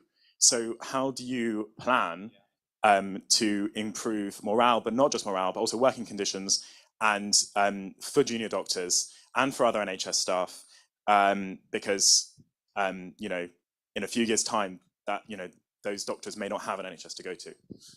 Yeah, good questions. Let me take each of those in turn again. On social care, you're absolutely right to identify issues around pay in the social care workforce. And in fact, I want to get to a position where we're not just talking about care workers, we're talking about care professionals, because that's what they are. They do a very difficult job. I don't think nearly enough is invested in their training and their ongoing professional development to make social care a real career path. And as we do more integration around health and social care, what I'd like to see actually, a social care staff on something equivalent to NHS Agenda for Change, so that we can see more cross-pollination of staff across health and social care, with people bringing different perspectives, different experiences to bear in different health and care settings, and to be able to move within their career. It's not something you can do overnight, and it's not something that comes cheap, so we have to factor that in. Otherwise, people won't believe our plans, and certainly if I make uncosted commitments, then I will be shot by Rachel tomorrow. So we're not going to do that. But what we have said is we would, one of the first things we do as an incoming Labour government is do a fair pay agreement for social care. And also we've been saying to the government, I suspect they're going to say something tomorrow around procuring beds in care settings to deal with delayed discharges. Well, staffed by who? And one of the things that care providers are telling me is they cannot recruit or retain staff because they can get better wages elsewhere. I mean, Amazon hate me saying this, but Amazon has not been famous in the newspapers recently for great pay terms and conditions, and yet care workers are leaving social care to go and work in places like Amazon. So that tells us that something that should be highly valued and highly treasured by our society is not sufficiently rewarded to keep people in, to compensate them for the difficulty and the challenge that that job entails. So I want to change both the pay terms and conditions, but also the status and career development of care professionals as the first step on a path towards a kind of a proper national care service that's worthy of the name. Secondly, on the related 2 points actually around morale, yeah, look, this is, I've got to tell you, even as in opposition, this is a tricky issue for me to navigate, because on one hand, I think as I alluded to earlier, I'm talking about a system that's broken and where patients are being failed, and trying to describe that and point to the future without having professionals feel like they're being beaten up or being told they're not doing a good enough job, or making them anxious about further change when they've seen lots of it happen already, and certainly under the Tories, not for the better, is really tricky. I hope that as people see the detail of Labour's plans, that they will be more enthused. But I also hope that when people hear that we're consulting, they see it's genuine dialogue and consultation. And as long as people are up for the conversation about reform, we're up for listening. And I think that will go some way to helping. But it ties to the point we had about medical students. I think the best thing we can do to raise morale is to give people confidence that change for the better is coming. And whether on workforce with our big pledge on recruitment, and by the way, I absolutely accept that we need to do more around retention and encouraging people to return to the NHS. I think that should build confidence, but hopefully the changes that people might see under a Labour government in terms of a bigger focus on primary care, big focus on public health and prevention, work to tackle the challenges in social care will give people some confidence that the cavalry is coming with Labour. And on the final point, specifically about medical students, I am deeply alarmed by what I hear from medical students, as well as nursing, midwifery and AHP students as well. I've done a number of talks in recent months at medical schools. I'm determined to do more of this because I was really taken aback by what I'm hearing from, fourth year, fifth year students. And I recognise the financial challenges as well. And as someone who throughout their career has done lots of campaigning and work around social mobility and making sure that our professions are accessible to people from working class backgrounds like mine, I am particularly concerned. Some of the issues around student finance and support, again, come with a price tag. And I think we've got to look at it alongside all of the other work that Bridget Phillipson's doing on our higher education policy. But it's a problem that I recognise and would like to address. I've just got to make sure that anything that's in our manifesto is something that we can be 100% certain we can deliver, because I don't want to let people down, but I can hopefully reassure people I recognise the problem and recognise the need to do something about it. Okay, I think we've got time for one more set of three, but the question's going to have to be really pithy and the answer's going to have to be really pithy. No, it's fine. Standing up there, yeah, by the... Hi, I'm Ellie. I'm Managing Director for an economics think tank mainly focusing with central banks. And one of the key questions I want to ask is how the Labour Party will continue to focus on that, like the funded promises, as central banks are going to be hiking through a recession. The next couple of years are going to be really tough. And actually how we keep to our pledges for funding the NHS effectively in that environment and not falling into the trap of just agreeing with austerity, which I know you don't want to do, and I know that is not the Labour policy, but how we keep to our guns throughout the next 2 years. And there's a woman in yellow just sitting in front. I'd like to link a couple of questions and responses of yours. You've been saying constantly, and so have the rest of the party and the rest of the country, that the NHS is broken. You used the word just before. The NHS is not broken, and this links with morale. It's not just the morale of medical students. You have a whole cohort of people who are leaving in their 40s because they are senior consultants with huge amounts of experience, and yet the pension arrangements which the Conservative Party have wished upon them, which I hope Labour will look at, and the morale question of being constantly told that the NHS is broken. You yourself know that the work that goes on in the wards and in dialysis units and away from A&E, there is an enormous amount of hard work and effective work that's put in. The other worry I have about constant... I think we are just going to have to leave that. I'm sorry. We're just really coming up against the clock. And then just finally the woman in the purple in front of here. Sorry. I think, and the gentleman in front, because his hand up as well. I'll keep mine super quick. I'm passionate about working to reduce inequalities in child's health and life course and social mobility, and I've been working for 15 years focusing on the early years where you can get the biggest bang for your buck. I was really heartened to hear you talk about prevention. It's much more effective to build fences at the top of cliffs. Of course, we'll always need ambulances, but fewer people will fall off if we build more fences. Can you, I'd love to hear about your plans around ring fence funding for the early years, both through the different routes within health and maternity, but also funding going to local authorities, and whether there can be and will be a commitment to ring fence early years funding. Okay, and yeah, finally we'll have a fourth, but it's all going to have to be very, very quick. Thank you. Whereas my question, I mean, I think you talked about how do we deal with treating patients, but mine is about before they get to that stage. And you mentioned about prevention and knowing that some of the challenges that local authorities face, particularly with increasing cost pressures, particularly seeing a lot of families depending on fast food now, a lot of outlets because it's cheaper, looking at young kids spending more time sitting, playing games. I think it's about future. Where are we going to see and what we will be doing to prevent that? That might be across departmental, so policies that will be coming forward that will help with engaging young people much more outward things rather than just sitting home. Thank you. Great questions. Let me take them in turn. It is mission critical to Labour winning the next general election to have policies which are fully costed, fully funded, and that we are 100% confident that we can deliver. People think for a moment that we are going to either make promises we can't keep or just try and borrow and spend our way out of this crisis. They will not vote Labour. It's as simple as that. And I think if we win, I'll have one of the hardest jobs in government. The person who's got the hardest job, I think, apart from Keir in opposition or indeed in government, is Rachel Reeves. She's doing it superbly well.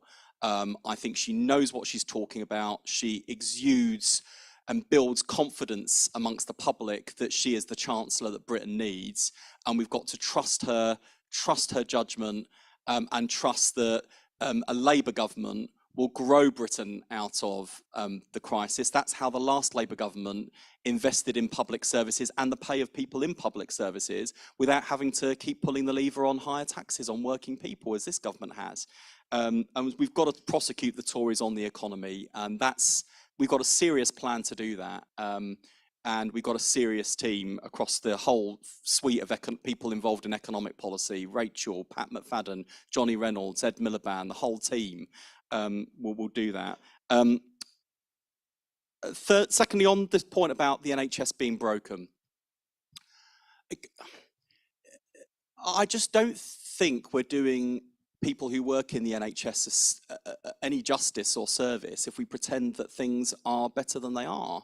Why is it that people are leaving the profession in record numbers? And it's partly about pensions, not just about pensions, the conditions that people are working in. And I just want to really underline this point, pointing out, as Keir did this morning, that the NHS isn't on its knees, it's flat on its face, isn't just our political diagnosis. It's the view of patients, and it's the view of people working in the National Health Service. And I want them to know that we've noticed.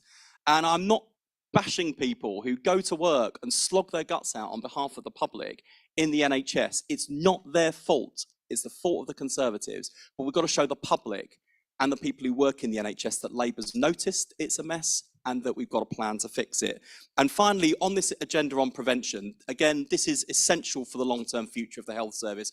With a growing population, ageing population, and the incidence of chronic disease, which is on the rise, the NHS spends £6 billion a year on obesity. Smoking costs £2.5 billion a year specifically.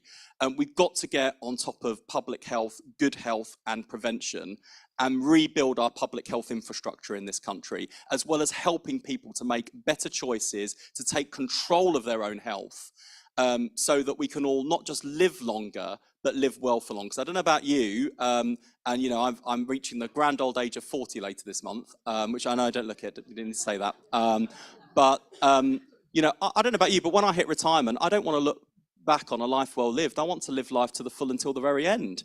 And I know, especially after my health scare last year, I've had to make changes around my diet, around my exercise, and thinking about my own long-term health. And I think we've got to help the public to do that as much as possible. So public health and prevention is going to be a big part of our agenda. I think it was a year ago this week that Keir did a big speech to the Fabian Society where public health and prevention was a big part of it. And I hope that gives people cause to look forward to a Labour government too. Well, Wes Streeting, thank you very much.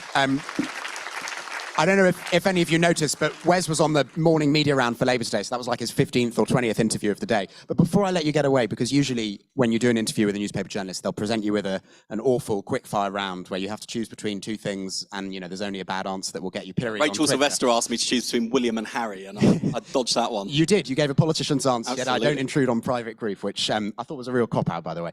I'm just going to give you one of those. It's much easier. Hollow bread or Lutkers? Oh, that is a hard Lutkers. It's not a politician's answer. It is the wrong answer, but it's not a politician's answer. Fair enough. Wes Streeting, thank you very much. Thanks for coming.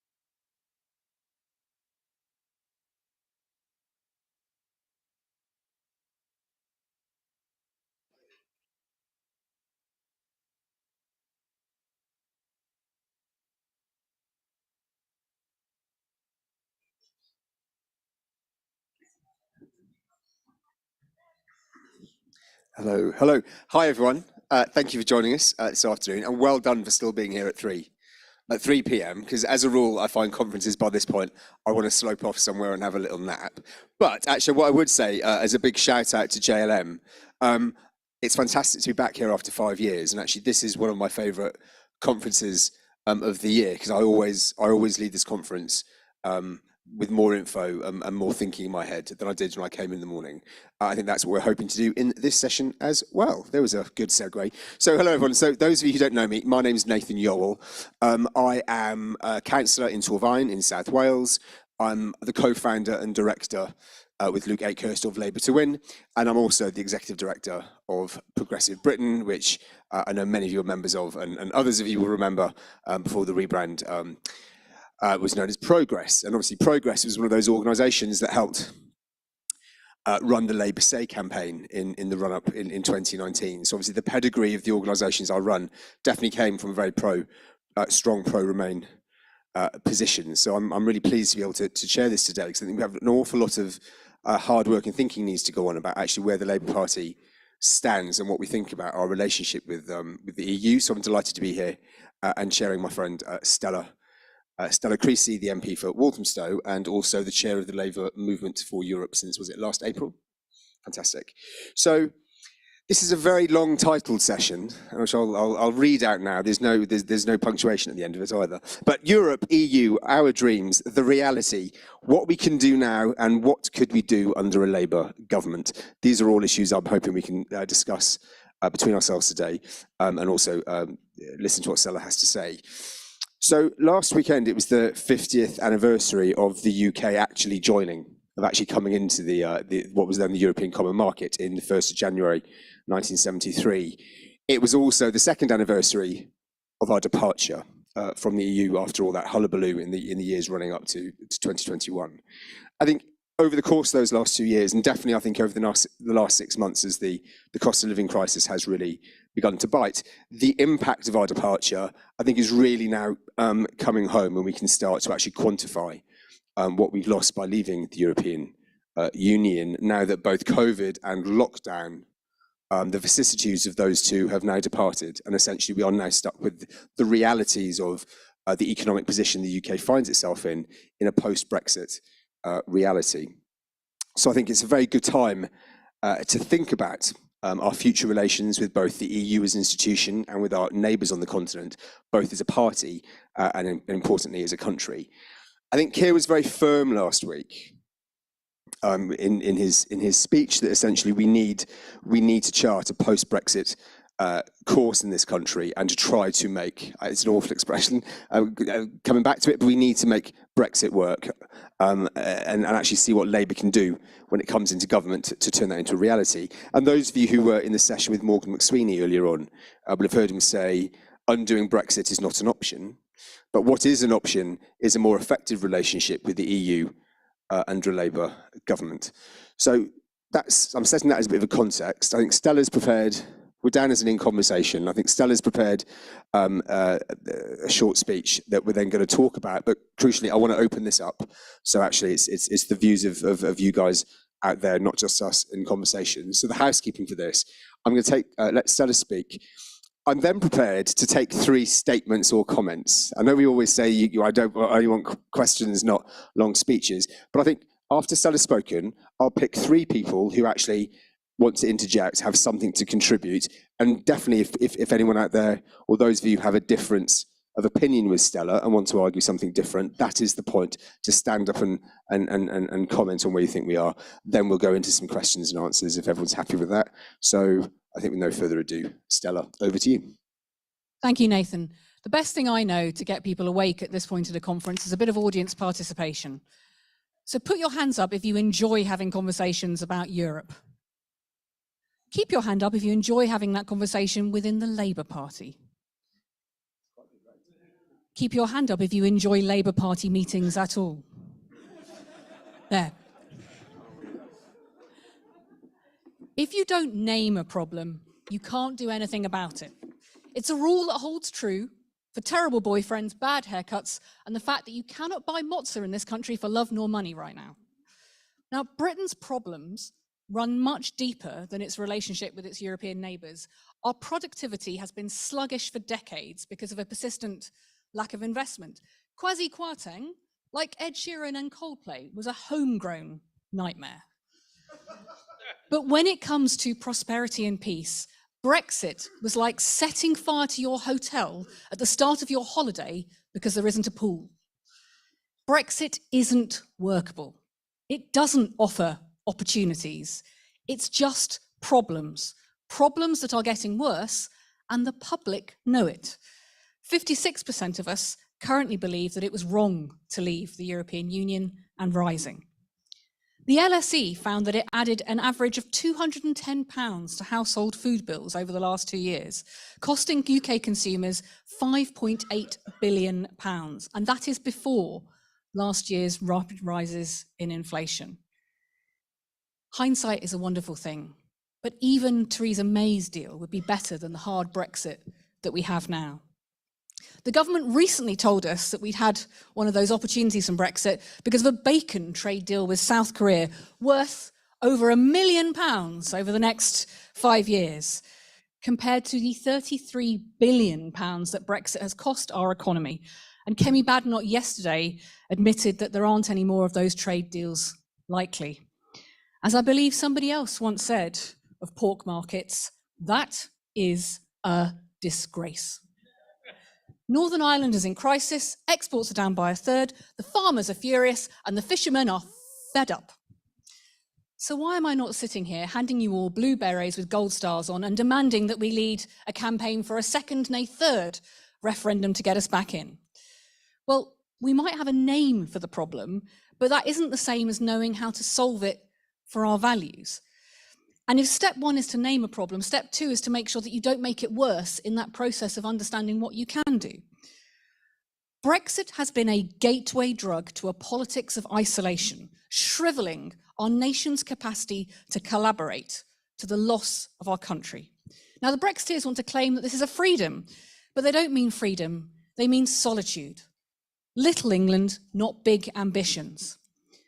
One of the challenges for the left is not to feed the myth that Brexit is a reasonable reaction to the world's challenges. It might be understandable, but it isn't reasonable to believe that going it alone offers a better future than addressing the challenges that got us here in the first place, that it is absolutely right to cut your nose off to spite your face. The Scottish referendum should have been a wake-up call for all of us on the left. The loss of 40 MPs to the siren calls of nationalisation, those who are more interested in passports than principles, was fatally dismissed by our movement as to do with poor campaigning. It was a warning that went unheeded, not to presume that the public would turn to our politics to cope when things got rough. Now, every generation has faced big challenges: poverty, hunger, war. But we are a generation that has been failed by a politics that goes slow when change comes thick and fast. Think about this. We live in a world where an app launched just 6 years ago has now been downloaded by half the world's population. TikTok, the Chinese government's advert of choice. It's worth recognizing that only a quarter of the world are on Facebook.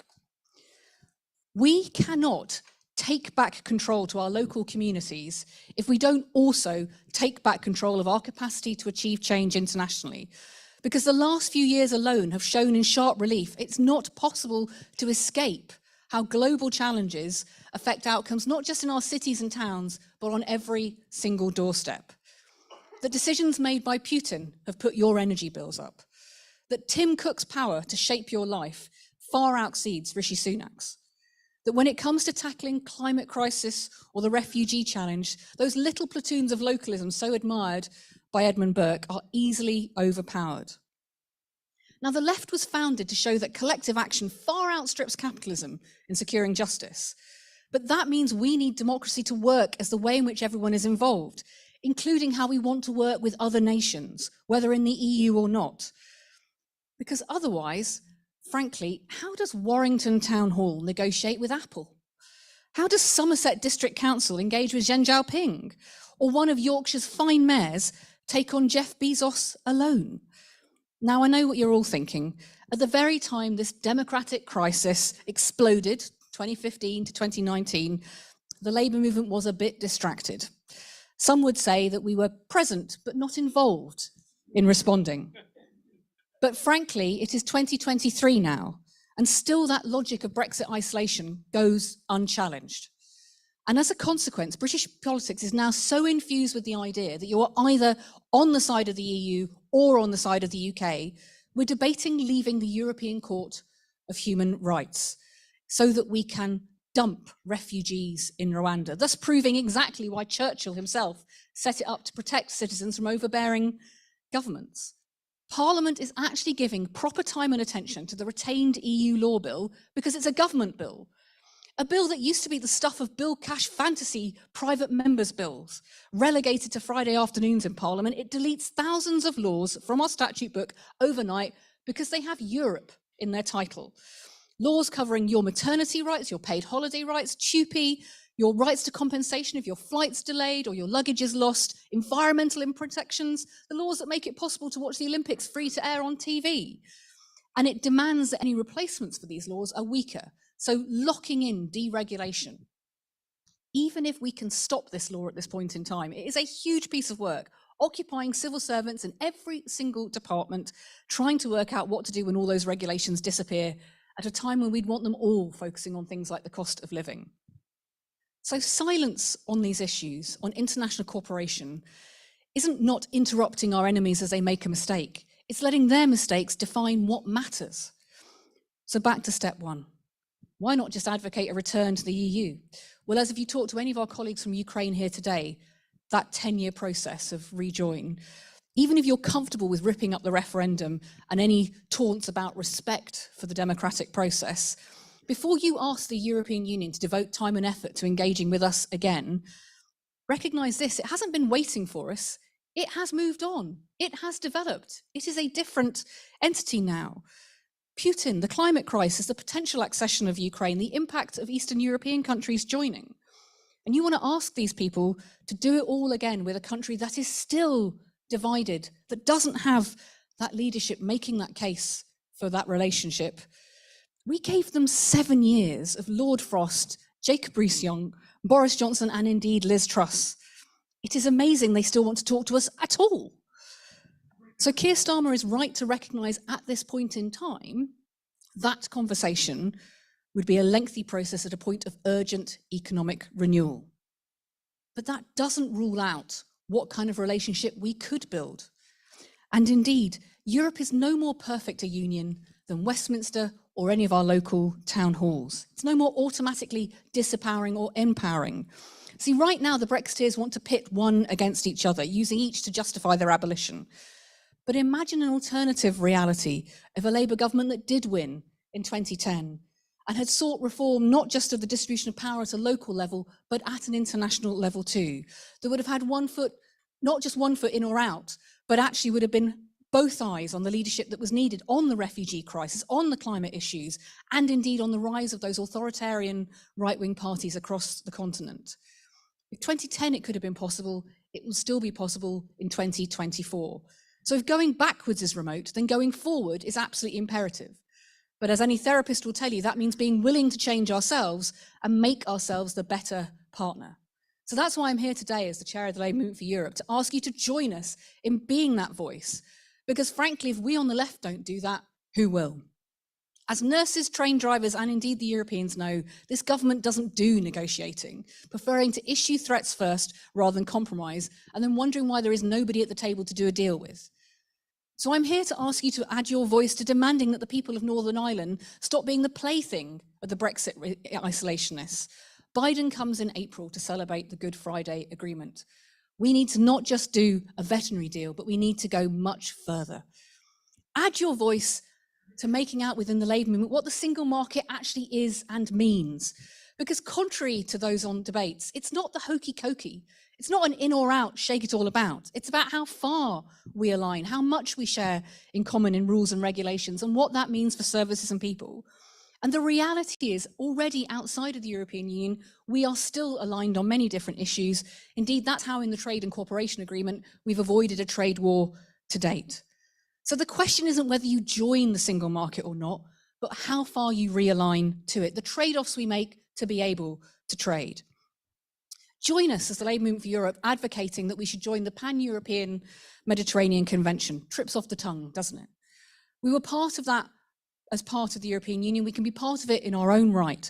Multiple countries outside the EU, including Norway, Turkey and Israel, already are. And it would help reduce that paperwork that makes the rules of origin rulings mean people don't want to do exports anymore.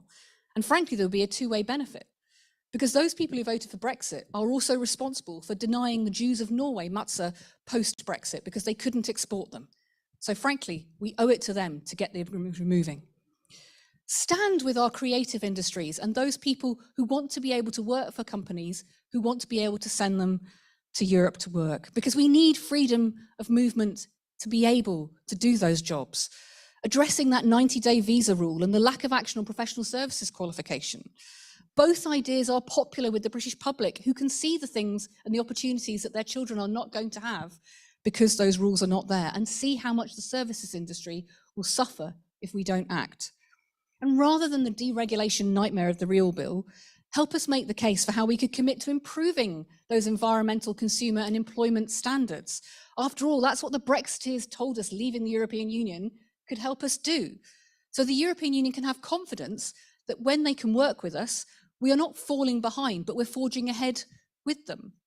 Refuse to be diverted from working together, because it's the only way to take on those powerful interests. Yes, the only way to stop Apple from forcing you to buy multiple chargers is to make it impossible to do that in a market of 550 million people rather than 50 million.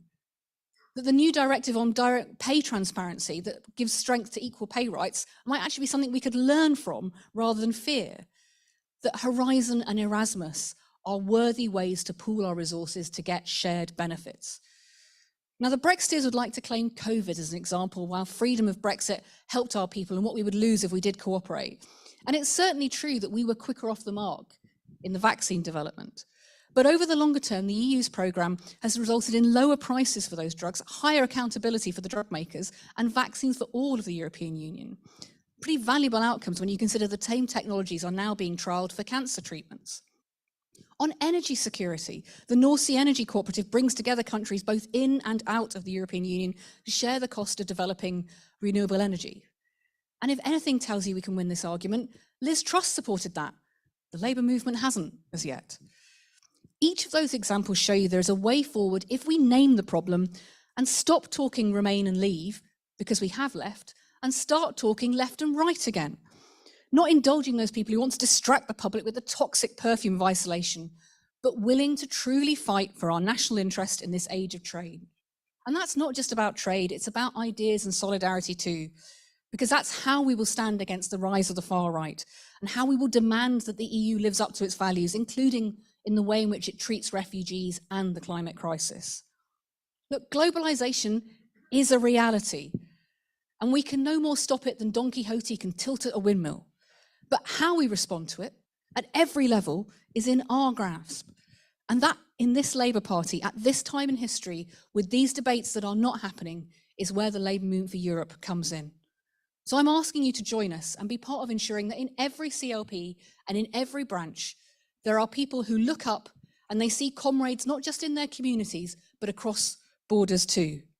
Because this movement was founded on the idea that you are stronger in a union. And that's never been more the case than now. Thank you.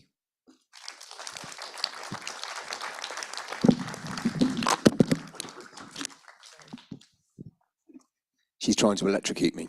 I would just pick up on that last, basically, like just to restate, I'll ask in a minute for three interventions that don't have to be questions, and then I'll be quite strict. But I'm just quite keen on that last point, Stella, when you talked about globalization and the global system we operate in. I think something that struck me in the last couple of weeks or months thinking about it is that we've ended up in a very sort of in a caricature binary between reshoring 100% of the UK economy and out globalization, which we know is never going to happen. I think there is much merit actually in thinking about looking at the levelling up agenda and, dare I say it, Keir's ambition. What was the expression he said last week? Giving back control. take back control, about the communities taking back control. There is definitely, I knew what it was. I was trying to get a rise out of the audience. I think there is definitely, it didn't work, you're right. That there's definitely a need to start thinking differently about actually how we look at the economy on the future. But I think the reality is we can't live as an island in the middle of the global system. But we definitely need to be doing some thinking about how we make an argument and how we formulate a new vision of a progressive globalism, taking us through the 20s and into the 30s. I'm just wondering whether you've got any thoughts about how we can start making that argument. Well, this is my point. If you want to take back control, absolutely. But that democratic reform and re-engagement cannot just be about local government. Because actually the myth of Brexit is that somehow we could do this on our own. The point is we need change at all levels of government, that disconnection, that dislocation doesn't change because you've got more power in a local town hall any more than it does by electing a few more people to the European Parliament. We do need a fundamental root and branch reform. Now, the good news is that our colleagues and comrades across European countries and left parties are in the same space as us. The bad news is that we've taken ourselves out of the room where those conversations are happening. But that challenge is not one of internal politics within the Party of the European Socialists. It's a very real one for the people in our communities. Look, if people have seen anything over the last couple of years at all, is that decisions and actions taking place in countries that might seem far away have very real, potent impacts on their lives. And I think it is so critical that we as on the left do not feed this myth that somehow isolationism can be made to work. The point is we need to reform the systems that we are using to address it so that they can respond, so that people can be part of that process. It's not that we can somehow manage the decline of our country, because that's what we'd be talking about if we accept the Brexiteer myth. You know, people sort of laugh at Jacob Rees-Mogg, but the man has been in a position to advocate this idea that somehow Europe was holding us back, when actually Europe was holding us together with other nations to be able to take on those challenges. So it's a question about what are the challenges that we are going to face. You know, if globalization means that you want to have, that Amazon needs to be challenged in the local communities here where the jobs are low paid, the idea that we'll be better placed to do that at a local level rather than using that collective might doesn't meet history, but it also is disrespectful to the people at the sharp end of these inequalities and injustices. And my argument today is that the left cannot talk about taking back control at a local level without linking that to taking back control at an international level as well, that it's not Europe or the UK, it's the left, it's progressive politics, it's that idea that collective action leads to far greater rewards and far greater equality than capitalism ever could. Actually, if we feed that Brexiteer isolationist, that Little Englander view, then we are encouraging people to manage decline rather than being ambitious. And I'm not defeatist about globalization. I recognize the damage that communities are experiencing. I am optimistic that we can overcome it. But what I worry about is in the last 6 years, partly for that feeling about, oh God, let's not have a conversation about Europe, that we're not having those conversations about, well, why did we do this in the first place? You know, this isn't about the post-war settlement. This is absolutely about issues like climate change and trade, where literally what you're seeing on TikTok in a video that was made in South Carolina is something that people are trying to purchase in Prestatyn. So there are plenty of different ways that we can do this. The point is we as a movement have to have that argument. We cannot say to our communities that is enough, frankly, to have power at a local level, that will somehow deal with the injustice and inequality that they may face and the disruption that they may face in the modern world. The point is we can do it at all levels if we are prepared to fight for our values. And the risk of the last 6 years is that by not having that conversation, we're moving further and further away from the concept of collaboration as dealing and providing with positive, progressive outcomes. Thanks very much. So, like I said, I'm willing to take 3 interventions now that are not necessarily questions. So if anybody wants to say something that ranges beyond a nice question for Stella, I've got 2 people with their hands up and I'll take those 2 together. First off, I'll take the gentleman almost at the back with the scarf on. And secondly, the lady at the front with the jazzy necklace. If you can wait for as ever, sorry, housekeeping, can you wait for the microphones to be passed around, please? I just want to point out that not everyone who's a Eurosceptic is necessarily on the left, is necessarily on the right. I mean, I'm on the left.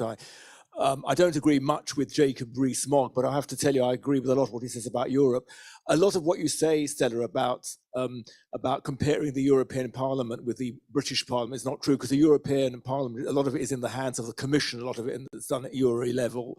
And also we are, as you said, as was touched on earlier, we are talking about taking back control and decisions becoming more decentralized and more power going to the regions. And I don't think these sort of large entities really are helpful. We do have to cooperate with our European allies and cooperate with people over the world and cooperate. And obviously Europe is we are part of the European continent, but not every Eurosceptic is necessarily on the right of politics.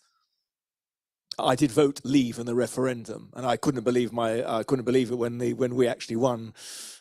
So sorry, can you say, it's my own fault, I should have said beforehand. Can you tell us, can you give us your name, please? David Dunnett, member of Hendon CLP. So actually, David, as you've got, sorry, Liron, you're going to tell me off now, as you're doing the hokey cokey with the microphone. As you've got the microphone, and could you actually potentially talk us through some of the reasons why you voted to leave, and where you think that Labour, or what Labour could be doing for a more productive relationship with both Europe as a continent and the EU as an institution? Well, I think now that we've left, we have to try and, I mean, there's a lot, I don't disagree with everything Stella says, we've got to try and cooperate with the EU, and but I do feel that the EU has put us into a straitjacket, and we're subject to decisions made by the European Commission, and I do feel that Brexit does give us with long-term new opportunities. So, can you tell me what they are? Well, that remains to be seen, obviously.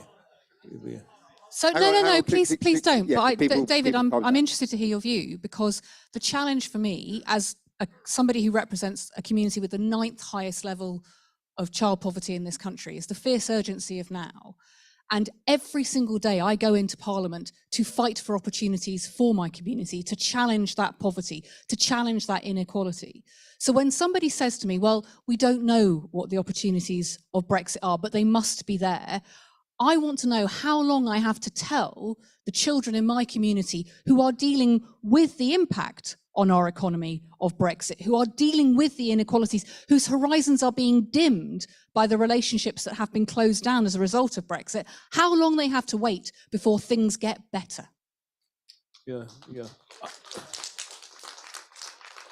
I don't think it is an unreasonable question to those who argued for going it alone, which is essentially what you're talking about, because nobody's arguing. I want fundamental democratic reform at every level. As I say, exactly. I don't think having been a poacher turned gamekeeper turned pheasant, I've been a local councillor, I'm now a member of Parliament, I've served on the Council of Europe. You are absolutely right, and we would find common cause that our democratic institutions are sclerotic, but they are sclerotic at all levels.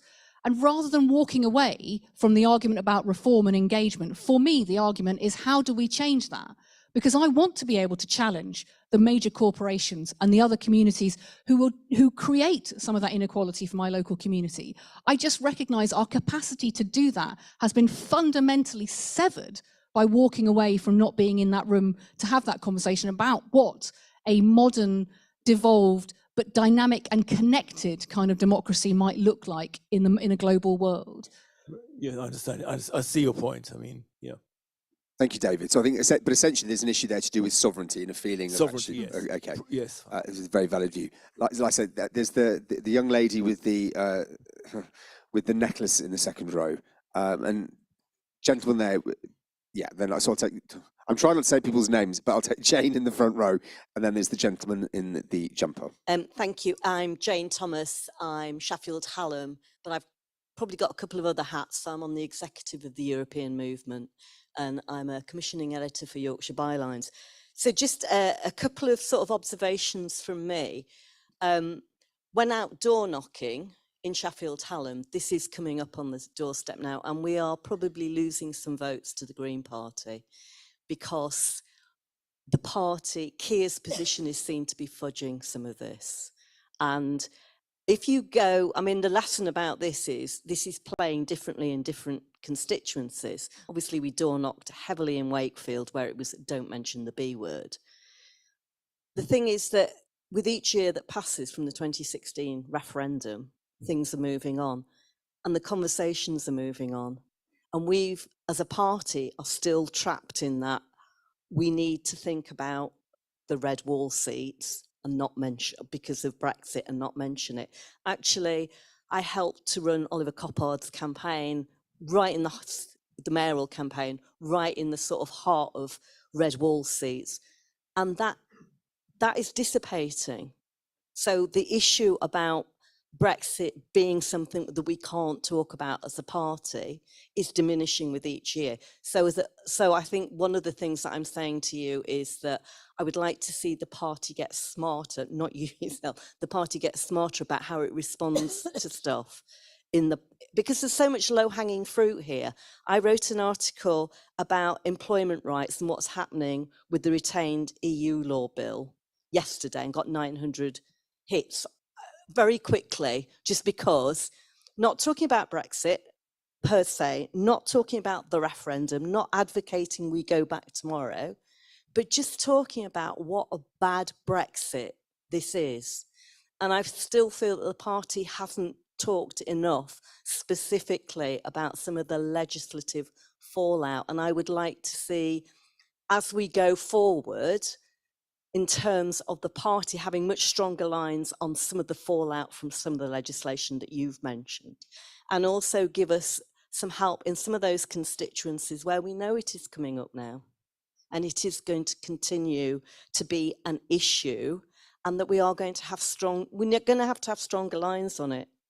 And that is not advocating to rejoin tomorrow. I mean, I'm part of the European movement. We're not advocating rejoining tomorrow, but we are picking up real opportunities where I think there's low-hanging fruit to expose how bad this is. And I'm hoping that in the next 6 months, certainly that the PLP and the party going forwards will be able to use, as the REUL bill goes through Parliament, really expose the damage that is being done here. Thank you. Thanks, Jane. So there's the gentleman there in the reddish brown jumper. Can you tell us who you are, please? Neil Fraser, Harrow West, with Gareth Thomas. I totally concur with what the lady says there, but I absolutely am convinced that Brexit is the biggest disaster that this country has faced since the war, and the fact of the matter is that it's quite clear from an economic point of view, that if we were to rejoin the single market, it would boost the economy. There's no question about that. I'm sure Stella agrees with that point. Would it not be possible, therefore, to come forward with not only a realignment towards it, but a vote to rejoin, to try and rejoin it, or is that too far? Is that a bridge too far? Thanks very much. So we've got 3 questions there, I think, moving backwards. Is arguing for a referendum now a bridge too far, instead of actually potentially arguing for some sort of single market realignment? Then there's 2 from Jane. One is the issue about how potentially can we campaign more cleverly on some of the problems with the retained EU bill, especially around employment rights and other sort of quote unquote sort of bread and butter or other environmental issues where we know we could make a proper impact going into the next general election. And then third, and I'd be quite interested to get views from the audience once Stella's spoken. Third, the possibility of us now beginning to leach votes to the Greens, to the Lib Dems, presumably, if there's anyone here Scottish, to the SNP, because of the stance we've taken. Yeah, and so I think, Neil, actually, you were talking about something slightly different. As I say, look, talk to our colleagues in the Ukraine, and everybody is sympathetic in Europe about how to support the Ukrainians, and there's a conversation there about them joining the European Union, but that is a 10-year process.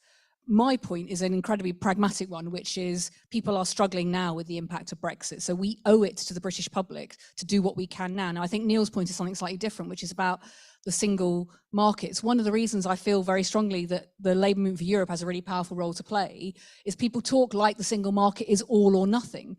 Actually, it's not. It's a series of different degrees of alignment. And now that we've left the European Union, any of the outcomes that we might want to keep in terms of even basic trade negotiations. I mean, the Trade and Cooperation Agreement aligns us not to lower our standards, which is where the retained EU law bill could potentially start a trade war because it writes in deregulation. But this is, it's not that it's either one or t'other. It's about how far you align and what the trade-offs are in doing that. And I think it's really important as the labour movement, and that's why we want voices in every labour community helping people understand that, because if you are going to have a creative industries visa, that is about a freedom to work, which means that you are going to have to do some kind of alignment, some kind of deal about the single market because of the 4 freedoms that were in it. I don't think that's a referendum issue. I think that's about, do people support that? Now, you know, my worry is we are going to end up reinventing freedom of movement with a lot more paperwork in the long run, unless we start having conversations with people about, well, this is where the trade-offs screen, because the public get that. You know, the public totally understand that if you want to trade with other people, you do a deal with them, and that deal requires some of the things that you might agree not to do to each other, as well as things you do agree to do to each other. Similar on the customs union, or as I say, on the customs union, we're really clear that the Pan-European Mediterranean Convention, which is about shared rules of origin, would be a massive boost to British manufacturers right now. And there's one thing I think you can do is you can talk to British small businesses and say, look, if you, I've got residents who run businesses where they're having to get paperwork to export a stock cube. You know, it's not sustainable. Things like PEM wouldn't solve everything, but they would be a big way of cutting into that, and that would really help struggling British businesses. But a lot of this information, a lot of this detail is dampened down by that first initial thing about, do you want to have a conversation about Europe? Oh, you're going to talk about the referendum, aren't you? Oh. We understand how divisive it was for people. And actually, as Democrats as well as socialists, we do have to respect the fact there was a referendum. It happened. We didn't win that argument with people. My point is, there's a new argument we need to be having. Now, that's where Jane comes in on the retained EU law bill. If you are already, I sound like I'm doing a sales pitch, a member of the Labour Movement for Europe, you will have been receiving regular updates for us from the retained, and quite how mad it is. I mean, there are some things about it that people might think are quite good, actually, because the Facebook have basically said if it goes ahead, they'll have to shut down operation in the UK. And, you know, people feel a bit mixed about Facebook. You'd lose all those pictures of your grandchildren, but we might deal with less cyberbullying. It is a piece of legislation that is born out of a knee-jerk reaction that anything European is a bad thing, that anything that we might have signed up to, like compensating people for flights, you know, like rules about whether or not you should have cancer-causing chemicals in your cosmetics. Apparently that's a really bad thing because it came from Europe. And, you know, it exposes the fallacy of that Brexiteer isolationist argument, because actually if these are things we think are good things, why on earth are we spending hours of parliamentary time and civil servant time rewriting the rules that we've already thought were quite a good idea in the first place? At this point of time, there are 2,700 rules on Jacob Rees-Mogg's dashboard. However, we don't even know which laws it deletes. The government isn't quite sure what laws it deletes. The latest suggestion is about 4,000 laws that it deletes. Some of the laws on there that are listed on the dashboard have already been rewritten, but will be deleted by this government by passing this piece of legislation. Other laws aren't on that, but are definitely pieces of European legislation. It is completely bonkers. I want to do more than expose things, though, Jane, because I actually think Bill Cash's fantasies, people know, are kind of a bit mad. And I say that as somebody who famously got Bill Cash to say the word tampon in Parliament. You know, he's at that level of debate. What I worry about is in that environment where we are kind of saying, oh, it's understandable and reasonable that people voted for Brexit, that somehow this idea that that was the best way to respond to frustrations with the political process, then all we're doing is encouraging the idea that it is EU versus UK. And actually, we have to start challenging that. You know, if this government really leads us down a path that we leave the European Court of Human Rights, I promise you, it's not just refugee rights that will go out the window. These are basic, important rules that protected us from overbearing governments of all colours. And that's why Churchill brought them forward. And yet, that is the environment that is now being created. And I simply say to you, if you join the Labour movement, I don't think you join the Labour movement to walk away from solidarity. I think you join the Labour movement because you were part of wanting to build solidarity. That solidarity cannot exist only at a local level. It exists at an international level because these challenges are international. The reality is that decisions that Jeff Bezos makes will affect jobs in our local communities. The reasons why people are on those 0 hours contracts. It's not just to do with the Tory government, and a Labour government on its own can only be one form of protection against those global challenges.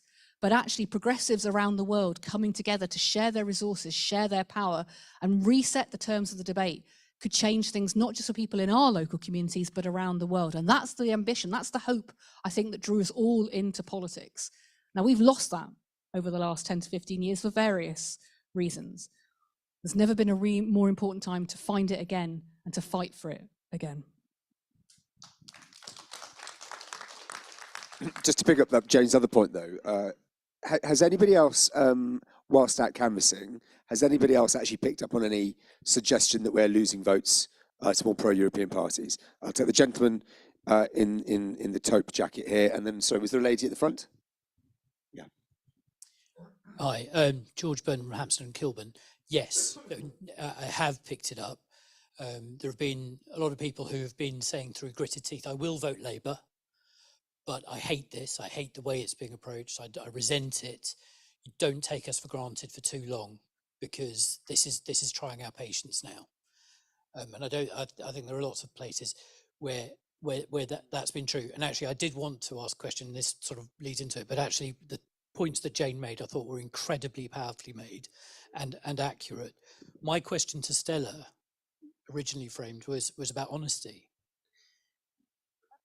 How important, when we're talking about issues around European engagement going forward, post-Brexit, is it to be honest with the electorate on issues relating to Brexit? Thanks very much. No, actually, did you want to speak? No, fine. In which case, then, I think I've got the lady next door here would like to speak, and then I'll take the gentleman in the light blue shirt. Irene Scheinberg from Dulwich and West Norwood.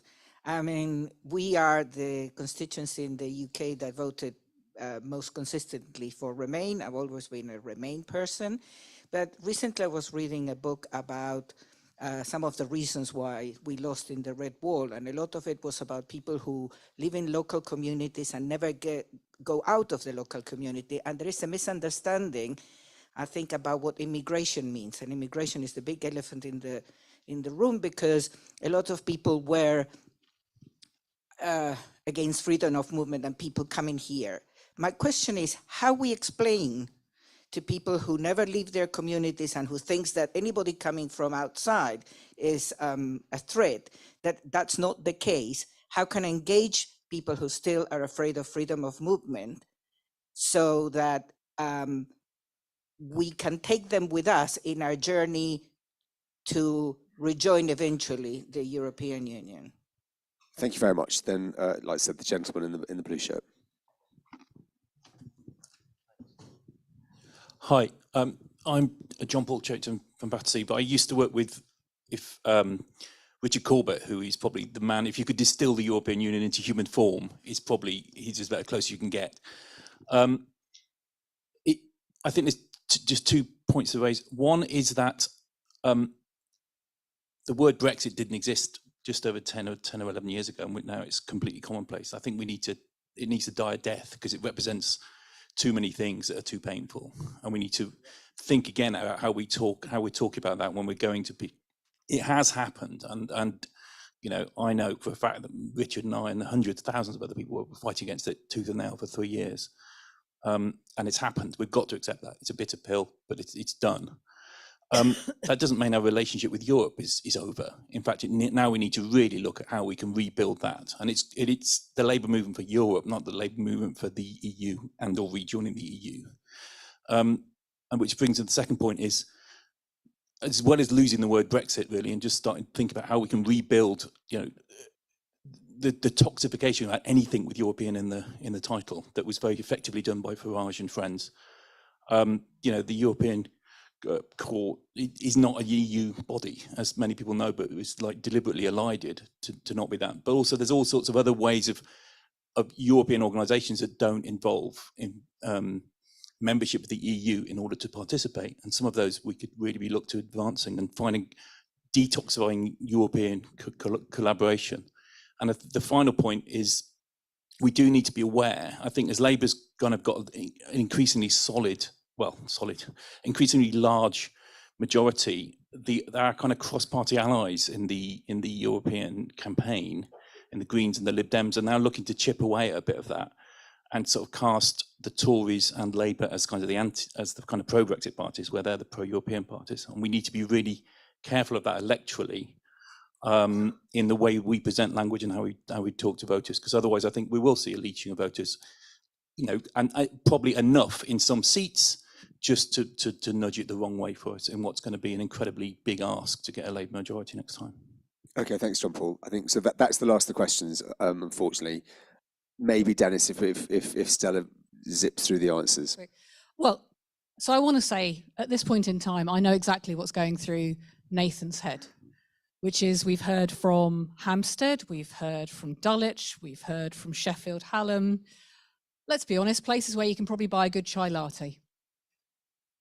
One of the challenges here is that we as a movement, and one of the answers to the Greens and the SNP, who promote isolationism in their politics, but talk a language of collective activism, is to bring that common thread. Because actually there's a very simple question for me, and there's a question I asked David at the top about voting for Brexit.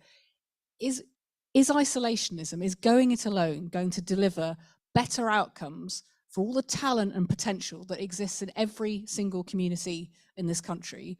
Or is finding a new way to work with people going to do that?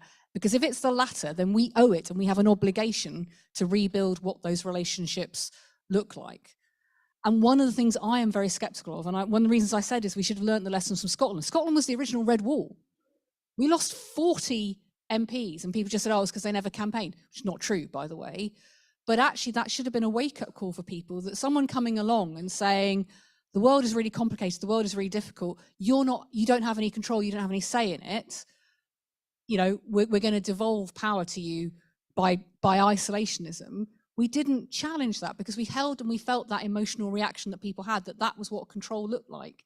It isn't. Actually, they lose control by isolation. And we're seeing that firsthand now in that decisions, as you say, you're right, decisions that Europe is making are affecting us. But we're not in the room to be able to be part of that, to change that, for good or bad. And the situation in Ukraine is a good example of that. Again, we can all be grateful that Boris Johnson, as Prime Minister, did stand with President Zelensky. But imagine how much more powerful a collective response across Europe would have been, full stop, because actually one of the challenges was to make sure, for example, that the Germans didn't backtrack on it. We weren't in the room to be able to stand for those values. And the question for me is not, can we win that argument about the difference it makes to the lives on a daily basis with the greatest will in the world, with a lot of the people who probably did go on the marches?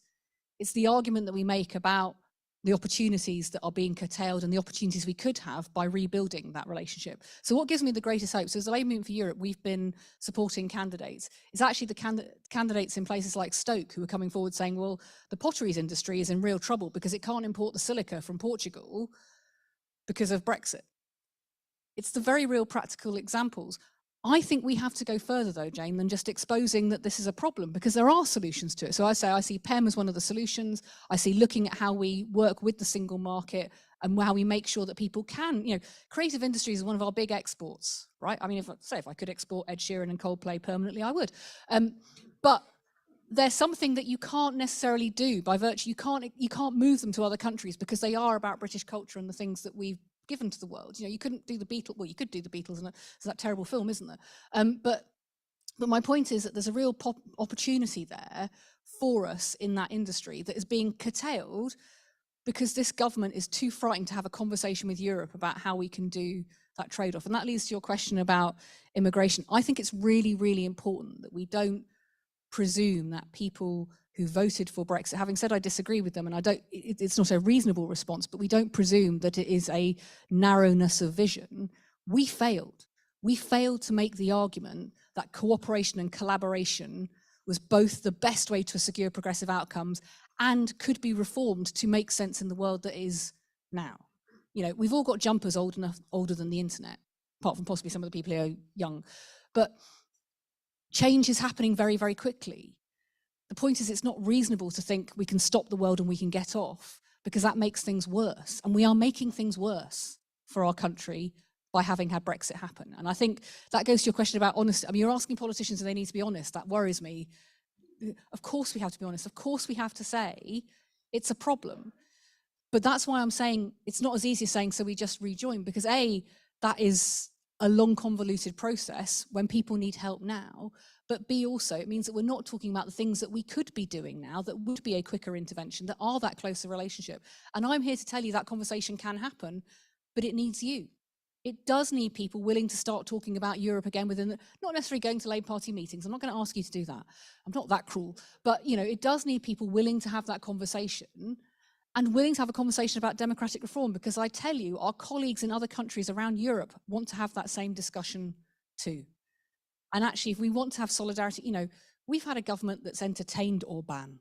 Imagine if in 2010 we'd had a government that challenged him, but also was working with the Hungarian left to make sure that people couldn't say, well, the reason you vote for these people is because there's this blob called the European Union and it doesn't listen and it isn't accountable. That it did reform how it worked, that it did engage with people in the same way that we need to reform the House of Lords, the House of Commons, and indeed our town halls. It's not an either or for me. That challenge to democratic accountability in the modern world is absolutely paramount. My point is, we cannot talk about taking back control to people and not take back some of the biggest places where control is happening over their lives, which is at an international level. Okay, thanks, Stella. I think, no, we'll have to finish now, unfortunately. So thank you very much for your What I talk would today. say is if nothing else, you're all very kind people. There's a young gentleman on the front rows, his first day working with me as part of the Labour Movement for Europe, he's called Ben.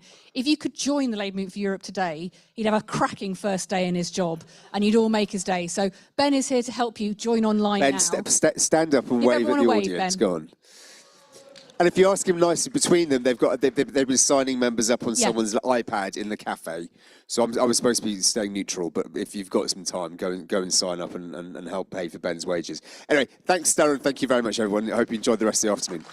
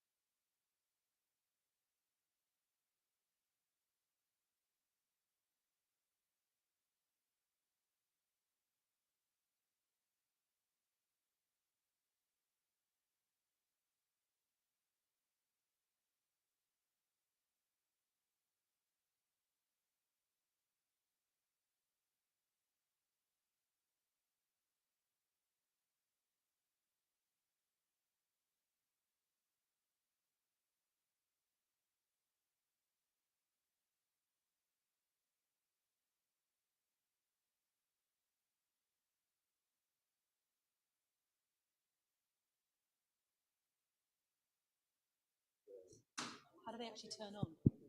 Oh, they're on. Oh, don't need to do it.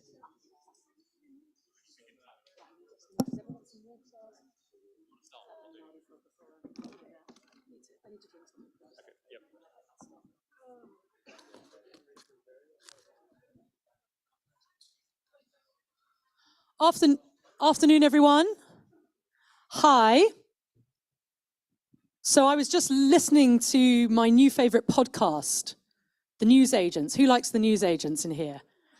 There's some good, I don't know if they're members of JLM, but John Sopel and Emily Maitlis should be, and Lewis could be.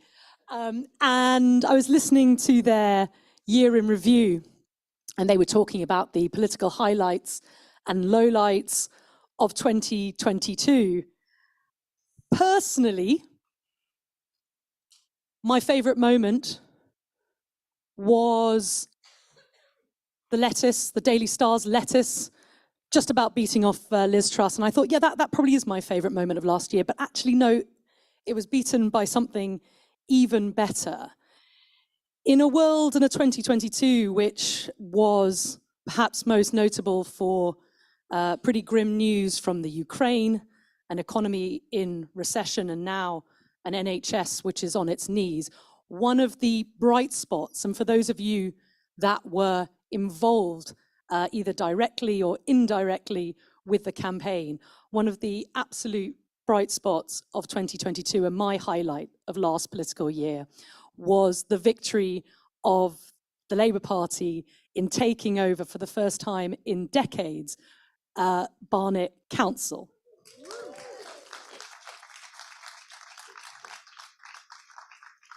Those of you who were there that night on the 5th of May into the early hours of the 6th will know that as well as feeling absolutely exhausted, I think we all felt absolutely euphoric. Euphoric because it really was an absolutely historic win that Councillor Barry Rawlings, who's there to my far right, helped deliver. And historic for two reasons. Historic because a Labour majority administration, a Labour-controlled administration, had been thought to be a pipe dream for so long. But also, given the recent political fortunes in Barnet in 2018, when the Conservatives won Barnet, held Barnet by 38 seats to 25, to see an absolute landslide, an absolute sea change, with 41 Labour seats to 22, really was historic. And I think it's pretty telling that the first place that Keir Starmer chose to visit on election night, he chose Barnet, where most of us were feeling pretty bleary-eyed. So this session is all about how that happened. What do we think accounted for this historic success? And we're particularly going to hear from Councillor Barry Rawlings and also Assembly Member Anne Clark and Councillor in Barnet too, for how that successful campaign was forged and how it can be consolidated now that Labour is already getting on and delivering in power. And then as we look ahead to not just the next set of council elections, mayoral elections, but also the next general election, where we have the potential to win 3 marginal seats. Dan Tomlinson, the candidate in Chipping Barnet, David Pinto-Dushinsky in Hendon, and myself in Finchley and Golders Green. Just how do we make that a reality? But I want to start, I'm going to sit down now. I want to start with Barry and give you the floor for a few minutes, Barry, to tell us what was the secret of your success? Well, it's interesting you presume I know. There's a few things. First of all, this is the Labour Party politics. So when I'm introduced as the leader of the Labour group, I was this morning and hopefully still am. But the important thing to think about is there'd been defection to Liberals and a place. So when we went into the count, we actually had 23 councillors. When we came out, we had 41. We won 18 seats in one go. Now the question is, what are the lessons to be learned from that? First of all, I think we would have done better 4 years previously. We didn't, because the Labour Party was tainted with anti-Semitism. We know we were knocking on the doors. And I'll be honest, in 2018, it was always a deep breath. If you saw them as a deep breath, because you knew you were going to get criticised and you had to accept that. One lesson is be honest. I think we were honest. We said, I mean, I put a couple of things in the Jewish Chronicle, tweeted out that anti-Semitism was racism. Probably didn't make us that popular at Labour Party head office at the time, but you have to be honest. So part of it, I think that honesty helped us, people accepted where we stood. We have, so far as the Labour administration, outlived the lettuce. I'm on my 3rd Prime Minister. Who would have thought it? I think there's 2 or 3 things also. People were ready for a change. There were demographic changes. Barnet had never had a majority Labour council and had 20 years of Tory rule. What was important to people was no longer important to the local Conservative Party. One of the first things we did on the night was declare a climate emergency. Now that's it's a gesture unless you do something about it. But Barnet Conservatives refused to accept there was any climate problem. We were this oasis surrounded by authorities, including Conservative Party, who recognised that there was a climate emergency. Barnet refused to accept it. Can I just say, I know I only got a couple of minutes, why that's important, and knows this as well. The last time, when you look at early deaths through air quality, the last figures you can go by really are 2019 because of the pandemic. Barnet had the 2nd highest number of deaths, 204 premature deaths. 204 people died before they needed to. 204 families were bereaved before they had to be because of air quality. And yet the Conservatives refused to accept there was any problem with the climate. And in fact, all their literature was attacking Sadiq, who whose efforts on air quality have been successful if you look at the figures. So they were in the wrong place on that. They were in the wrong place on a lot of things. They kept it. Their main thing was attacking Sadiq. There was some dog whistle politics, which we're careful, and they presumed that as long as they kept mentioning Jeremy Corbyn, even though he wasn't even, a Labour MP, the Jewish vote would go Conservatives. Well, in my limited experience, I think the Jewish vote goes to different parties like the non-Jewish vote does. The assumption that there is a block vote is wrong and I think quite insulting.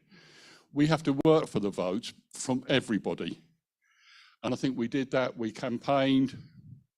We stood up where we had to be. Because the whole thing about anti-Semitism to me, and I think I said it on television, it wasn't about votes. It wasn't about crosses in boxes. It was a moral question. And in moral questions, you have to take the right side, whether it gains you votes or not. If you start worrying about votes, you lose some sense of that morality.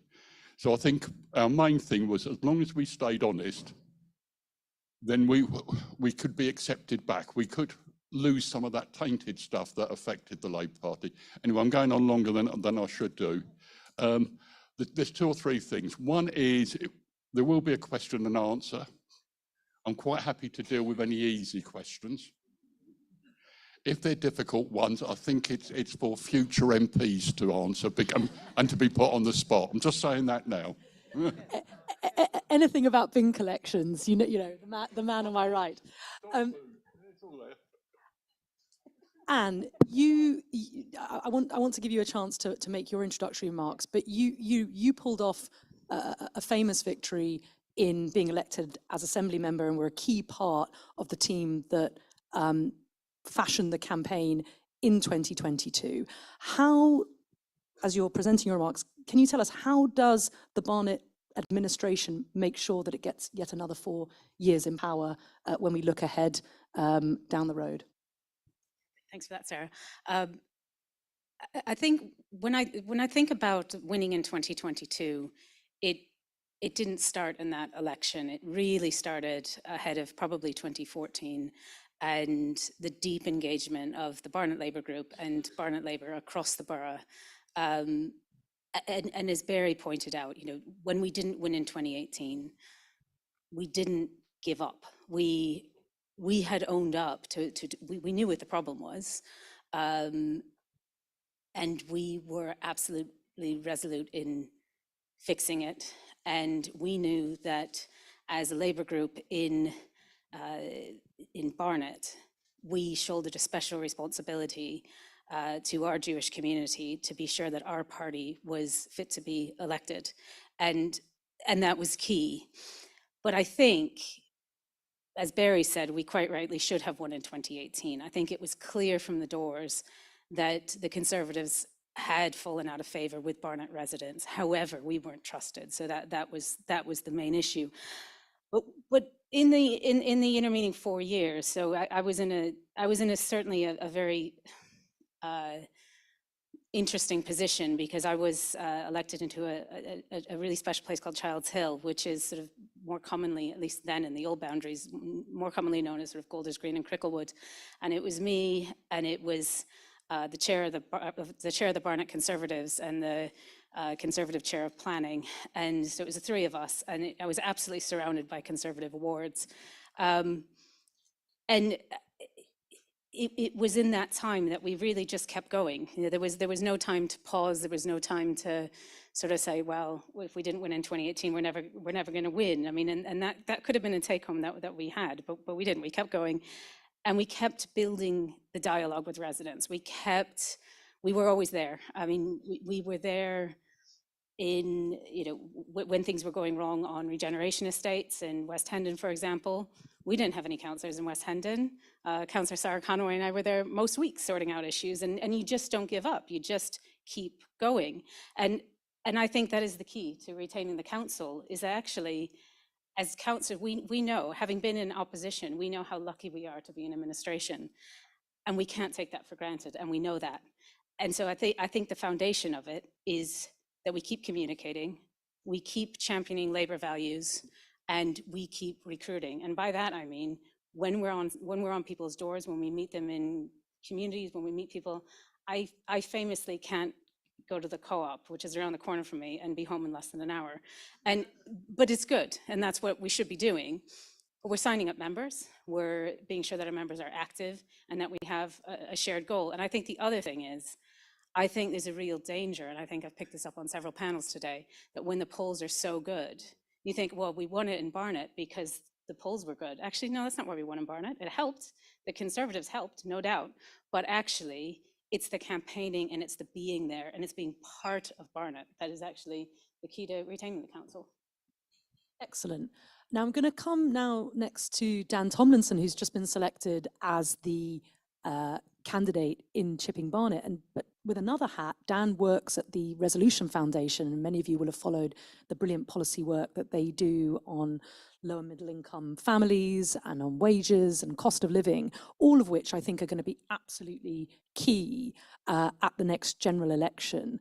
And with that, I suppose those two hats in mind, Dan, and looking ahead to a probable election in 2024, what do you think are, let's say, the three key things that any campaign in Chipping Barnet, and perhaps more generally across the Barnet seats, needs to have to succeed? Fantastic, Sarah. We'll all be glad to know that we hadn't prepared this, but I prepared three things. So that's great. Right. We campaign in poetry and we govern in prose. Lots of you will have heard that phrase. And let me say, when it comes to the general election, and hopefully us three all winning, if the people of Barnet put their trust in us, I'm really looking forward to the prose.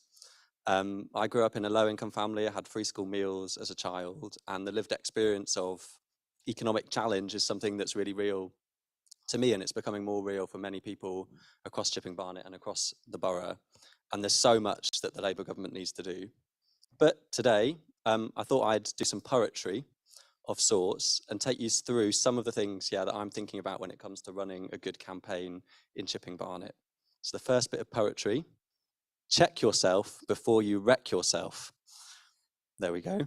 We've got to make sure that we keep our own house in order locally. Some of this is about standing up to the pointless debates and comic infighting that sometimes happens within the Labour Party, but it's also really serious, and it's some of the stuff that we've been talking about today. Yes, it's standing up to anti-Semitism. It's standing up to bullying when it takes place within the party. And with Keir's leadership, the good thing is that this is broadly now about maintaining the hard-won progress. And I will do my utmost to do that, and I'm sure all the people on this panel, I know all the people on this panel are going to be doing that too.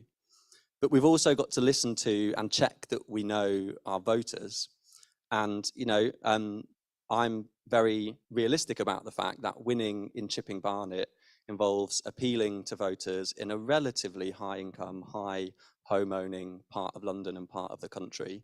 We're going to be talking more about issues such as crime and maybe less about issues such as reform to universal credit.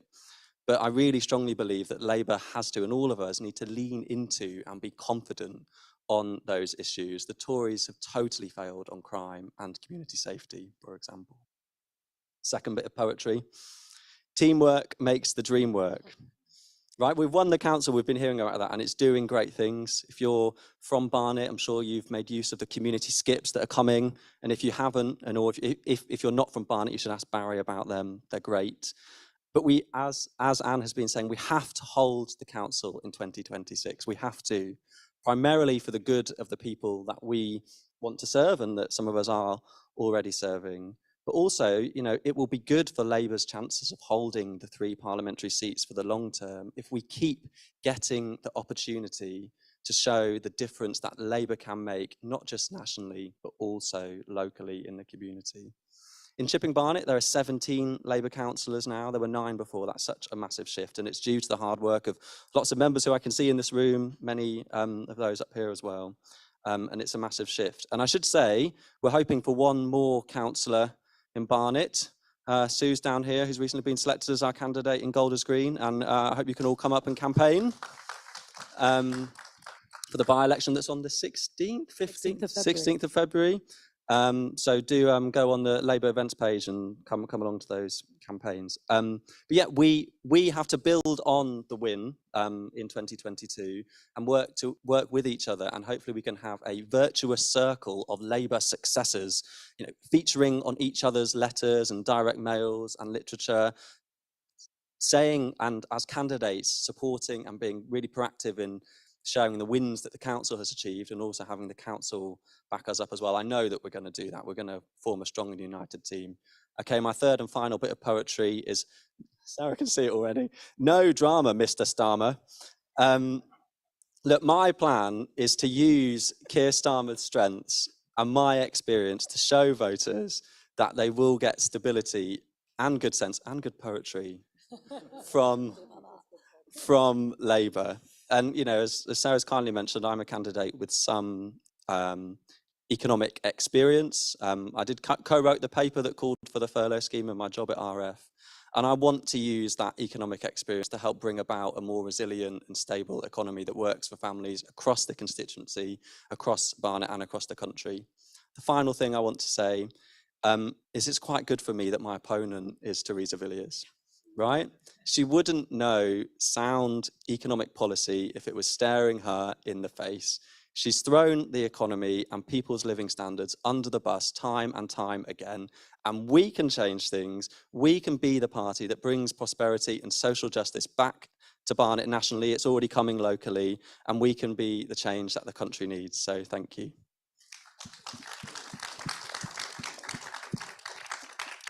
Fantastic. I really feel like you've raised the bar. I'm now thinking, you've got Dan the man, back the sack. The problem is I can't think what rhymes with Dushinsky. I mean, it's very little. It's tricky.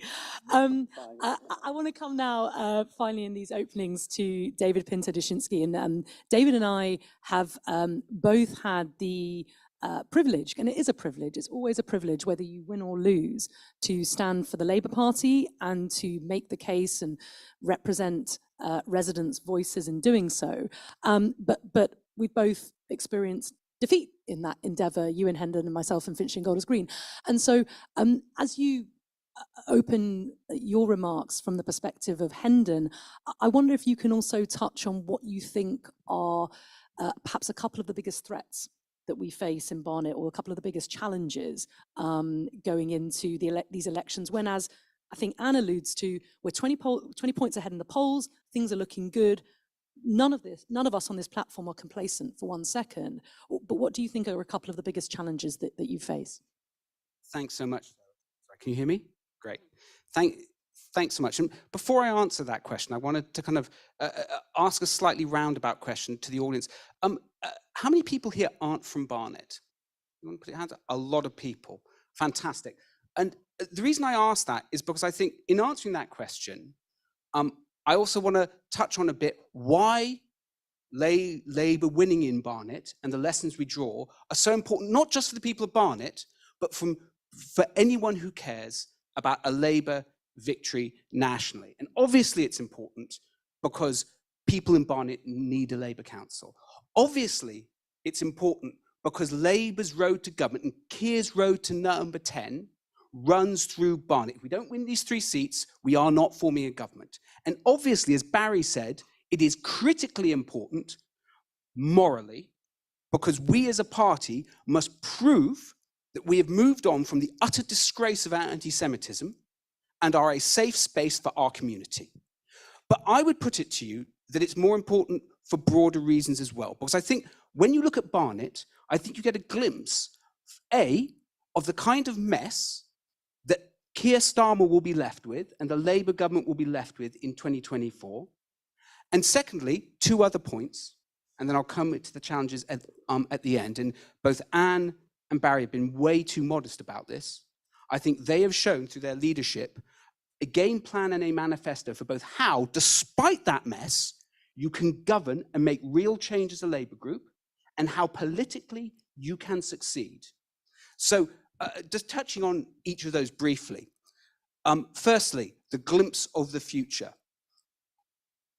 Failing public services, local institutions being cut to the bone, incompetent administration. It's Rishi Sunak in 2023, and it's been the Tories for the last decade plus in Barnet. And what the council has already been dealing with is very much the kind of after effect of that. In Hendon, where I'm the PPC, we are now probably the fly-tipping capital of northwest London because of the cuts and their failure to enforce. Anne's talked about the great work she, Sarah Conway, others did on the housing in West Hendon. It was an utter disgrace. We've been left with a legacy of underinvestment. The list goes on and on and on, and Barry and Anne are much better placed than I to describe it. But I think it is the same legacy that we nationally will face. And also, by the way, we face the same politics. An administration that told us it was for powers beyond their control. An administration that was prepared to lie, and so we saw it in council election after council election, and also, as Barry said, try to frighten people and not engage with the issues that people actually face. So I think looking at Barnet for lessons for broader Labour victory and for how Labour can succeed in government is, I think, a really useful and powerful tool. And so what are those lessons? Well, again, I think Barry and Anne have touched on some of them. But if I start by thinking about what I've seen the Labour group already achieve in government, I think I can pull 2 or 3 lessons out. Firstly, it's ruthless focus. As Barry and Anne both said, they were very good at focusing on the things people really cared about. Not these esoteric things, but things that would make a real difference in people's lives. Secondly, deliver, deliver, deliver.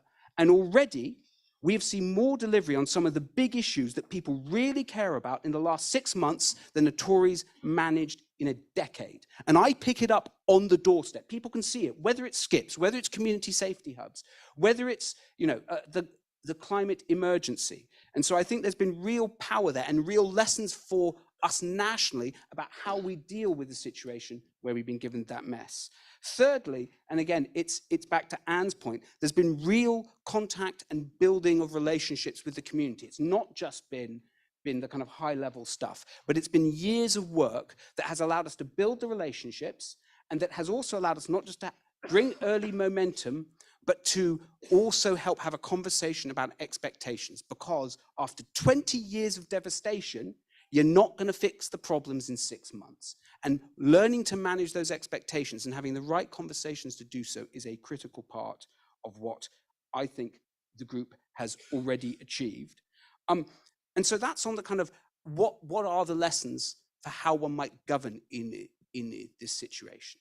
But politically, what are the lessons for how one wins in this situation? This also comes to the issue of challenges, because let's be clear, there are still, despite the huge amount of work, and Anne is absolutely right, this didn't fall from the sky. This wasn't purely a reflection of national trend. It was the result and the fruit of years and years of hard work by hundreds of people. But there are, of course, still challenges. First is, quite rightly, the Jewish community absolutely is right to ask, have you really moved on? Can we really trust you? Are we safe with a Labour government? And we will have to, and it is right that we have to, prove time and time and time again that Labour has changed, and this is now a safe space for Jewish people, without doubt. Big challenge one. Big challenge two is going to be fear of the unknown. And we've seen it, and by the way, as part of that fear, I think a readiness to, I'm trying to find a word, put vague promises on the side of a bus. I'm very struck. Those of you who came and campaigned in Barnet would remember the last throw of the dice the Tories tried against Labour in May, which was saying, even though it was in our manifesto that there were going to be weekly bin collections, just putting out a leaflet saying, oh no, there won't be. They just made something up. But I think that is absolutely where they will go. There will be a desperation, and Barnet Tories have form on this. And so I think that is challenge two. I think challenge three, bluntly, will be turnout. The Conservatives are doing everything they can to suppress the vote, and particularly, for instance, in parts of Hendon, Burnt Oak, Colindale North, etc., and other parts of our communities as well. There will be a real fight on our hands to make sure that thousands of people are not essentially disenfranchised. And so I think there are a number of big challenges, but as Anne has alluded to, I think there are massive lessons we can draw from Barnet Labour's victory about how to deal with these challenges. And the first is showing in everything we do that the party has changed. And again, massive credit to Anne, massive credit to Barry, massive credit to all of our councillors for living and breathing and demonstrating that constantly and repeatedly, not just in our messaging, but in the way we campaigned and in every day we played, so to speak. That's, I suppose, point one. Two is showing we are credible, not just nationally, but locally, as candidates and as a government in waiting. Three is making sure, and again, this was a big lesson of Barnet Labour. We don't need a million policies, but a few big totemic ones that show people clearly how concrete stuff in their life will be different, will make a huge difference. Fourthly is the ruthless professionalism and focus that Anne talked about. And fifth and finally is vision. And so I think the Barnet Group was great at articulating, yes, concrete stuff, but also a vision of what the borough can be. And I think if we as Labour can connect with that vision, if we can have those totemic policies, and that is exactly what Keir is building, then I think we are on the path to victory. Thank you, David. Well, thank you very much. Seeing as so many of you raised your hand when David asked a very pertinent question, which is how many of you are not from Barnet, I hope that now you've heard how critical it is both for retaining the council and winning 3 seats, that you will, over the next 18 months or so, come out, starting with Golders Green on the 16th of February, come to Barnet and join us. We always offer a warm welcome. But, if you are in a very safe seat in Camden, perhaps, come to Barnet. If you're in a very safe Tory seat that's never going to go Labour in a million years, come to Barnet. You've heard it here first. Barnet is where it's at, the political epicenter of the UK. Right, well, with that plug, can I get some questions? We'll take them in rounds of 3, and we'll put them to the panel as appropriate. So starting here. Oh, there is, hang on a second, there is a roving mic, so. Hi, Simon Gill, the leader of Bromley Labour Group, which up until 2022 was exactly the same administration in culture as Barnet Conservatives, and sadly continues to be. We gained 4 seats, and hopefully next time round we think we've got a good chance, the best chance we've had in 3 decades, of getting the Tories out in 2026. But my question, I guess, mainly to Anne and Barry is, local government finances with inflation at 10% are incredibly tough. The government isn't giving us the money that we need, and we're seeing massive increases in demand in adult care, children's care, everything. In such a tough environment where we're not going to have a Labour government for at least 2024, possibly later, and even then with an incoming Labour government which is already managing expectations about how much money is going to be available, what do you do over the next 4 years to essentially convince residents that after the first term of Barnet Labour, they're in a better position, despite the fact that you've got huge challenges in trying to balance the budget? Are there any other questions? Because I think that's clearly a really important question for both Barry and Anne. But let's see if there are a couple of other questions now. We'll take them whilst I'm going to make Liron do all the running.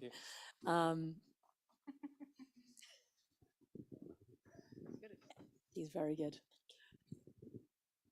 If I may, and it's not out of order, I'd like to ask a question about the practicalities of when it turns to an actual election turnout and campaign, particularly in relevance to Hendon, where I'm sort of a bit of a veteran on walking around and stuffing leaflets in people's doors. The specific question is to do with the literature which is put through doors. To what extent can the local candidate be semi-independent from the centre in choosing and designing the leaflets they put through the doors? Because very often I've noticed when the leaflets I've been entrusted to stick through doors are not actually relevant and the most appropriate for that particular ward. And I think that can make a lot of difference, i.e. you don't want to stuff one about benefits in the most affluent area and vice versa. Just Good question. And any more? A question from a woman, if there's a woman who's got a question? Yep.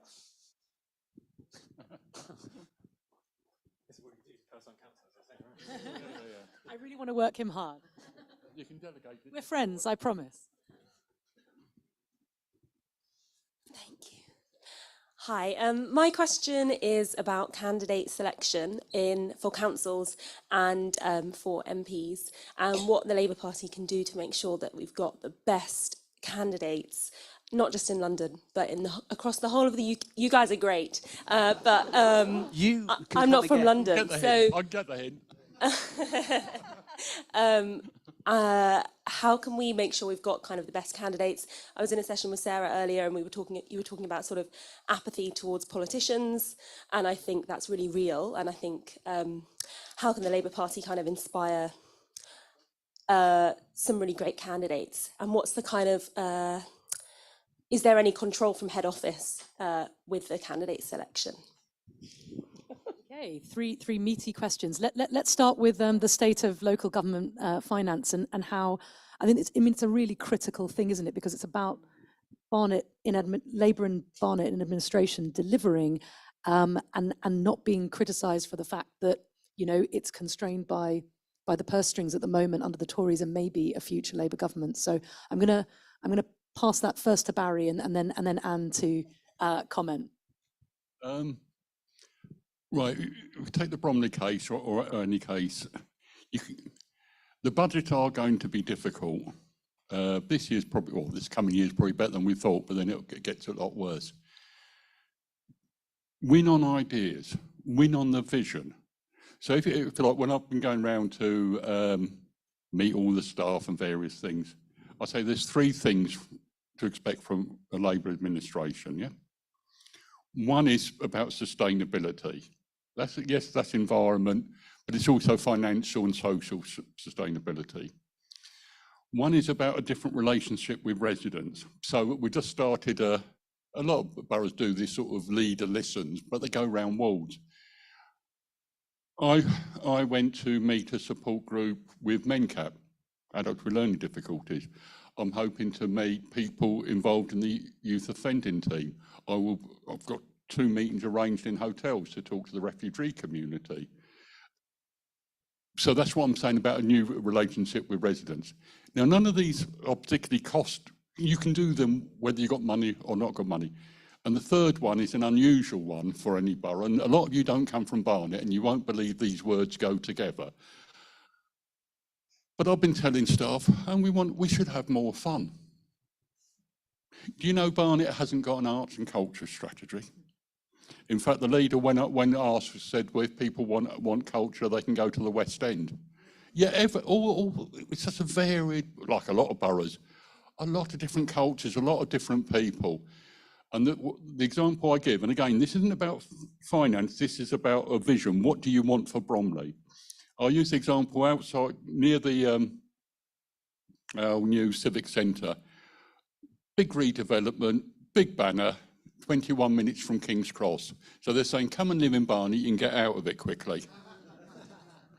And I'm saying my vision is in 4 years' time, I want to see a poster in King's Cross asking people to come to Barnet because we've got a melee, because there's a festival of Jewish culture. We've got a Romanian festival coming up we've arranged for next week.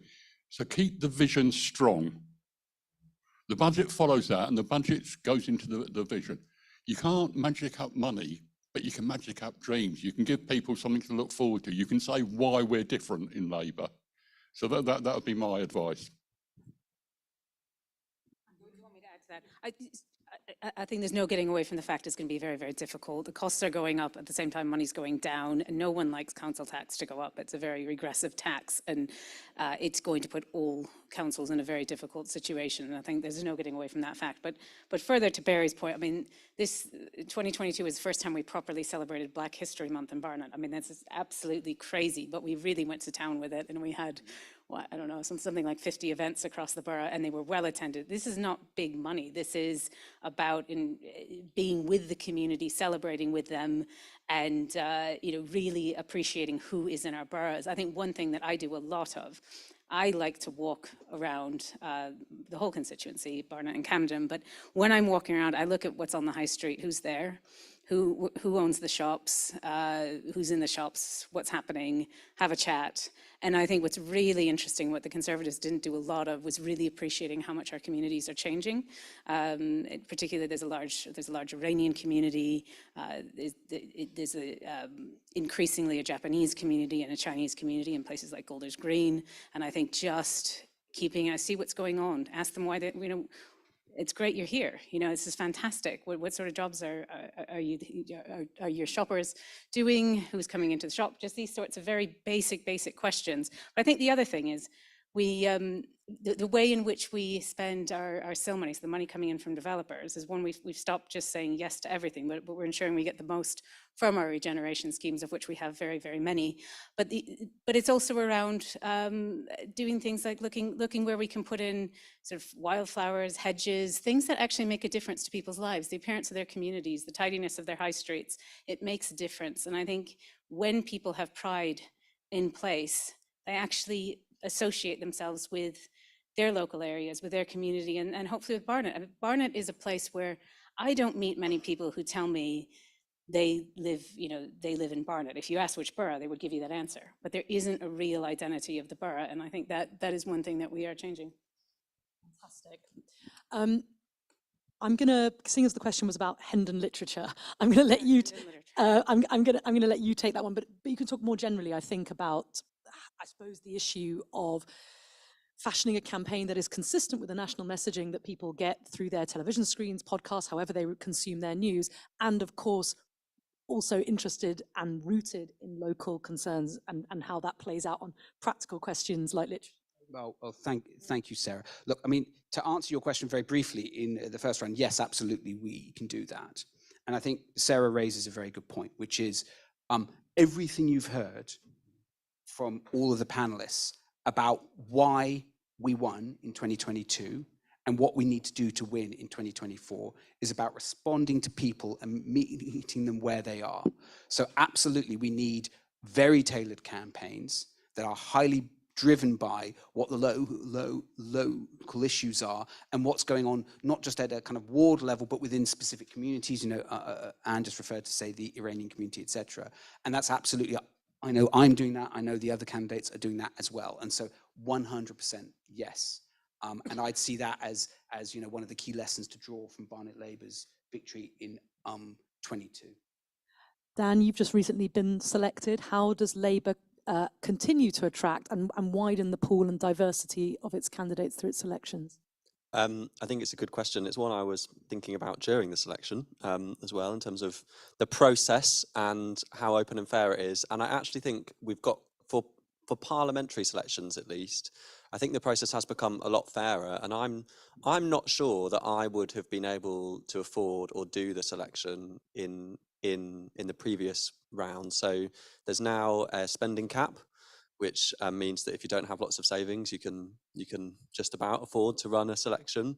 Also, the period in which the shortlisting happens, did it used to be 4 weeks and now it was 2, which time is often money, and you know there's not many people who can afford to take 4 weeks off work unpaid. And I think the fact it's been shortened to 2 weeks really helps as well in terms of helping people who don't have the financial means to put themselves forward. I think we need to make sure that the process is as open as it can be as well.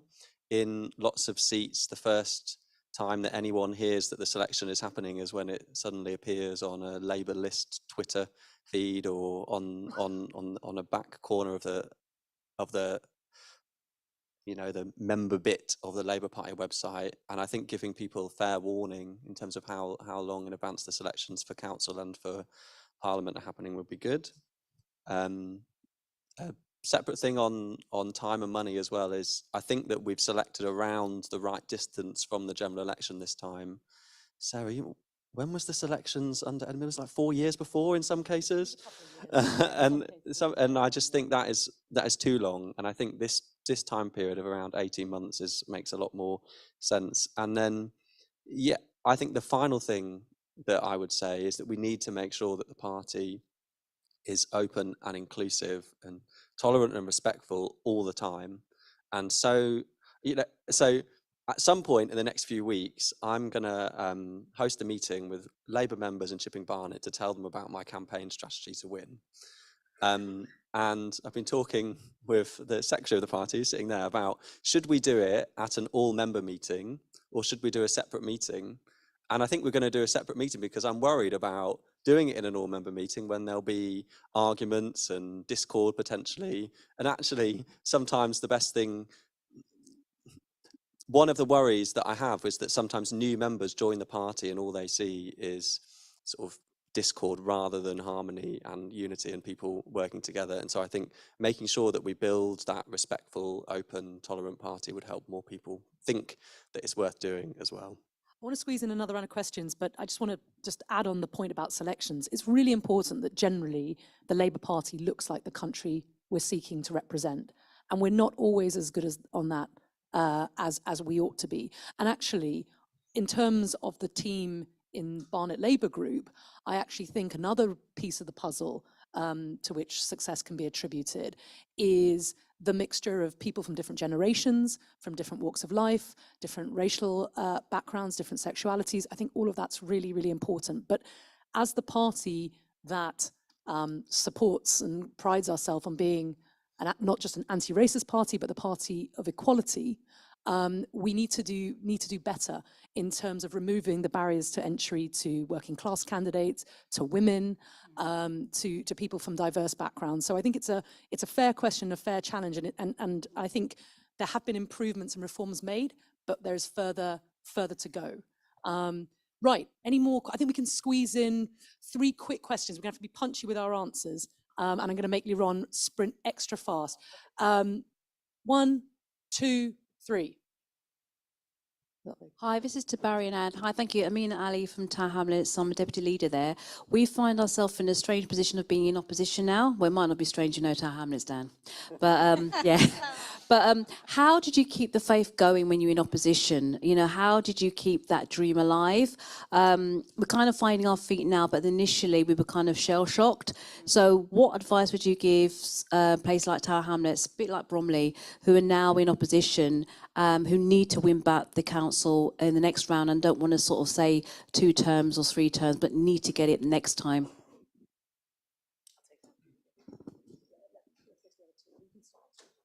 I'll just start answering in the interest of time. I think the main thing is go back and ask people why they didn't vote for you. I know in 2019 there was a few days there was the Christmas holiday, and the first thing we did is we got back on the doors and we went and spoke to voters. We knew why they didn't vote for us, but actually it was a really healthy time to hear it and to have those conversations, to re-engage immediately and to realize that being in opposition is dreadful. You have to be hungry for it. You have to really, really want it and not give up. And I think the way you do it is, you know, that there is a Labour vote there because it returned you many, many times in Tower Hamlets. And it is just going, re-engaging, figuring out why you didn't win, shake it off and just get back out there. I mean, it's the only way. Believe in yourself. Yeah. What was Dan's second poem? We can answer that one. Dan, can you answer that? My second poem. Oh no, it was just teamwork makes the dream work. Teamwork. I remembered it. Excellent. Oh, it's going to appear on. And one of the absolute heroes of May 2022, I think Catherine O'Connor. Yeah, she's a hero.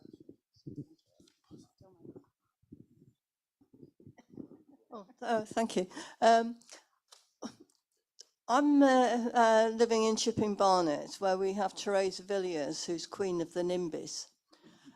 Not a lot has been said about housing in the conference so far, but certainly in Chipping, one of the big challenges is that we need more housing, but Villiers stirs it not only locally, but also nationally to try and stop any development going on. How are you going to manage that as our candidates? Huge question, one for Dan, but about 30 seconds to answer. We can't and we shouldn't try and out NIMBY Theresa Villiers. That is the wrong answer. And we need to make sure as a Labour Party in Barnet and across the country that we help communicate, that we communicate to voters that there is a way through. There is a way through that involves, yes, building more homes, but it also involves building the infrastructure that we need. And eventually, slowly, painstakingly, it's a hard task ahead of us to solve Britain's housing crisis, but we can do it. Labour governments have done it in the past, and we can do it again. And I think just finding a way in the campaign in the months and years ahead to have that Labour route through is the way forward. And I think I need to stop, so I'm going to stop.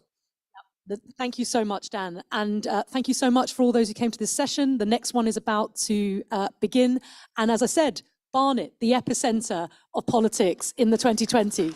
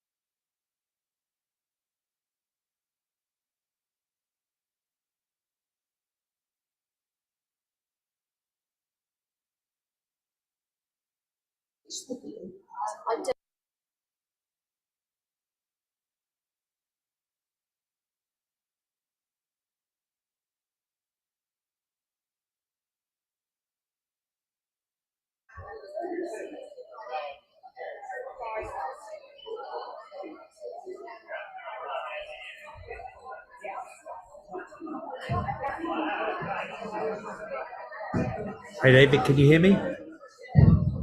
I can hear you're muted at the moment. I've got to unmute you, sorry. Yeah, I can hear you. Okay, you should be able to unmute yourself. Yeah, I have. Can you hear me? I can't hear you at the moment. Can you just talk? I'm not muted. You're not muted. It may be my end. Hold on. Yeah.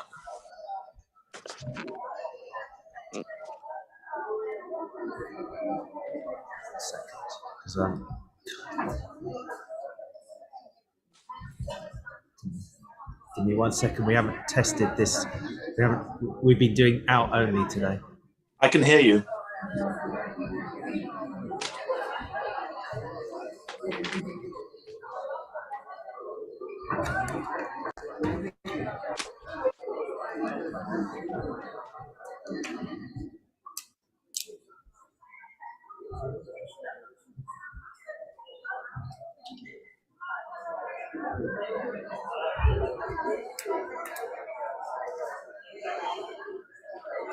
Okay, I can hear you now.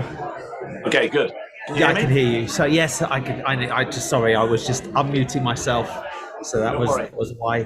So Is that picture framing okay? yeah, it's okay. You on a phone or something? Yeah. Okay, all right. Yes, I've got some bars around the edges. That's all. That's fine. It's not a problem. No, I can, they'll be fine. So you can hear me. You should be able to hear the room. Hopefully, I haven't seen Johnny yet. He's over somewhere. I think Andy's mic him up. So we're going to get Johnny set up, and then you should hear him. That's the plan.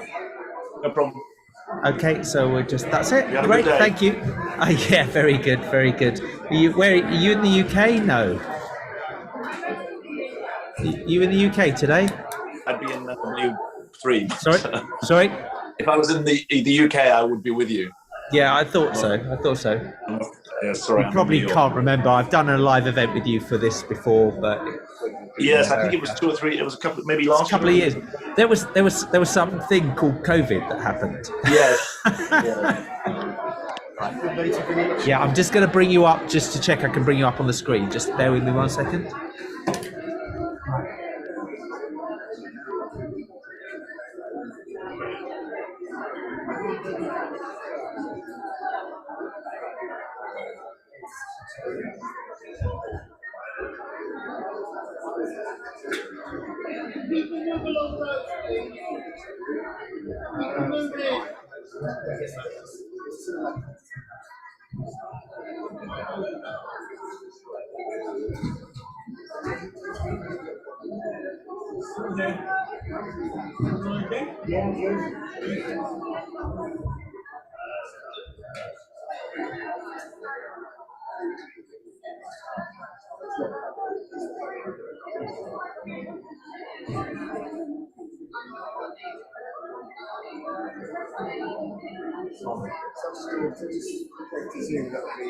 That's it. Yeah, you can go to Zoom and that's it.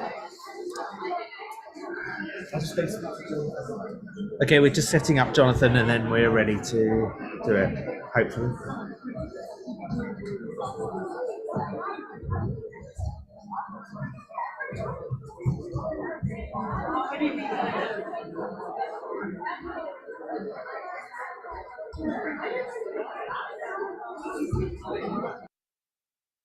Yeah, I'm about to start. Can you close both doors?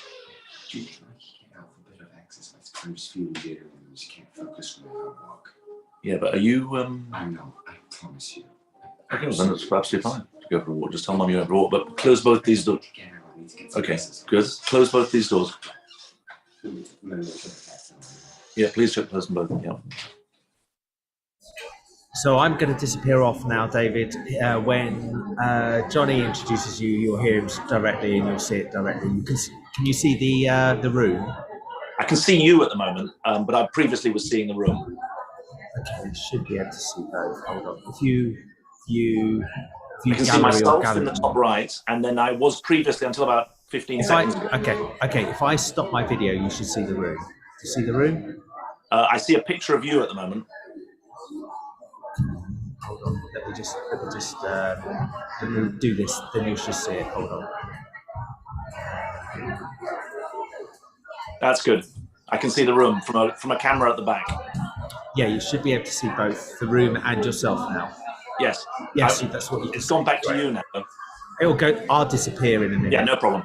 Yeah. And oh, of course, because you're on a single. You're on a single screen. I forgot you're on a mobile phone. You only see one. You only see the thing that's talking, so you will see John.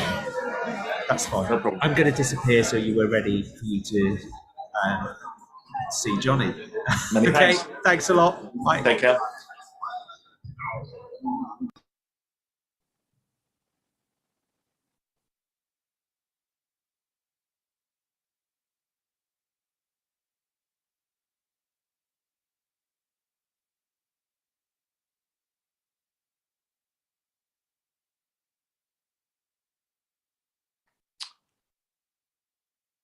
I'm seeing a picture of you at the moment, Leo. You will, as soon as Johnny starts talking, my okay. picture will disappear. No problem.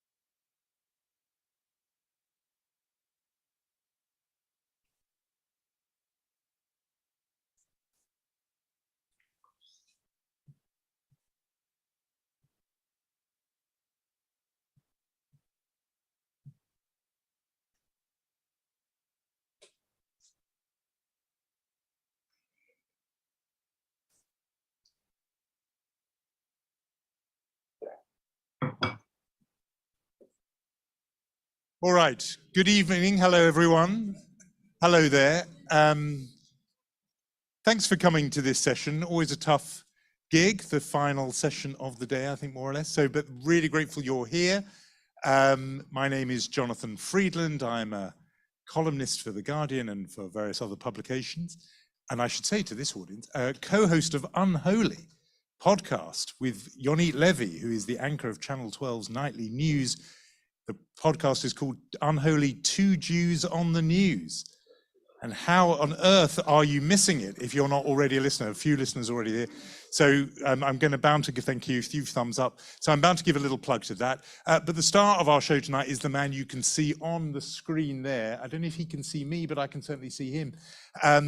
Who is, of course, familiar to all of you as not only the former foreign secretary of this country, but president of the International Rescue Committee in New York City, now where he is joining us from, a big, warm Jewish Labour Movement welcome, please, to our guest, David Miliband. Thank you very much, Johnny. Really. Thank you, Johnny. And really, it's frustrating not to be able to be with you in person, but it's better than nothing. So thank you very much to you and to all those who've stayed to the bitter end. So let's hope it's not bitter. No, it won't be bitter at all. Later, David will be staying to identify every single one of the books you can see behind him. You have to resist the temptation to not listen to what he says, but instead looking to see what books he's got. I will fight that urge. But why don't we begin with this, David? Because you and I, before we started today on screen, we were communicating, and I sort of said, as you do habitually at this time of year, Happy New Year, and hope here's for a brighter and more cheery 2023, as if 2022 had been miserable. And in a way, I have to admit, it becomes sort of a habit to do that the last 4 or 5 years, to say, oh, let's hope next year is better. And you sort of rightly pushed back and said, actually, I don't think 2022 was so bad in many ways. And you were pushing an open door because I have thought that and written that myself a little bit. So why don't you kick us off with that slightly positive thought before we talk about what the world is going to be like in 2023? Why don't you just give us a little outline of what you thought it was like in 2022 and why you don't think it was necessarily so bad?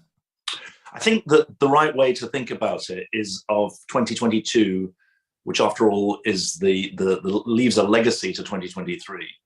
I think the right way to think about it is that 2022 was a split screen because for the people that the IRC serves, 340 million people in humanitarian need around the world, about 31 million of whom we serve. If you're a woman in Afghanistan, if you're under fire in Ukraine, if you're a farmer in Somalia, 2022 was a very, very bad year.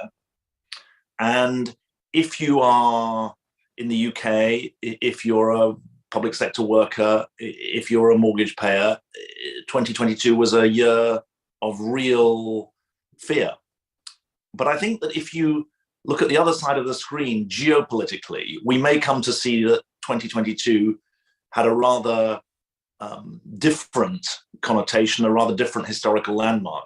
And I say that for two reasons. First of all, 2022 was a year in which, in democratic societies, demagogues, would-be autocrats, quote-unquote populists, had a bad year. Macron won in France. Bolsonaro lost in Brazil. Trump wasn't on the ballot formally in the US, but he had historically bad midterm elections. A year ago, Boris Johnson was talking about 10 years in power. Maybe he still is talking about 10 years in power, but he's not doing it from the comfort of power. So I think that in democratic societies, liberal democracy got its fighting boots on. And then secondly, for despots around the world in undemocratic societies, for many of them, 2022 was also a bad year. I think that it was a terrible year for the people of Ukraine, but it was a very bad year for Vladimir Putin. Xi Jinping obviously was given a lifetime tenure in the 3 jobs he holds at the top of the Chinese system, but Chinese people found their voice in protest against the COVID restrictions. In Iran, women, but also men, were on the streets. And so I think that there were signs also in the undemocratic world that the increasing confidence of autocrats was being challenged in quite significant ways. And that's the reason why I think that there's something to build on in 2023, albeit that on the other side of the screen, there are enormous challenges associated with inflation, food prices, energy prices, and the rest of it.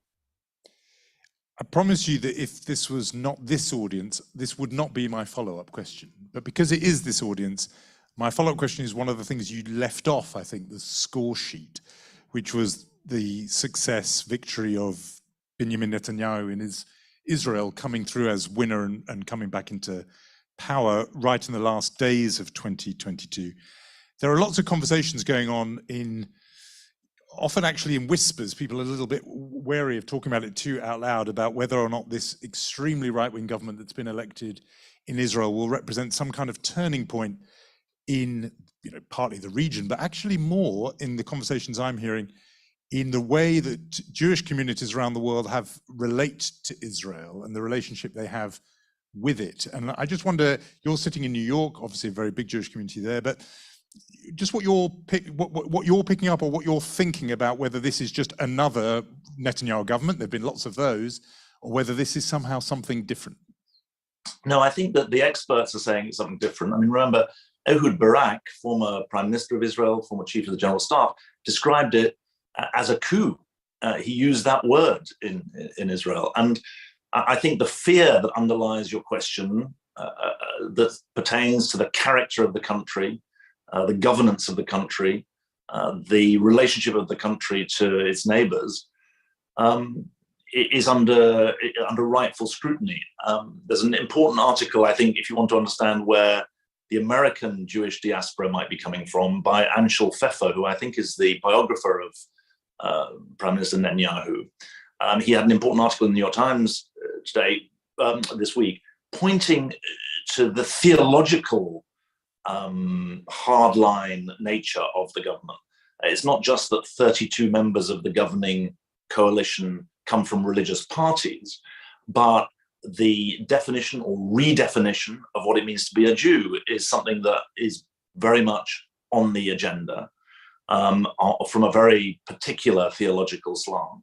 And essentially, I think the fear comes down to a question of whether the pluralism that has been at the heart of the Israeli state and its constitution, which determined that it would be a Jewish and democratic state, that commitment to pluralism inside the country was and is a very important part of its character. And the fear is that that is under threat, partly from the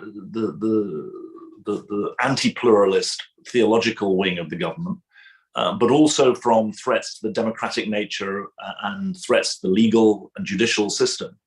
And so I think that it feels like an important moment, and you're right to put that on the balance sheet. I hope I didn't say that demagogues were on the retreat everywhere, but you're absolutely right to point out the dangers that exist in an important country. And we're going to broaden out because you've got wider things to say in a moment, I promise. But just before we leave that topic, do you think Jewish groups like the Jewish Labour Movement should even meet with representatives of this new government, given that it includes people who have literally convictions for incitement of racism and so on? Well, I have a strong bias towards engagement rather than boycotts. I mean, later in the discussion, you may ask me about what's happening in Afghanistan, and I'll be saying it's very important to engage with the Taliban. So I have a bias towards engagement. The caution I give, or the warning I give, caution is a better word, is that the purpose of engagement, the nature of engagement, by whom, about what, needs to be very carefully thought through. And it can't be engagement for engagement's sake. It has to be engagement for a purpose. And so I think that it's relatively easy to answer the blanket question of engage versus boycott. I'm for engagement, but I don't believe that engagement, put it this way, when I was in office, I engaged very strongly with the Iranian regime, but I declined invitations to go to Iran because I feared that I'd be used as a propaganda tool. And so I think it's very important to get into the granularity of who you're engaging with, who you are, first of all. I think you referred to, I don't know if you said Britain or Jewish groups in general, who you are, what your purpose is, why you're engaging, how you're engaging, are you engaging publicly and privately? I think all of that matters, because you don't want to be in a position where you're conferring legitimacy or conferring even consent or support when that's not merited. Yeah. As I said, you do have this wider take on the world, which I want to get into. I was parochially Jewish in our first couple of questions. I'm going to be parochially British with one more, and then we're going to get to this larger take you have on the world. And the parochially British question is about Brexit, and whether, and again, you have a different perspective from where you're sitting, but whether you sense a tide turning on Brexit. I mean, my own view is that Britons are increasingly seeing its flaws and its failures, but do you accept that? And if you do you think Labour should be saying more about it rather than the current position, which is to sort of avoid it? Well, there's a lot in there. First of all, we're both British. Most of the audience is British, not all of it. And therefore, I don't think we should apologise. So it's not parochial to think about things that are important to Britain. It's part of our DNA, part of our job. So no apology for talking about it. And of course, Brexit matters to the rest of Europe, albeit in different ways than it does to the UK. I'm not sure if tide turning is the right metaphor, Johnny. I think that 2022 was the year in which fact began to replace fiction, or fact began to replace prognosis, because we now have 2 years of the operation of the Trade and Cooperation Agreement, might be better deemed lack of trade and lack of cooperation agreement, albeit after 6 years of Brexit. So we know that Brexit is not done because it hasn't been concluded, and Brexit is certainly not working. I mean, just ask the cheese manufacturer who is having to move his business. Just ask the musicians and artists who can't travel around Europe. Just ask any employer. So I think that I don't know what the metaphor is for that, but the substance, I think, is that the facts are there to be argued over, but they can't be debated, if you know what I mean. I still hold to the idea that there aren't facts and alternative facts. There are facts and then alternative explanations or justifications or debates about them. And I think the facts are increasingly clear that the fears and warnings that were given about the consequences of Brexit were well-founded and actually quite accurate. And that the slow puncture that Brexit represents for the British economy is increasingly clear. There's an absolutely staggering piece of work that's been published just in the last week that looks at labour productivity growth, not labour with a capital L, I hasten to add, but labour with a small l, labour productivity growth since 2010. And what it shows is not a return to the 1990s or a return to the 1970s. What it shows is that labour productivity growth, it's Nick Crafts at Warwick University, it's been written about by Adam Tooze, who's a quite brilliant economist at Columbia University, a Brit who now teaches at Columbia. It shows that labour productivity growth in the decade since 2010 has been lower than at any time for 250 years. And that is not all a Brexit story. It's an austerity story. It's a COVID and energy prices story, but it is partly a Brexit story. It's a post-financial crisis story. So this is I hope this isn't too long-winded, but I think that it is an important moment, although I don't know about tide turning. You're closer to that than I am. In respect of Labour, I'm a great believer that if you want to offer advice, you shouldn't do it with a megaphone. You should do it in a way that is rather more conducive to exchange. So I'm not going to give public advice to Keir Starmer. I think he and his team are doing a remarkable job. It is a step-by-step job, and I think they should be applauded for proceeding step by step. They're being methodical in preparing Labour not just to be an effective opposition, but also to become an alternative government. And so I think that as regards my advice for Labour, that's a private thing. What I would note is that it's not quite fair to say that there's a refusal to talk about it. I think in the methodical step-by-step way that the leadership is working, they're beginning to weave it into their narrative as the facts become clear and as their own work to repurpose, it's not quite a refoundation, but to renew the Labour Party. And obviously the engagement with JLM has been important. The Jewish community more broadly has been an important part of that. But they're doing it step by step. But I think that the sign off on this question, I think, is that we all have to take tremendously seriously quite how dangerous the structural economic position of the UK is today. This is not just a cyclical problem that we've got. We've got a very, very serious structural growth problem. And frankly, when you're growing at 1% a year, nothing adds up. I mean, nothing works. And so, and you're growing at 1% a year because there's a labour productivity problem. And that requires very, very deep thinking. Sorry, it's an incredibly long answer, but it's obviously important.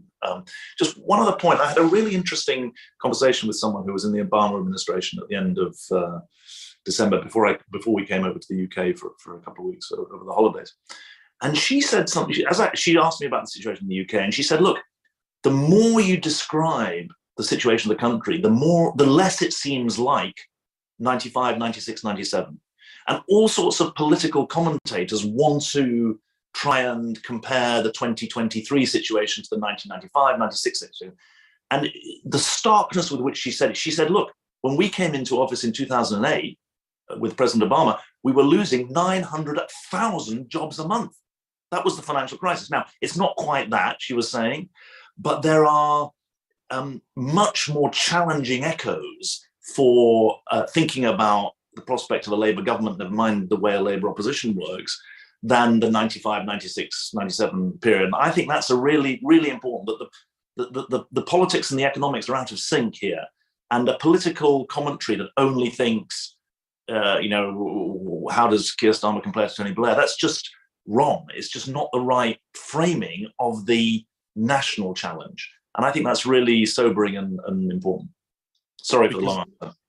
No, people very appreciative of the answer and applauding it. Your point about 1997 is that, of course, when you came in as head of policy at number 10, as part of that incoming New Labour government, the economy was on the up and rising, and there was money to spend, as opposed to the situation a possible incoming Labour government would find itself in 2024. Let me just pick up on... Yeah, slightly different though, just to be clear. Please. Because, of course, that in 2 years' time or in 18 months' time, the Tories will probably be in a position to say that the economy's on the up as well. There may not be money to spend, but energy prices are coming down, not going up. Inflation is coming down. There was this whole thing, the Prime Minister's promising that he's going to halve inflation when all the consensus forecasts is going to go down by more than that. So I think it's more that by 94, when Tony asked me to go and work for him in 1994, when he became leader after John Smith died. And by then, the economy was picking up. And so Labour's macroeconomic challenge was very much about how do you persuade people that you won't screw it up? And I think there's going to be a double, now, there was a lot we had to do around workless households, about in-work poverty, pensioner poverty, but it was different than a structural growth problem of the kind that I think we have to wrestle with now. Good, thank you. All right, well, let's talk about the wider horizon, because, as a former Foreign Secretary and just partly the work you're involved in now, you're one of those people with a very particular perspective on the changing world. You gave a speech at the end of November in London to Chatham House, where the whole speech was interesting, particularly about how Britain needs to change its role. In a way, you've touched on some of that with your point about Brexit and the damage that's done to Britain's international standing. But you laid out, before you got into Britain's role, you laid out what you saw as being two big shifts in the overall global landscape. And I think for people who didn't hear that speech, it would be very useful for you to describe those shifts as you see them now. And then there are various consequences or implications, which we might talk about once you've sketched those out. Great. So look, I think there are essentially two big things going on, and they are feeding off each other globally. One big thing is the fragmentation of political power. The new US national security strategy says in remarkably stark terms, the post-Cold War era is over, full stop. That means the era in which America was the sole superpower is over. And the fragmentation of political power is not just about the rise of China. It's also about the rise of so-called middle powers, Ethiopia, Saudi Arabia, Brazil, Turkey, countries which sometimes have marriages of convenience with superpowers, but are also increasingly wanting to do their own thing. So you've got geopolitical fragmentation and competition going on. And the second thing is that you have growing global risks around health, global risks around climate, global risks around the interdependent economy. And many of the blow-ups that we saw in 2022, floods in Pakistan, COVID restrictions in China, those reflect those global risks. My point in my speech is that every country needs to navigate the interaction of these two factors and forces, because the greater the geopolitical fragmentation, the greater the global risk, and the greater the global risk, the greater the fragmentation, as there's the dangers of a beggar my neighbor approach. I mean, it is staggering if you stop and think about it, that a crisis like COVID, which had short-term threat to life and livelihood, failed to produce global cooperation of a serious kind. I mean, the excuse in respect of climate has always been, well, it's a long-term problem and it's invisible to most people and there's big free rider problems.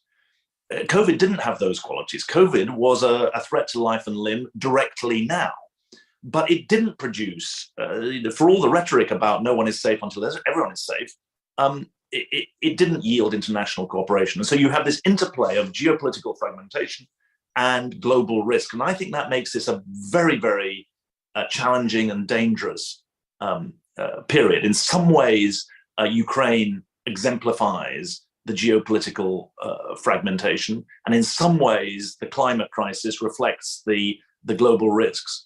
Or you could say the global food crisis, which we're dealing with at the moment, reflects the global risk. But the interaction of these two forces, I think, is the framing, the right framing to think for every country to think about its foreign policy, and for the rest of us to think about how should the world organize itself globally.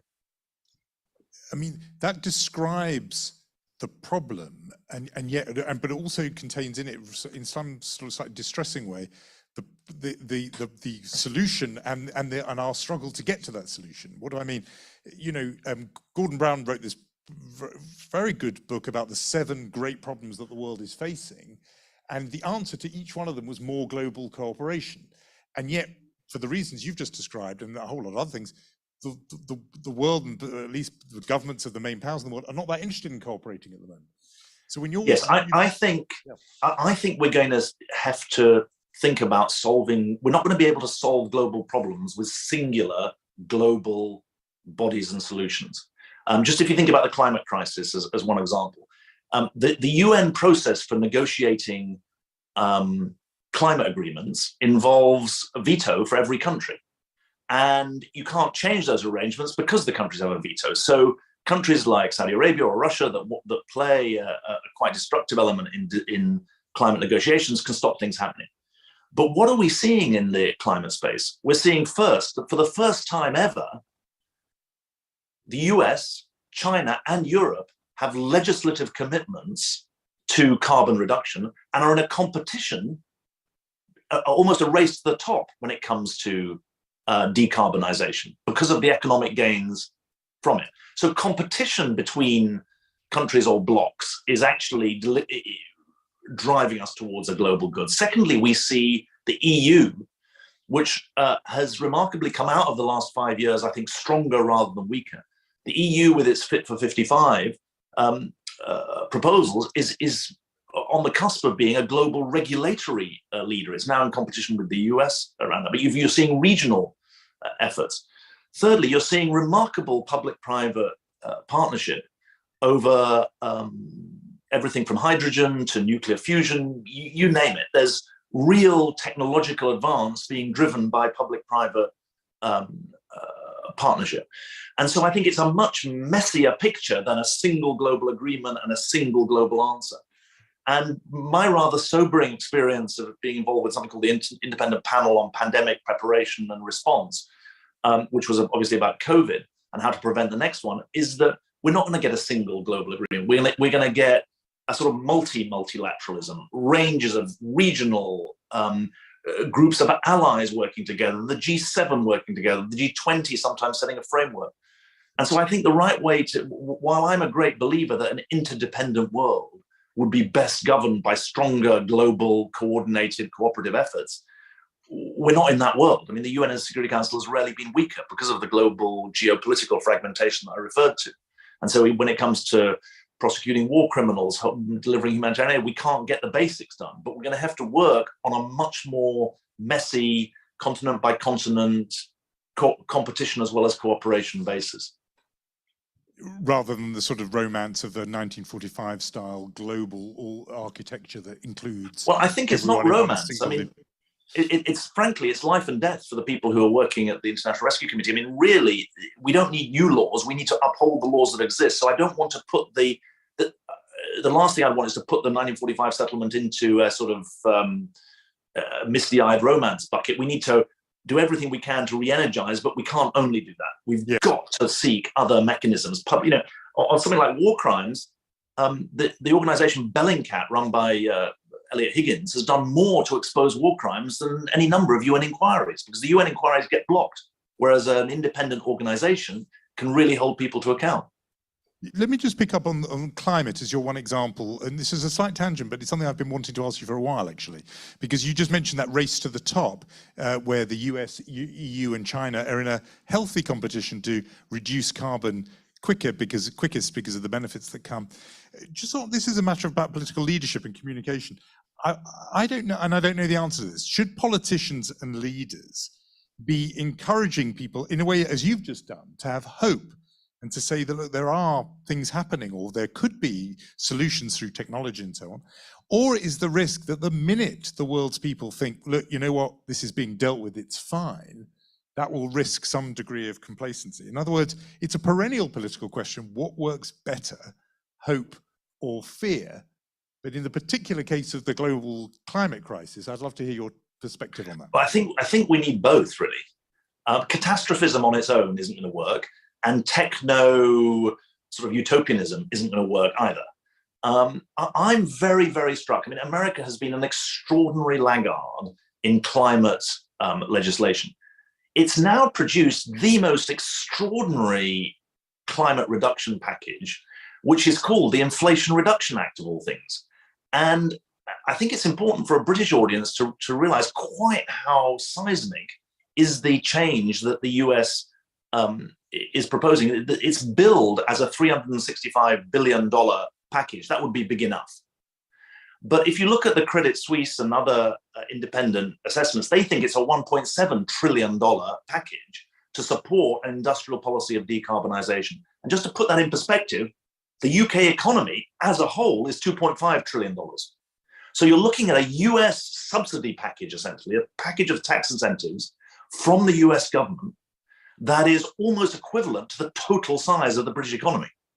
So this is really a seismic move that the Americans have made, but the remarkable thing, it's not been done either by catastrophism or by technological utopianism. It's almost been done in a, I don't want to say third way, but it's been done as an alternative framing, which is we've got an economic and industrial imperative here.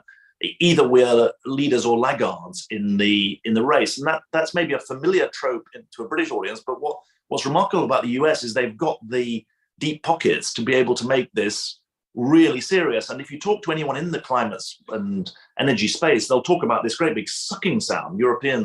Continental Europeans, are very worried about it. A great sucking sound of business being attracted to the US. Now, from a climate point of view, it doesn't matter where the technology is developed, but obviously from a national prosperity point of view, it does. Side point, but do you think Joe Biden is underestimated, underappreciated, given that you just said this is a huge achievement?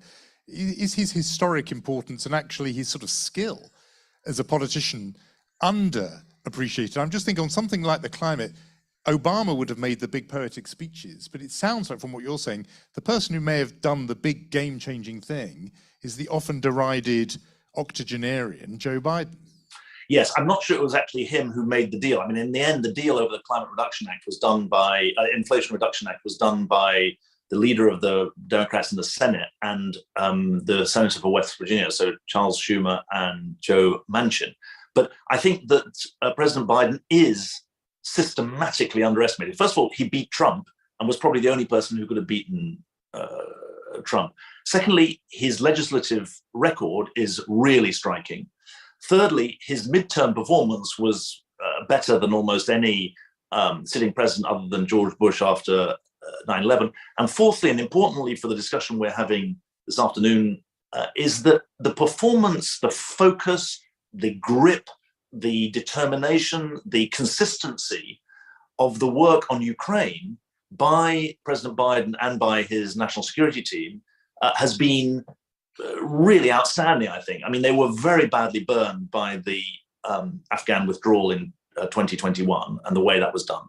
But both before February the 24th last year and since, the global leadership has been real. I went to the Munich Security Conference in last February, and there were still people saying, well, the Brits and the Americans are saying the Russians are going to invade, but don't believe it. But actually, the intelligence was right about the Russian invasion. And the inclusive way in which the Biden administration has led the Western and to some extent global response, I think deserves a lot of credit. So yes, I think he is underestimated. He's underestimated as a politician as well as a policymaker. Yeah, I think it may be actually effective for him to be underestimated consistently. I think it maybe sort of works to his advantage. You mentioned on your list there of Biden's achievements, Ukraine, and obviously Ukraine was the big story of 2022, the invasion nearly a year ago. What do you think, beyond obviously the immediate effect for the people of Ukraine, and maybe what it's done to internally in Russia for Putin and his regime, what do you think the wider effect has been on Europe and on the world? Well, I think that's a very interesting way of putting the question. I pick out two or three things. First of all, it's shown that the real debate globally is about the rule of law versus impunity. I mean, the invasion of one country by another is an absolute classic test case example of impunity. Impunity means actions without accountability, power without checks and balances, crimes without punishment. And the invasion of one country by another is completely illegal. Often I feel that the debate about this gets confused. People talk about democracy versus autocracy as being the debate of the decade. That's true within countries. But at a global level, the real debate is not about global democracy. It's about the global rule of law versus global impunity. So it's been clarifying in that respect. Secondly, the war has united Europe. It's even made Brexit seem less important to the Tory party. They're having to talk to the rest of Europe or to some of the Tory party. And it's broken some of the freeze, I think. Obviously, Finland and Sweden joining NATO is very significant. It's strengthened transatlantic links. It's given NATO clarity of purpose. It's broken various taboos. So I think that it's paradoxically a clear enemy has woken Europe up to its need to work together rather than hang separately. I think the third and final thing I'd say, which is less rose-tinted, I think that it's really important to understand that while the war has united the West, it has not united the rest. I mean, the fact that 141 countries in the UN should have voted to condemn the invasion is striking, but the 50 countries that didn't represent half the global population. And and that includes democracies as well as autocracies. The Brazils, the Indonesias, the Indias, the South Africas of this world refused to condemn the Russian invasion because they felt that there was too much hypocrisy fundamentally on the Western side. And I think that should be sobering. It speaks to this geopolitical fragmentation that I was talking about earlier. And I think it's interesting that if you read the speeches by President Macron, for example, he sees Ukraine very much in a European context, but also in a context of Europe's relationship with the wider world. And I think it behooves us to have quite a high degree of humility about while you and I may see, you said in your question, Ukraine was the big event of 2022. If you're living in India, it wasn't. If you're living in China, it wasn't. And I think we have to be careful not to presume that it was as big for everyone else as it was for us, or is for us. Yeah.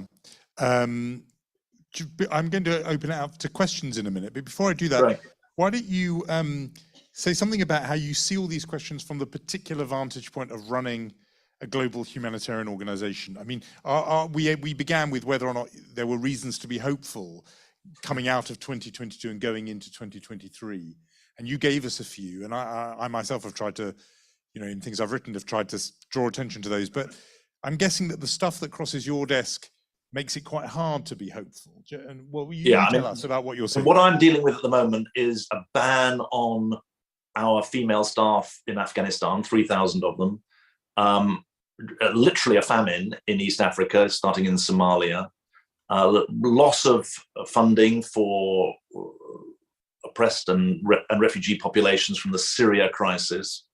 So I think that my perspective is very influenced by the sense that we're living in a world of global risks. But if you leave it to national resilience, the poorest countries and the poorest people are going to have a terrible time. And I mentioned the figure of 340 million people in humanitarian need. We, the International Rescue Committee, we're now a $1.5 billion a year NGO. I mean, we've grown from about $400 million 10 years ago. We've got 22,000 employees and 20,000 day staff volunteers in 220 field sites around the world. And we're not an anti-poverty agency, we're about people whose lives are shattered by conflict and disaster. And all the numbers are essentially doubling every 5 to 6 years. And so the number of refugees has tripled since 2010. The number of people dependent on humanitarian aid has tripled. The number of people in food insecurity has tripled over the decade. And the humanitarian and development system is not keeping up. And we published this emergency watch list in December, which showed that 90% of the people who depend on humanitarian aid in the world live in just 20 countries. And those 20 countries are 13% of the global population, 6% of global GDP, but 90% of humanitarian need. And if you say 340 million people, it sounds impossible to manage. If you say, well, look, it's just these 20 countries, 200 field sites for us, it becomes a more manageable effort. But I think that it would, I wouldn't be being honest if I said that we're facing very, very steep uphill struggle in 2023 to keep, and frankly, Ukraine has taken money and political attention away from other crises. There are 54 civil wars going on around the world at the moment, and you wouldn't know it. And so I think that there's a real crunch for the work that we're doing, and we're expanding, but we're facing really serious headwinds. And so in Afghanistan, just to take that as one example, 97% of the population living in poverty, because the promise that the economy would be sustained after the military withdrawal by the international community has not been fulfilled. And the Taliban government are making life very, very difficult for the people who work for us, and especially the women who work for us. I'm really proud. We've got 8,000 staff in Afghanistan. 3,000 of them are women at all levels of the organization, but it's a very, very present struggle I was working on it this morning as to whether or not and how we're going to be able to sustain that. As you explain, your organization deals with people whose lives are shattered by conflict and disaster. Those have always been with us. Natural disasters have always been with us. There's always been a war going on somewhere. And yet you said that the number of people affected that you're having to help is tripled in the last decade. Given that poverty and not poverty, conflict and disaster are perennials, what's your account of why things have tripled in this last decade? Well, but it's changed a lot, John. Yeah, I think this is really, really important, because the geography of poverty has changed, and it's being driven 70 to 80% now by conflict. But conflict has also changed. Conflict historically has meant wars between states. Now it means wars within states, and that's a very, very big difference. These 54 civil conflicts, 8 of them have more than 1,000 battlefield deaths a year, are the primary driver of poverty, and they are man-made. So you've got these two lines on the graph. It's really interesting. Poverty in stable states is going down, and poverty in conflict and fragile and conflict states is going up. And we've moved from a situation where 90% of poverty 10 or 12 years ago, you can check the World Bank figures, was in poor, stable states. Now 50% is in conflict states. And by 2030, 2/3 is going to be in conflict states. So here's one way of thinking about it. There's more extreme poverty in Nigeria today than in India, even though the population of India is 4 or 5 times that of Nigeria. So sorry to throw all the stats at you, but I think that's one of my habitual weaknesses. But I think that it's really important to understand that there's a changing drivers of poverty, conflict plus climate plus economic shocks, and there's also a changing nature of conflict and of climate. Thank you. Let's open this up now to questions from people here. We've got a hand up right away. And if there's another microphone, why don't we have the next questioner lined up in this row? Sorry, just further back. If you keep your hand up. First, you had your hand up, so keep your hand up so that the lady can get the microphone. So we'll take these two, and then we will see where we are. Yeah. Hi, David. Susie Stride. I volunteer and work with Iranian refugees in East London. Most experts are saying that for the first time since 1979, we could see the overthrow of the Iranian regime. We know that women, men are risking their lives bravely to see that regime overthrown. My question to you is just, what would you be saying that the UK government could be doing, should be doing, and the US government, and even really the Labour opposition, what should we be doing to support these people? Because we know if we see the regime overthrown, which is possible, that we would see a level of stability come to the Middle East that we've not seen in our lifetime.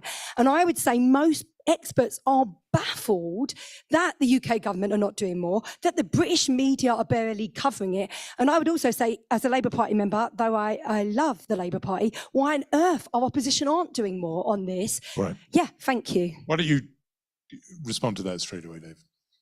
You want me to wait for the second one or not? No, I thought it was so direct. No. It was so direct to you, you might as well go straight. Yeah, thanks, Susie, for a very interesting question. Look, here's the way I would answer it. In 2009, I was Foreign Sec, and you may remember, some of you, the Green movement that was associated with the election of that year. And the very strong message that was given to me and to those in the Obama administration was essentially, don't say anything. And it was a message from within the Iranian system. And civil society groups said, look, the danger for us of being seen as agents of the Brits or agents of the Americans, you keep quiet. Now, it's not true that I kept completely quiet, but I was relatively quiet. That was not the right thing to do. That didn't work well. So your instinct that this needs media coverage, it needs attention, it needs activism in international fora, I think is really right. The second point, we must never forget that it's for the Iranians to make their own revolution. It's not for us to make it for them. So I think that the humility is important, but there mustn't be legitimacy conferred on the regime that doesn't deserve. So, for example, the Biden administration led the way in the UN for the Iranians to be removed from the Human Rights Council. I mean, it was absurd that they were sitting on the Human Rights Council judging others while they were performing in the way that they do at home. So there's a range of aspects that I think are important there as well.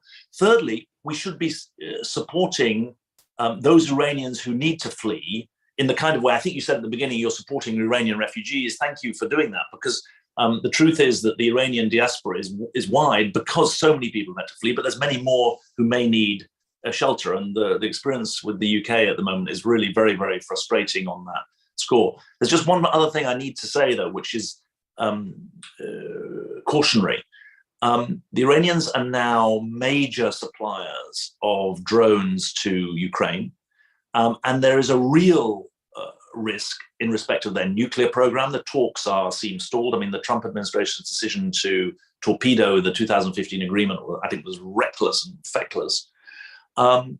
And so there is a bigger, and obviously there's a danger that if the nuclear deal disappears completely, there's then a prospect of conflict within the Middle East. So it feels very like one of the top risks for 2023. And so there's a domestic aspect to this, but there's also an international aspect. I mean, I think what the people I respect who are Iran analysts would tell you, it's very different what's happening today than 15 years ago, because 15 years ago, it was a movement to change from within the system. Today, it's a civil society challenge to the system. And that means it's different. Thank you. Next question here. Yeah, and we'll see if we Sorry for the long answer. No, it's all good. Eva Jadot, Councillor for Dalgan, North Kensington. I think you sort of a little bit answered, because my question was how worried we should get seeing Putin getting so friendly with Iran.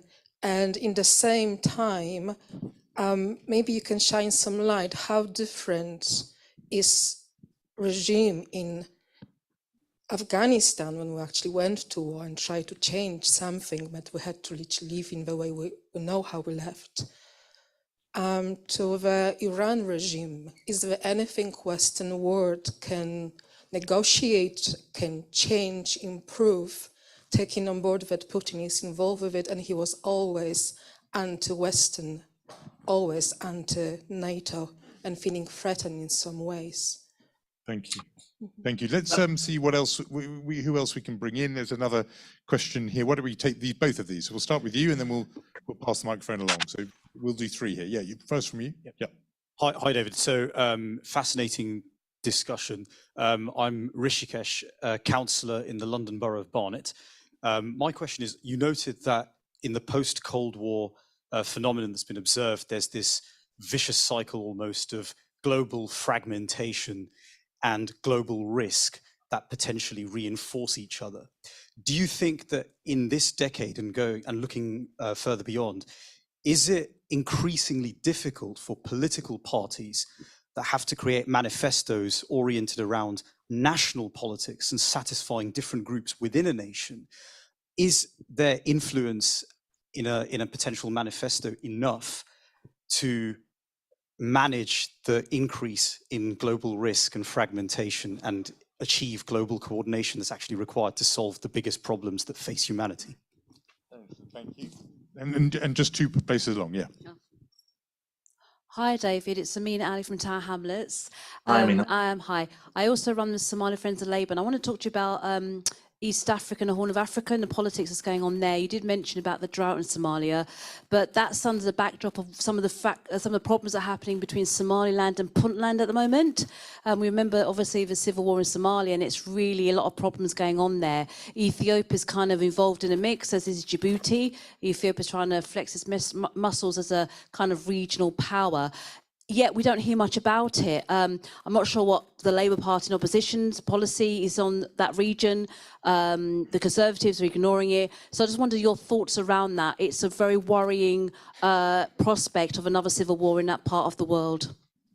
Mm-hmm. So 3 very wide-ranging questions there. You'll be used to this in your former job, having to speak about all these different questions. So the first one was about Iran and Vladimir Putin, and how worried we should be about that relationship. As you say, you did touch on it when you were talking about the drones, but whether there's any leverage or negotiation that can happen there on that. The second interesting question about... I've written them down, Johnny. You've got them all. I wrote them down.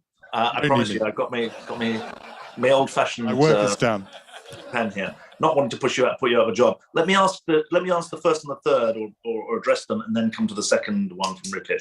I mean, I think that the Putin-Iran relationship reflects the weakness of Putin's position. He's had to turn there because he's been increasingly isolated elsewhere, and I think one couldn't have said this a year ago, but it's now clear to me that Russia can't win this war. The question is only, how does it lose this war? And how much damage does it cause in the intervening period, which might be long? And my fear at the moment is that we have a Ukraine policy, but we don't have a Russia policy. And that is a massive task for 2023 for the West to really think this through, because there were clearly mistakes made on both sides in the 90s. I don't myself subscribe to the sort of revisionist view that it was wrong to allow Eastern European countries to come into NATO. They chose to do so, and the invasion of Ukraine shows why they were so desperate to do so. But I do think we need to think about what's the future for a Russia policy as well as the future for a Ukraine policy. And it can't, even the end of the war doesn't mean the threat to neighboring states is over. The threat has been dramatized. And I think that's a real head scratcher. But I think in respect of the Iran relationship, that is, it's dangerous, but it's born of weakness, not of strength. And in the Chinese relationship, the same. My own view is that it's really important to prosecute this impunity versus rule of law argument. For those of you who are interested, I've been involved in a project called the Atlas of Impunity, which is going to be published around the time of the Munich Security Conference in the middle of February. And it ranks every country, and it's not published by the IRC. I'm chairing an independent advisory board. It's published by the Eurasia Group and by the Chicago Council on Foreign Relations. And it's going to rank every country in the world on 5 dimensions of impunity: human rights, conflict, governance, economic exploitation, and environmental degradation. And so it's really quite a unique lens to think about the world, but it's certainly the way I think about it. Third question, I was in the Somali region of Ethiopia, not Somalia itself, in November. And the interplay of conflict and resource stress, and therefore conflict and climate, is absolutely clear. It happens on almost every dimension. You can't get humanitarian aid to parts of Somalia because of armed opposition groups not letting us deliver it. You've got stress over resources. You've got federal systems, both in Ethiopia and in Somalia, that aren't working. And so I think you're right to be very worried about it. The major player in the conflict space in Africa is obviously the African Union, rather than the UN. There has now been at least a ceasefire agreement in respect to the Tigray conflict, which was unspeakably brutal and remains a real tinderbox. But I totally understand your fear for Somalia. There is a big Somaliland population, diaspora population in the UK, especially around Cardiff. And I haven't been to Somalia myself for 4 years now, but it is the #1 country on our emergency watch list for this year because of the scale of human suffering that we envisage. Justin, I don't know if it's Rikesh or Riskash. Thanks very much for your question. Look, and the question is essentially, does foreign policy matter, and how does it get taken account for? I think that it would be bizarre to have a situation where the world is more interdependent, yet we talk less about the rest of the world. That just doesn't make any sense. But we've got to do so with humility. The idea that Britain is going to be a unilateral actor is one of the, I think, misdemeanors of the Brexit debate, really. And so my argument would be, we recognize the nature of interdependence, which means that you need to do more together. Almost every aspect of government policy depends on cooperation with others. It's not just climate, it's migration, it's economy, you name it. So that's the first realization. The second is, who are your allies? And as well as being clear about where we start and where we stand and what we stand for, we've got to be clear who our allies are. And geography is not over. Our closest allies are in Europe. I mean, it's just a matter of fact. And I think that we should build on the Ukraine cooperation to try to take that forward. And then in respect to manifestos, I mean, I was involved in writing two myself. And it's quite sobering that in the 1997 manifesto, which I wrote, terrorism meant the legacy of the IRA. It didn't mean Al Qaeda. I stand to be corrected on this, but I think I don't think we didn't foreshadow at all in the 97 manifesto what in the end turned out to be coming in 2001. We did by, I think, the 2001 manifesto. So you can get caught out in the way that you're suggesting, but I think that there is, I think there's space to speak to the reality that people can see. And that reality is partly about that the rest of the world matters. It's second, that you can only get things done with others. And I think that's what David and Keir and others have been trying to emphasize, and I applaud that. Let's see if we can get in one more question. Maybe we'll just take those two there, and that will be and then we're going to wrap up, and I've got a last thing for you. Yeah, if you make them quite short, that will help. It will be very short. Hi, David. Neil Fraser from Harrow West. Hi, Neil. Very simple question. Do you think that the new Israeli government will produce more worldwide anti-Semitism? Thank you. And pass the microphone to the chap in front. Sam. Hi there. Yeah, Sam Palace, councillor from Hackney. It's about the Labour Party. So it's about modernisation.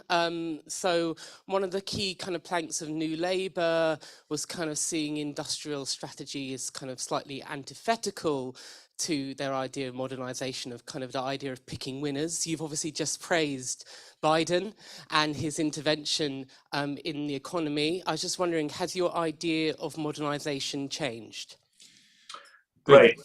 Simple questions, but never simple answers. I think in answer to the first one, I think it depends, but I'm leery of that. I've seen too much anti-Semitism that has nothing to do with the actions of the government of Israel.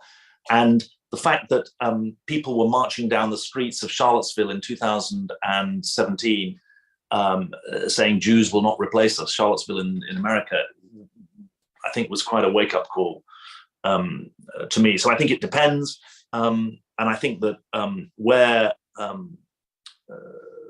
the government tramples either on Israel's best traditions or on the best interests of the country, then it's important to speak out in and of itself. On modernisation, I mean, I hope my views are always developing. I wouldn't like to be sort of stuck in the past. When we said don't pick winners, it was about not picking individual companies. And to be accurate about the Biden proposal, they've identified decarbonisation, taking carbon out of the economy, as the focus of industrial policy. But that's a long way from saying it's this company, not this company. What they're trying to do is sponsor competition and cooperation. And so there's a good book by a woman called Mariana Mazzucato, who some of you may know, about mission-driven economy. She's coming from an academic standpoint, and she talks about how there's really a model that I think everyone's moved on, I would say, from the 70s and from the 90s, and that's a good thing. The reason it's in my head is that this Adam Tooze, who I mentioned, he did a very interesting podcast with Ben Judah of the Atlantic Council that's worth listening to, where he, I think coming from more on the left, he says, look, picking winners isn't about individual companies, it's about sectors. And he talks about Britain having potential advantages in biotech and other sectors, and we should see to exploit them. And maybe it's a learning on all sides. So I think that would be my best answer. But I'm still trying to learn and never give up. Thank you. Last question, David. I, a long time ago, lived in the United States, and whenever I was back in Britain or even talking to British people, they always said the same thing, which was, when are you coming back? So to you, Johnny, they were asking my you. closing question to you, David, is when are you coming back, or are you coming back? Because that's what everyone hears. Oh, you saw the real response. That's what they want to know. Well, that's very sweet of you. You're not asking me when you're coming back. Which I think you were referring to. Look, I always say the same answer, which is that I decide what to do professionally on the basis of where I think I can make the most difference. And it's flattering to have the question, but I have to give the same answer consistent with the responsibilities I've got to my family. And so, I care a lot about the issues that we've been discussing today. I care a lot about the UK, and I always try to apply that metric to decide where I'm going to put my professional energies. All right, we have come to the end of our allotted time. I didn't answer that way when it was me. Well, there we are. That's. I was going to say we've come to the end of our time. We are very, very grateful for that very wide-ranging session. I know you've already applauded, but one last go for David Miliband. Thank you very much.